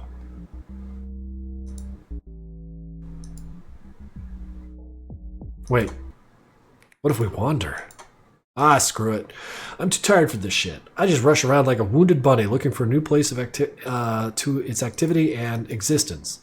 It's worth it to make a break from all the events. Oh, I never thought I'd see this place by myself. Damn it, this is Nevada. Things happen here. Madmen are living here along with the sane. Though it's unlikely you'd stay here, when around every corner, everyone strive to wring your neck. Tree! I've decided I could rest here. This place is pretty peaceful, and despite being so mysterious. Stepping over graves, I carefully walk towards the tree and drop down on the grass. I wonder how it still grows when there's been no sun for so many years. I snuggled into my sweater, rubbing my elbows. The reminder of the last sun made me feel a light breeze, but it still forced goosebumps to cover my skin. Since the main heat source in Nevada disappeared, here's gotten a lot colder and the temperature has dropped about 10 degrees Celsius. Yeah, it's a little, but it shows. Perhaps that part of Nevada is still warm just because Nexus City is actively pumping all resources. It is putting so much toxic substances into the atmosphere, destroying our ozone layer with that the so-called global warming has begun. I never thought that such harmful actions would be so useful.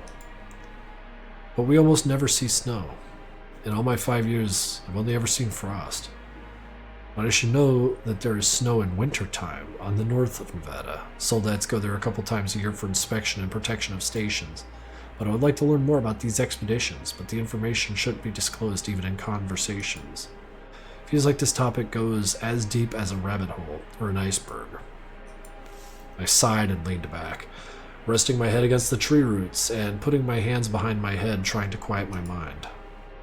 And yet, when sunlight used to shine through these branches, the grass was greener and the sky bluer.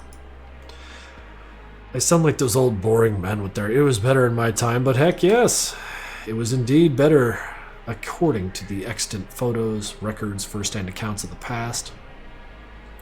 I would like to see former Nevada for just a second, the way it was before the genocide, when everything was good. It's cute. No murders, no constant fear, and no ruined life.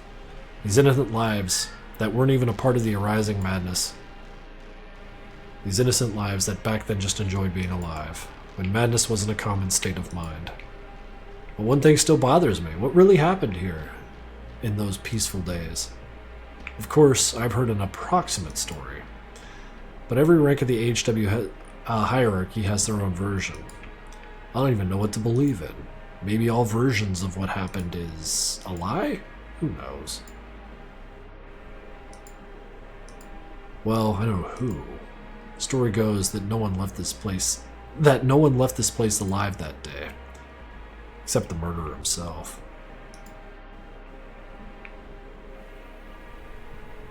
Hank J. Wimbledon. Even today, he was a major pain in Nevada, terrorizing everyone in his path. And I worked for the agency, where the main argument go against him was the story under the tree. Wait. And I worked for the agency where the main argument go against him was that the story under this tree. Maybe he's the one who could answer all my questions? Nonsense. That's insane. What am I even thinking about? What the fuck am I supposed to ask this monster? If I even step even a meter closer to him, I'll lose my head right away. He won't listen to me, psycho. Wait. I guess this mystery is destined to be unsolved, and the answer is only known by the unapproachable to me people. Wait. And the answer is known only by unapproachable to me people, okay? But maybe even they don't fully understand how this place ended up like this. I sighed again, giving a last glance at the branches. The wind played with my hair again, scattering sand through it. Carried the sweet scent of endless deserts and abandoned places. I've been here too long. It's time to go. Okay, so wandering just takes me to the tree.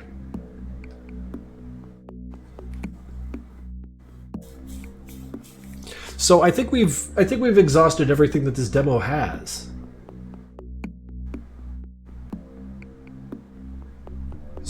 Has someone played this thoroughly? Kiss Auditor? You can't find the Auditor. There is no path to the Auditor in this demo so far.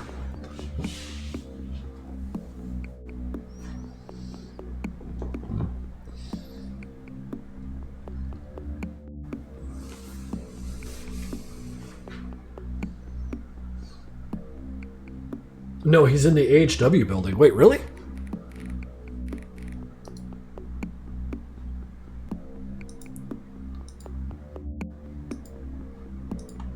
Okay. Wait, that's not the... Wait, did I go to the Lost City? No, I didn't. Holy shit.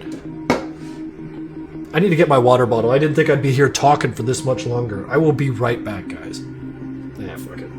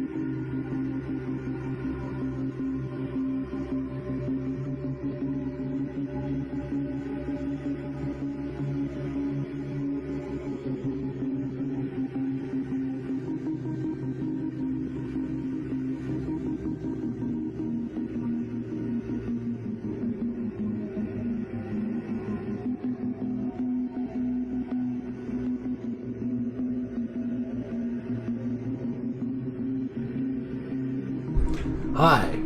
We've got a little more game to play. Passing through the peculiar gate,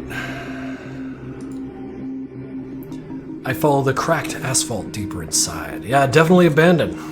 The site was far from inviting, yet oddly aesthetic in some way. I inhaled the heavy, dusty air and immediately coughed. Stinks like hell. A disgusting smell hit my nose, making me instinctively wince and shake my head. Was something rotting here? Although, given how long this place had been abandoned, anything could have rotted away here. Curiosity took over and I started searching for the source of the smell. Clearly, I wasn't the first traveler here. Wherever I looked, vivid graffiti, scrawled messages covered the wall. They showed no fear of the exposed wiring, decayed walls, and the overwhelming sense of isolation. What if there's some freaky shit dwelling inside these walls? I wouldn't be surprised if that was true. After all, it's obvious that not a single cleanup squad's foot has touched this ground, and yet the place still seems surprisingly clean. Gazed up at the massive towering buildings, I decided to go a little deeper and get a better look at the once residential area. When suddenly, something crunched under my foot. I looked down in bewilderment and was instantly rooted to the spot. Oof. Under an unassuming newspaper was an actual severed hand riddled by maggots. Wait, a severed hand? Wait. Dear God. A lump rose in my throat. I was about to throw up right there. So that's what reeked so badly. Fuck, what the hell? I don't like this place at all. I should get out of here now. No, we are going further. Screw it. Am I some kind of coward who has never seen guts? I was working in the AHW, goddammit. Not as a Zoldat, of course. The ones that usually sent on cleanup duty, but I still had some training for some shitty situations. Even worse than this. That's something. Alright. Gotta scope this place out. The last thing I need to do is stumble into something nasty. Oh.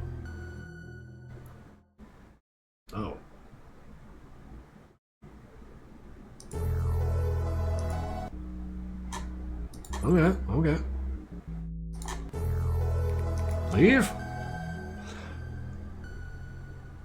I turned and hurried towards the bus stop, hoping to catch a ride when I suddenly heard a growl behind me. Zombies! Just what I was afraid of. The local zombies had heard the noise I had made. Damn it, no, please. No, there's a whole bunch of them, and I'm not even armed. Run! I broke into a sudden run. Adrenaline shot through my skull. I ran for my life, trying to shake them off. They're just a bunch of rotting corpses, right? So their tendons must be all rotten too. They'll fall apart before they can reach me. I just want to live. I can't even control myself when I'm panicking, let alone with this whole situation. I kept running, further and further. Breathing grew heavier and heavier. My lungs felt like they were on fire. I started to wheeze. My legs were cramping from the strain. The blood was roaring in my ears so loud it was driving me crazy, like I was a rabid horse. I heard noise from behind me and turned around. Fuck, zombies everywhere! They catch my scent and follow mindlessly, snapping their broken jaws. A cold wave of horror shot through me, straight into my heels. I pushed myself to run faster, leaping over the sudden obstacles in my path like road cones and fences in my way. But the muscles scream in protest, threaten to send me crashing to the ground. I'm fine. I'll make it out. I'll get through this. I won't end up in the... Oops! Suddenly the ground vanished from under me. Before I could even scream, my legs sank into empty space, pulling me down after it, with a loud splash. You fell in the manhole, didn't you, moron? I fell into something soft and slimy. It took a few seconds to catch my breath and process what had just happened. I don't hear any growling. That must mean my mission is complete. I guess that's something. I raised my head and spotted a glowing red circle above me. You fell in the manhole. Fucking numbskull. The sharp metallic smell of blood hit my nose, making me grimace even harder than the stench of waste, both natural and unnatural. Besides the smell, the iron made itself known through taste, specifically the blood in my mouth. Disgusting. I hate getting hurt to begin with, and now with this filth, it's a perfect way to catch an infection. I'll rot here and won't be any different from the other zombies. Maybe that's how they became what they are. That'd be funny. Just like me. Shaking my head to dispel the useless thoughts, I hastily wiped the blood from my lips and shakily got to my feet. No point going back up. The zombies might not be alive, but they've got some cognitive functions, even if they're completely illogical. They're definitely waiting for me up there. They saw me fall down. Trying not to breathe through my nose, I trudged deeper through the sewer, having long given up on my sense of disgust. Maybe I'll find another ladder somewhere leading up to a manhole outside the city. Let's just hope it's not locked. This is all for nothing. I don't have anything for basic survival, not even food. I'm not eating shit. No one asked you to, fucking weirdo. Then again, who knows how far my sanity will slip and what tastes I might acquire. Ugh, why do I even think about this? Yeah! Isn't this place nauseating enough? Disgusting. I swallowed, trying to suppress the urge to vomit. You got an imagination that's working against you, brother. And suddenly I heard an all too familiar growl from around the corner. Did those freaks get down here? Not surprising, since some manholes aren't sealed shut. I'm not a complete idiot, but I still managed to fall down this hole, so the growl snapped me out of my thoughts again. Shit, it's getting closer. Why me? Looks like fate was shoving me straight into death's arms of all these brainless shitheads. Man, all these decisions are killing me.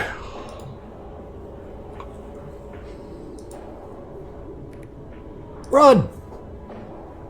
Ah, screw this. Fate, you hearing me? Go fuck yourself. I don't give a shit what you've got planned in your damn scripts. Taking deep breaths, I lunged forward and sprinted at full speed down the nearest tunnel in this sewer. The slimy grime mixed with the waste made me slide all over the place, but I felt invincible, filled with determination. I will survive today. I'm not a wuss. Whoa! Yeah, that's a swamp's head.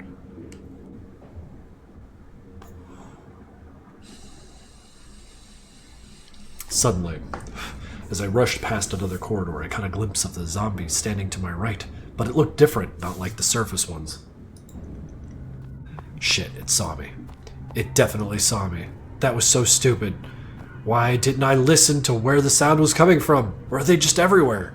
Gulping down another breath of foul air, I kept running forward, hearing a strange noise behind me. I turned around. To my horror, I saw the swamp Zed limping along the main flow channel, maneuvering on its slippery path just as well as I could.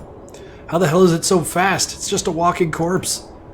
My heart skipped a beat as the strange blob flew past me and hit the concrete wall with a hiss. It's spitting acid. That's not fair. What the fuck?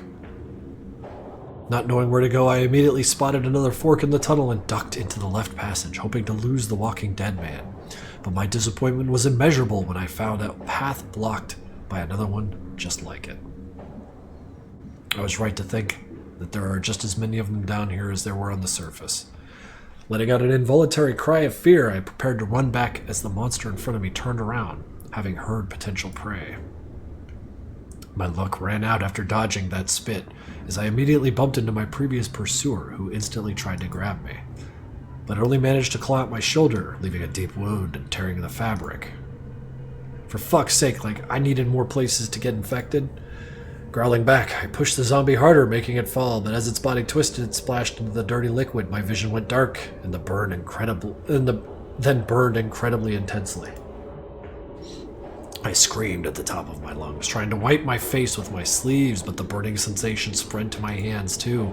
I'd completely forgotten about the second swamp thing, which, having turned around, generously gifted me with a spit of acid, and so once again, losing control from the pain, I fell to my knees and then onto my stomach, my face squishing into the slime, but I was beyond caring. I felt nothing but pain and the sensation of blood filling, not just my mouth, but my nose and eyes, while the wounds were additionally washed by the stream of pure filth. The only thing I could do was hear.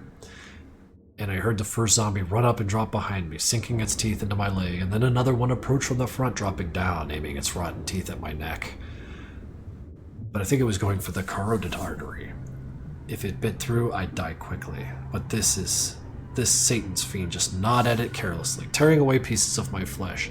I wanted so badly to elbow it with all my might, but all I could manage was a pained cry from my throat that was already hoarse, which quickly filled with blood, robbing me even of that.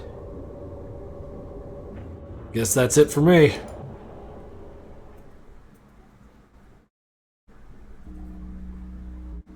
Can we get away from all that?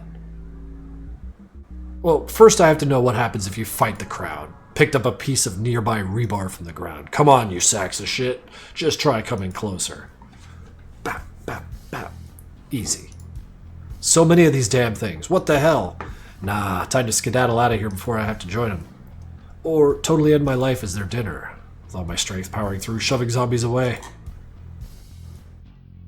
Youch! Ouch, ouch, my arm! I lost track of the heat of the moment, facing so many foes before I could notice. A set of rotten teeth bit into my skin. I felt blood dripping down my injured arm as I broke away from the Zeds, hurried to get away. Anywhere far, far away, anywhere from here. My arm aches with pulsing pain, reverting all the way through my shoulder up for my neck. God damn it. Oof, fucked that right up.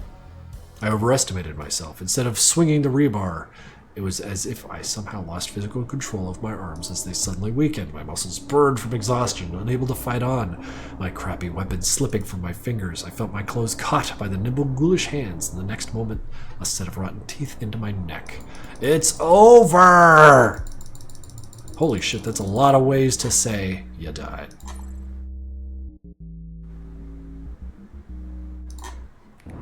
And just so we know, what happens if you stand still? Fine then. I'm tired of running. If that's what life wants, then I'll accept this death. A stupid death born from curiosity. A Darwin Award for me. I stood up, spread my arms, closed my eyes, and waited for the walking corpse to enter the doorway, pounce, and eat me alive. The rushing water from the pipes above rang in my ears, a motor pumping somewhere in the distance. Come on. Footsteps grew quieter. It seems the zombie passed by, writing off the sound as another water discharge, unexpected for my so-called luck. Is this a second chance? All right, I'll take it. Pinching my nose, I moved deeper into the shaft, looking around just in case. Mining sector, read a battered sign above. Looks like regular workers still come down here without much trouble. There isn't much flow underfoot here, so I can walk more confidently. Maybe someone will come down here soon and help me? I sat down on a nearby stair step and looked at my bloodied sleeve. Well, where am I going to get this horror show cleaned off? Just by being a regular homeless guy. There's no wild rivers in Nevada except for the sea down south, and I don't have a single coin for the laundromat. Well, all that left is to grow some lousy facial hair and start acting like a lunatic to complete the look. The perfect plan for my future life, no doubts about it. What the fuck is a water? I even let out a quiet chuckle, but the brief moment of amusement was cut short by the smell, which unpleasantly seeped in my nostrils again, then by a loud splash. I was drenched from head to toe in filthy water, finishing the job of soaking me completely. God damn it all to hell. I grimaced and started spitting out the filthy water that got on my lips, and then I suddenly noticed something rising out of the pile of muck. Another zombie! I wasn't mistaken. With a crunch, the corpse straightened up on its 2 feet. Hearing my heavy breathing, immediately turned around, ready to attack. Improvise a weapon. In a panic, my eyes scanned the sewer's dark corners, trying to press myself into the pitiful stairs behind me. My fingers found a pipe and grabbed it hard and ripped it from its rusted brackets. Looks like I have a weapon now. Alright, you walking rot. Now you're gonna get yours. I gritted my teeth and threw the metal pipe at my enemy with all of my aggression, squeezing my eyes shut, either from fear or just reflexively expecting a splash. A muffled squelch and growl followed. The pipe flew, spinning and smashing into the zombie's face, causing it to lose its balance and fall to the knees. Serves you right, I wanted to shout in victory, but decided it's not to waste the energy and give the corpse a hint of where I was. So my decision was to get the hell out of there as fast as possible, before it got up and tried to attack again. Alas, zombies never learn from their mistakes, so it will come at you until the end, driven by the smell of fresh meat. Spitting out saliva that had gathered in my mouth, I ran in an unknown direction. It seemed the nightmare could have been left behind, but this noise could have been unnoticed by other hunters. So within minutes, I started hearing growls and squelches from all sides. The zombies, obviously having caught the scent of their escaped lunch, came out of their stupor and began scouting. I don't want to run into any rotten teeth today. No thank you. There's got to be at least one maintenance room for plumbers around here. This is a mining sector, after all. Well, even if they abandoned this place, there must be safety protocols. I kept running down the corridor, trying to blend in with the sound of pouring water. While also covering my nose and mouth with my hands, I get used to the smell and not let the echo catch my breathing. Soon, another winding turn. An iron door with a wheel valve came into view. Finally, I ran up to it, hoping it wasn't jammed, grabbed it with my hands, and started turning the valve at random. The door creaked but opened, allowing me to enter a dryer room whose neglect was evident only in the grown moss, piles of cobwebs, and mold. Yes, there is. Do you know what room this is? I think you know what room this is. Letting out a squeak of joy, I slipped inside, immediately scanning the walls for other doors that indeed were, and many of them. Unfortunately, they were either rusted shut from disuse or simply locked because when I tried to open one, it didn't budge an inch. Well, where else can I go? I don't see any ways up. I just started walking along the walls, feeling every door, trying to find any hint of a map for this underground labyrinth. Can't be. Everything was going so well just a moment ago. I involuntarily sobbed. My heart was beating and shuddering at the thought that I could just die here, like this. Thrown away, unwanted, like a fucking candy wrapper, but I'm more than just a wrapper. I'm a former programmer. I served a major agency. Ready to burst into tears right then and there, sliding down another firmly locked door, I had a familiar distant growl behind me. I can't get a break. How did they know I'm here? Did I not close the door? Shit. In my moment of fleeting joy, I completely forgot to close the door, and I was sobbing. Why am I such an idiot? Punching the metal door in frustration for the last time, I started scanning the room in panic again, but more carefully now. Where is it? Where? I whispered under my breath, staring up at the ceiling, naively hoping a hole would open and a ladder would drop down from the outside, but of course, that wouldn't happen. But something else did happen. I noticed a large ventilation shaft with the grate screwed on crookedly. That's it. If not through the shaft, then through another one. Risky, but what choice do I have? Nothing is ventured, nothing is gained. HW had a decent training for every worker, so I had no trouble dragging a random rusty barrel to the wall and climbing on top of it. Ha! And in we go. A crunch sound, the flimsy support rattled, falling apart beneath me. Damn, only had one attempt, and I did it. My hands clung to the edge of the vent, leaving me hanging like a piece of meat on a hook. Yeah, that's probably exactly how those empty-headed sacks of pus see me. With one hand, I hit the grate a couple of times and then fell down with an equally loud crash, the rusty screws giving away. Alright, time to pull myself up. 1, 2.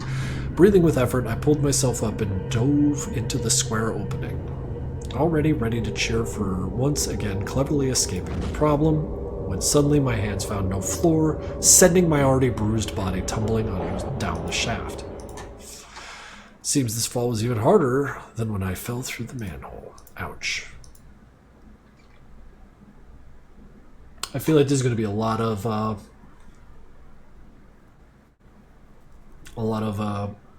story terminations.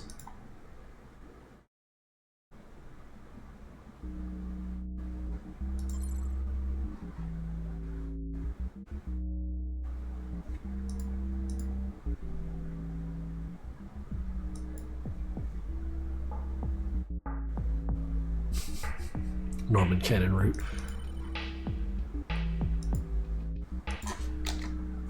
Okay. Skip.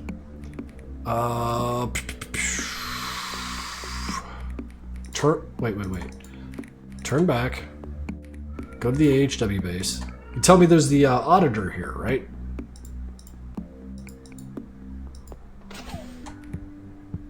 We went left last time, right?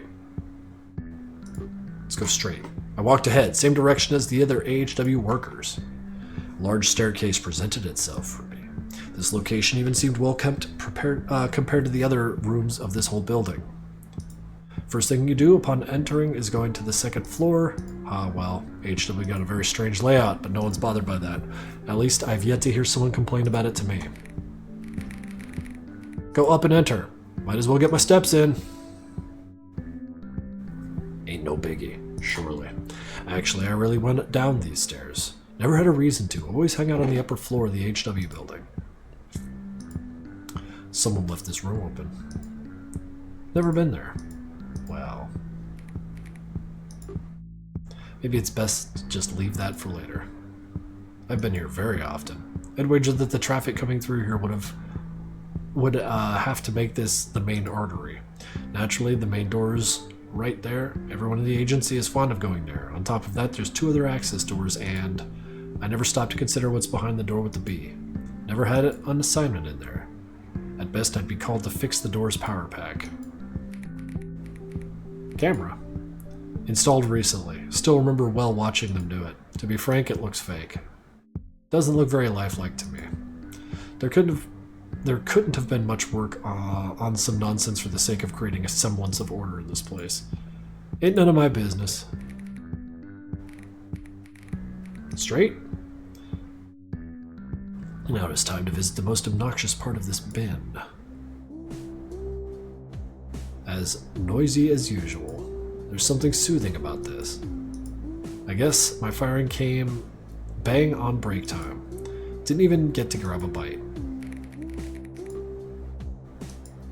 Just posters, nothing to see here. Even as you eat, they feed more propaganda too. Dreadful, but understandable. I've not yet seen one civilized place or building in Nevada that does not push its posterized ideologies. Appreciate that at least the posters they put up here are related to food. Although, hanging them right above the table, not the best idea, jokes are abound. Can't deny though, thinking the old marker stash makes me grin. Wait. Thinking of the old marker stash makes me grin despite the better judgment. Oh, because they're vandalizing their own propaganda. Since the very day AHW was around, this poster's been here. They were rolled out gradually, but anti-Hank ones took priority. Makes sense, you know, agency against Hank Wimbledon. This one's so agent that it still tells of Hank's escape following the very early incidents. It's a hopeless sort of feeling, subconscious fear. Looks like someone's been here before already, but I can't tell what. Deja vu. Go left. Seems it's break time now, judging from the empty service window. Taking a cautious look around, I found an empty bottle and moved towards it. Making absolutely certain that the bench seat was not taken, I sat down and once more turned to the service window. I wonder how hard the local barista has it. Deep in thought, I failed to even notice that I've been tearing up a napkin I have gotten in my hand. A tick that carried from my old job, stress-related. Wait here? Man, I'm kind of spacing out. Really, the place I think of my former boss is the most workplace. Wait. The place where I think of my former boss the most is my workplace. Ain't that right? Not too many folks here, but when they are here, which is nice in light of the recent genocide topic, nervously clutching a napkin, I just stared into space. I had no desire to even walk over to the counter or order anything. There's no one there, dude. I just wanted a quiet atmosphere to spend some time to think about how I'll resolve this first, before I venture into the damn lair of my evil master. All around me, other grunt workers scurried about their business as if I wasn't there. Indeed, who around here would care about a grunt who's not even a part of the HW anymore? To them, I might as well not even exist, a shell with no ghost. Oh, that's a good picture. Hundreds of glancing eyes came across me, scanned me, probed me like an outsider arrived from elsewhere, even though I had been here for a long time already. 5 years, to be exact. A loudspeaker's voice came through the corner of the canteen, jerking me away from my thoughts. Agent 124, report to the auditor's office. With that, a person indistinguishable from the rest got up and under the barrage of daggers proceeded out of the room. Now I know for a fact the boss is indeed here. Slowly getting up from the table, I inconspicuously slink towards the exit. What am I so afraid of? Ridicule? Jeering? So many denigrating thoughts. My mind was washed with them, like a tub of acid, eroding. I hate my paranoia. Shit. Before me, a corridor most unlike any in the other in the agency. It was lit by a single dimming light, making the atmosphere all the more heavier. I suppose that doesn't bother none, nor is anyone in a hurry to replace it. Not surprised. Who's going to do the job for no overtime? I wondered, did Auditor organize this on purpose so his office was unmistakable? Or is this mood-driven design naturally occurring? Before me towered a menacing-looking, slightly worn door, upon which, at some point, loomed no less menacing sign, Employer Auditor. Seems in a feat of jest or payback it was torn from its original stop. Brr. It exuded something, either chilling cold or self-perpetuating fear. I've been here just once, when me and some other engineers were sent to a different branch to repair their water station by the previous boss. Good times. I can hardly remember what's on the inside. Only someone suicidal would look to get a peep in there. Someone who's certainly not evaluating their already short-souled, madness-driven Nevadian life too highly. With time, as his personal army grew, the auditor too grew harsher and harsher.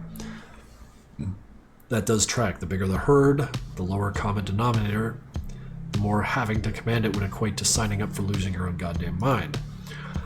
Oh, and you have finished. Well then, allow me to retort. How could you stupid son of a bitch, let that happen? You out of your goddamn minds, you morons? My train of thought was derailed by the yelling of that one very commander, who was quite displeased right at this very moment. By what? I could not say. What could be the reason the boss is railing just this one guy instead of a complete lineup of persons? I had a choice to make. Listen in for the benefits of personal advanced education or play the hero like in the comic book. Fearlessly busting into the office of the Nevada's most tyrannical, mandated from up above, right in the middle of his meeting. Listen in or enter. We're going to do both, but what do you want to see first?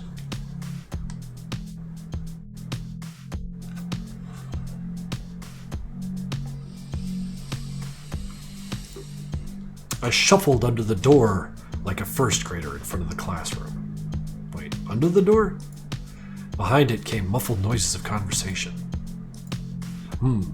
It's best to dare and lose than to take rank in Great Twilight, right? Yeah, I think so too. And right then and there, I swallowed the lump of all my fear and inhibition, and with no regard to intruding on any conversation, I swing open the door. And following the scene then befalls me. A fellow salaryman was on the verge of being clawed to shreds at the hands of the auditor, already thoroughly maddened well past reason. Like a mountain lion at his throat, the bastard would have surely perished if not for my entrance. Can't say whether saving a random agent's life was the best or not, but I'm sure I'll suffer the consequences regardless. Hell. The next moment I was hit with the auditor's sharply narrowed gaze. His fists rolled up instantly. The hell do you think you're doing here? He hissed at me through gritted teeth, slowly turning to face me. Shit. What do I do here? I'm about to be swatted flat like a fly, not even a chance to turn back. I struggled to find any words to say as I retreated backwards, but I did. Sir, there's one matter, I quickly blurted out, while well into constructing my escape route from the office. Too little, too late. One matter? This one matter? How many times I've told you this? You mouth breathers. Knock before you're let in. The fuck? Are you here one mattering me? The auditor switched from barking at the agent to barking at me in a single breath. The former, by the way, just stood back, visibly lost. Okay, yeah. Well, that's a funny thing, I just... Be back later, okay? I might look like a one-man water park at this point, but I just wanted to flee from the grasp of this nightmare and never come back. Fuck your files and fuck your PR. It ain't worth getting done in by your ex-murderer boss. Oh, no. You're going nowhere. I'm going to teach you a lesson you'll not soon forget. You'll learn to stay out of my office. A bitch at my beck and fucking call, you mutt. The light in the room went off suddenly, and I was forced against a wall as if glued to it. What the devil is this? With increasing horror, I witnessed the terrible being of Blackfire loom over me. Red, thirst for blood and wrath in his eyes. I see them nothing but sheer contempt and twisted sadistic hunger. My own certain mortality suddenly became painfully obvious for me. I trembled like a willow in the wind. I was on the verge of spilling out all kinds of pleas cries and begging for mercy. But I could not I could not muster even a faint whisper. That grin. That damn grin. It did not belong on that face of this demonic creature, befitting of any other face. Not the visage of those inhuman intentions. I would have felt myself disgusted if not for the overwhelming fear. The next few seconds took forever, but then I felt pressure behind, or rather, forced against it from the front. Dark tendrils pinned me to the concrete wall with unmatchable strength. They immobilized me, my limbs twist around my neck, drive me helplessly, writhe my grasp before the inevitable. Increasingly robbed both my oxygen and sight, I still could not look away from those bloodthirsty eyes, silently begging them for pity and release. Gah! The world shrank around me, everything was pressing down. So hot, so stuffy. Felt like hell already, but it was living hell. I was yet to know all the pain and torment that could fit in this damn-to-hell office. It felt like just a bit further, and my body would tear at the seams. It hurts. I'm scared. Hurts too much. Can't breathe. Please, I can't take it. Please. Stop it. Stop! Hurts. No more. Please. I beg. I sensed a downward motion, but then it also felt like I didn't go anywhere. But some other part literally must have moved down. I sensed both immense heat and a slight breeze of the room on the back of my head.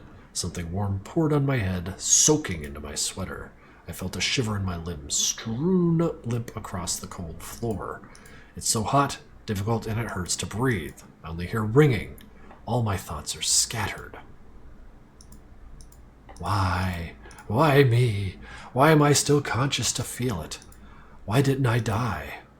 Next moment, another painful impact, as my head is again pressed against the wall, this time with enough force to crush and flatten it into a messy pulp, like a popped cherry, leaving me in the dark, a stark absence of anything.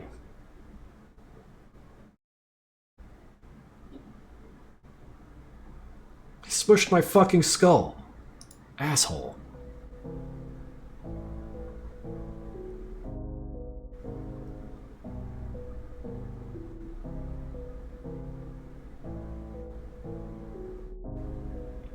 Oh my god, he put us in the other place. Wait, what does that text read? If I could be more patient, thank you.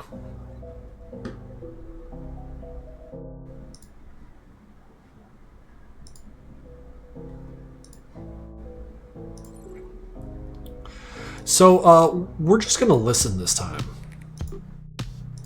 Well, I'll have you know, I am no village idiot. I will not be taking my chances on this. Instead, I see the best course of action to be patient. Wait out the fiery storm of our own cloud darkly and enter once the dust settles. And in addition, I'll get to know what the other guy's being railed for. I carefully leaned up against the door such that the tones of voice could reach me better. Shut up. And despite my removedness from the epicenter, my legs still felt weak and my stomach pitted. Will you answer me then or not? Or will you keep standing there looking at me with that dumb expression? Sir, here's what will happen. Listen up, you stupid fuck. You now shut up, turn around, go to Sector C, tell them everything you and your ham-fisted noodles have done, and beg them to fix it and report to me once they've done so. Failing any of that, and I'll strangle you myself. Got it. Now get out of my sight. Get out of my office.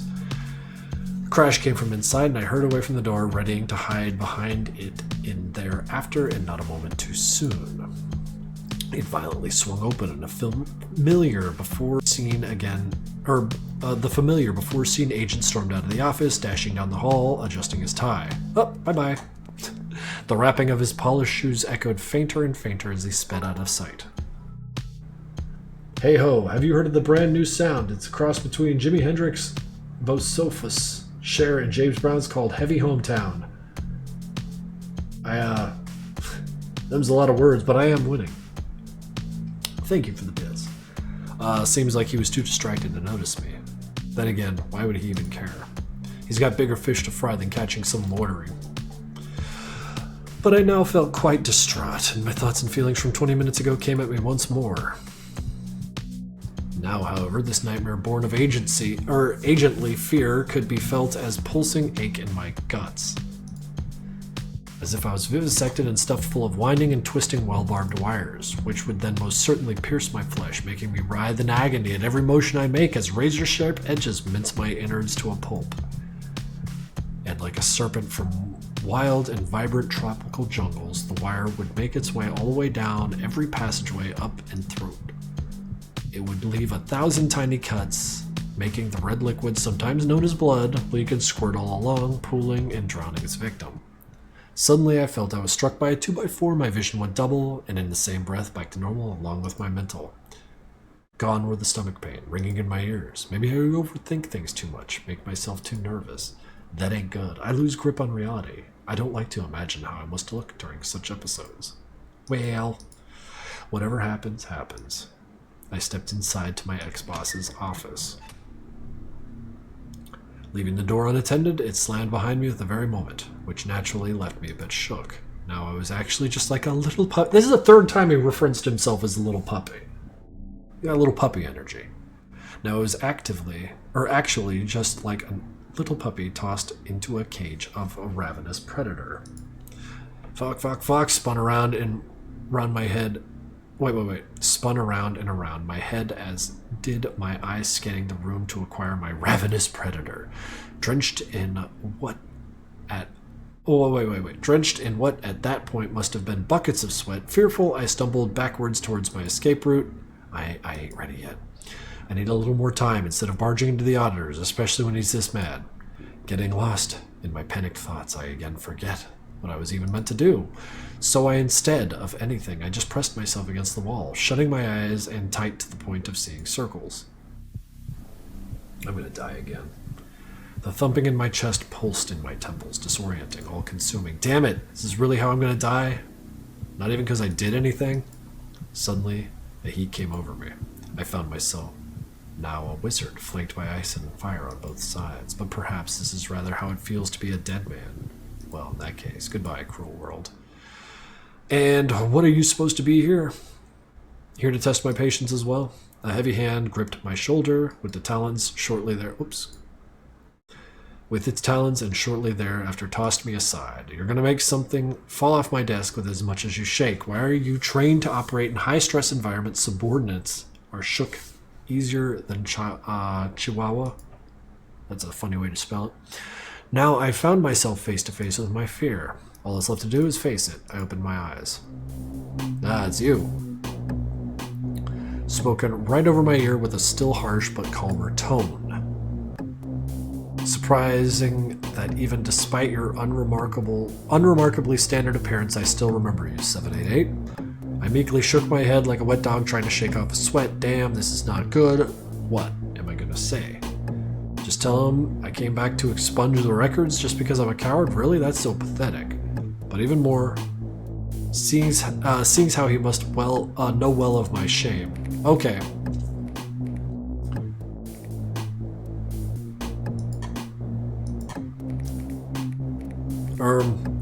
I'm not here to play your games. I came here with a reasonable request. In like a heroic way. Auditor smirked as if scanning me with his eyes. I'd have never thought you'd be capable of coming here after all that has transpired. He then smirked even wider, as if I was just about to tell him one killer joke. I couldn't see it. And then, the next moment, he became serious again, as if before an address, giving me another scanning glance. I felt even weaker. He takes me for absolutely nothing.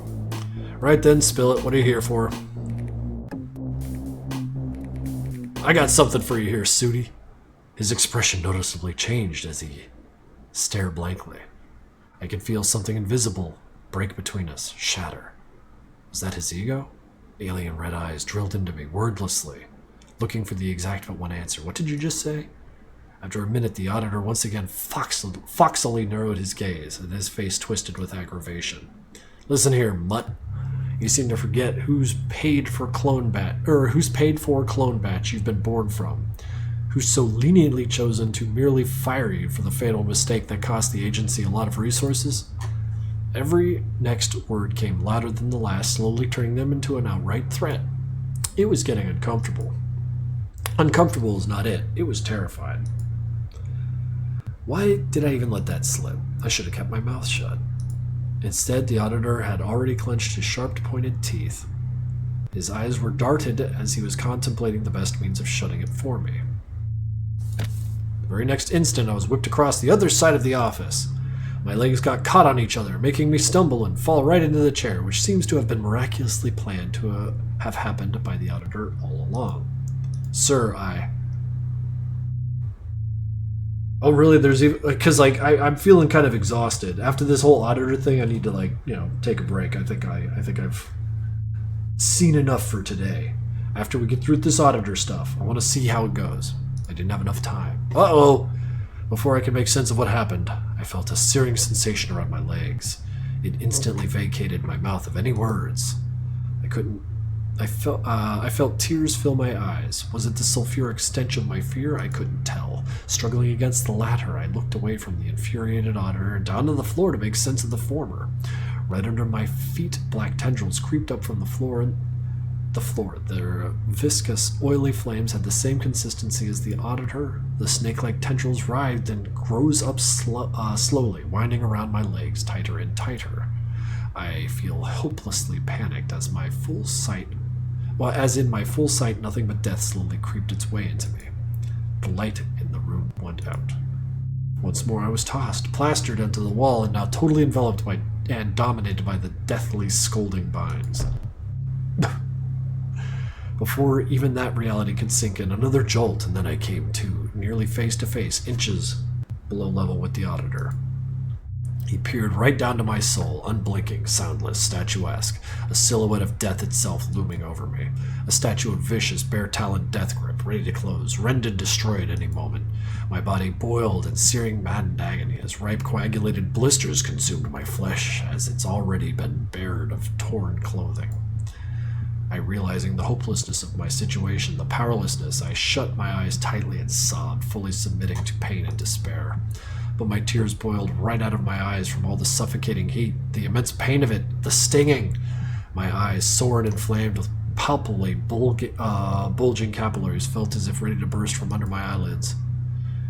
As an AHW operative, I was made to resist the pain, endure it without sound, a yelp, a peep, a single stop. But now, it was not the enemy. Not any adversary, but literally my own former boss sent to kill me. I was merely a brazen fiery. Dwelling on it only worsened it. I wanted to weep, cry like a small child, but I was preempted. Smaller tendrils dug themselves under my eyelids and forced them open as far as they would go, forcing me to direct, unblinking contact with my tormentor. My dried-out eyes saw no end to the suffering. So much so, I wanted to shriek in pain, but this too preempted. The squirming protrusions of the bottomless black hole were tightly stuffing my mouth. The squirming protrusions of the bottomless black hole were tightly stuffing my mouth the next moment. Watch your bratty little tongue, you fucker. Allowing his words to sink in, the employer slowly drew closer to my face, slowly, seemingly savoring the sweet moments of domination and suffering. He then continued, making my heart beat chillingly scarce with horror. I'll feed what's left of you to my soldiers for dinner. I'm certain they'd love your charred meat. They'd not seen such delicacy for some time. Wait, stop, I beg. Before any pleas could ever leave my mouth, the world turned into darkness. My eyes no longer captivate, unlike my body, which still shut tight through the sheer weight of pain. Is that it? Have I died? It happened so quick. Oh God, no. My body was suddenly under immense pressure, like I was forced into a test tube with the air being sucked out. Enveloped in total vacuum, I wanted to yell, but none of the more tendrils tightened around my throat. Like a hanged man, my death came slow and agonizingly. And as the ring on my neck began to close, asphyxiation began to take over me. I began suffocating. Chokingly, I draw any breaths I can. Nothing remained of my body anymore. Shit, thanks for the sub, Johnny.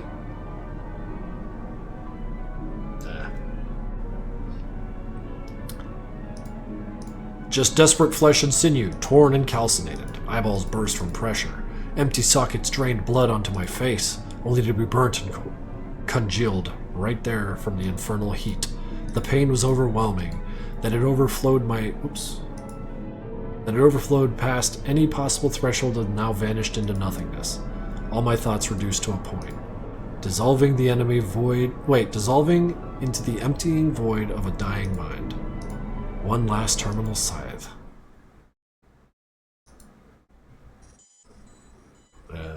This is fucking killed.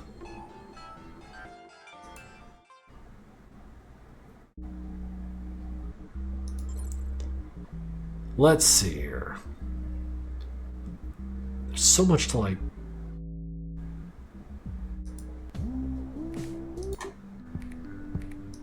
Let's look around.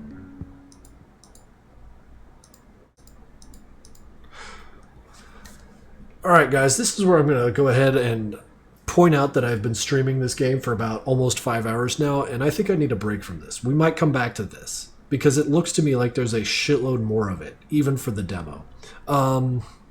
It depends on when the full game is coming out, because if I can wait just a little while for the full thing to come out, I might make it a thing of playing this like a little more, just to fully explore all these paths.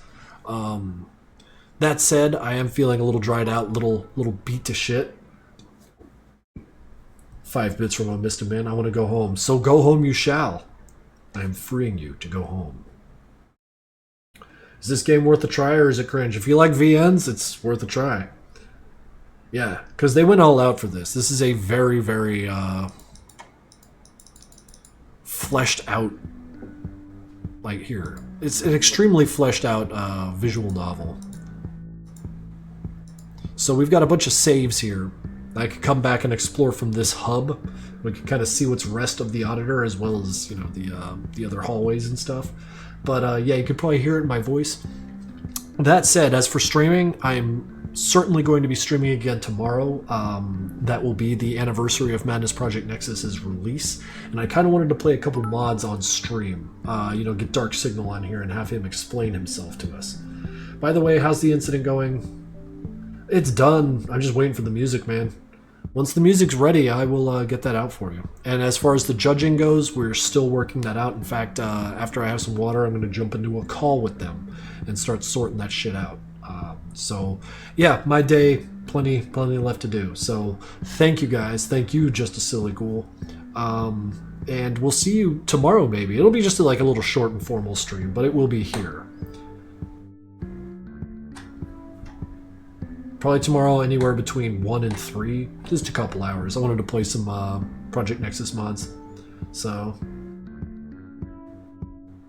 QQ, I don't imagine this game miss a dating simulator. It brushes close to the concept, but all it is a dying simulator, and I can appreciate that. So yeah, no, check this shit out, man. Closed in Madness. If you like VNs or just reading or lore building or really just long exploratory kind of writing pieces, this might be for you. So yeah, I'm gonna go ahead and save it again and quit out. Yeah, I'm out. I'm done. I'm tired. I wanna go find some other things to do. So thank you guys. Let me take a quick peek here. Who do we got streaming?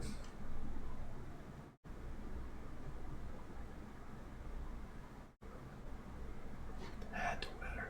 None of this matters. None of this matters. Goodbye. Goodbye, and thank you for everything.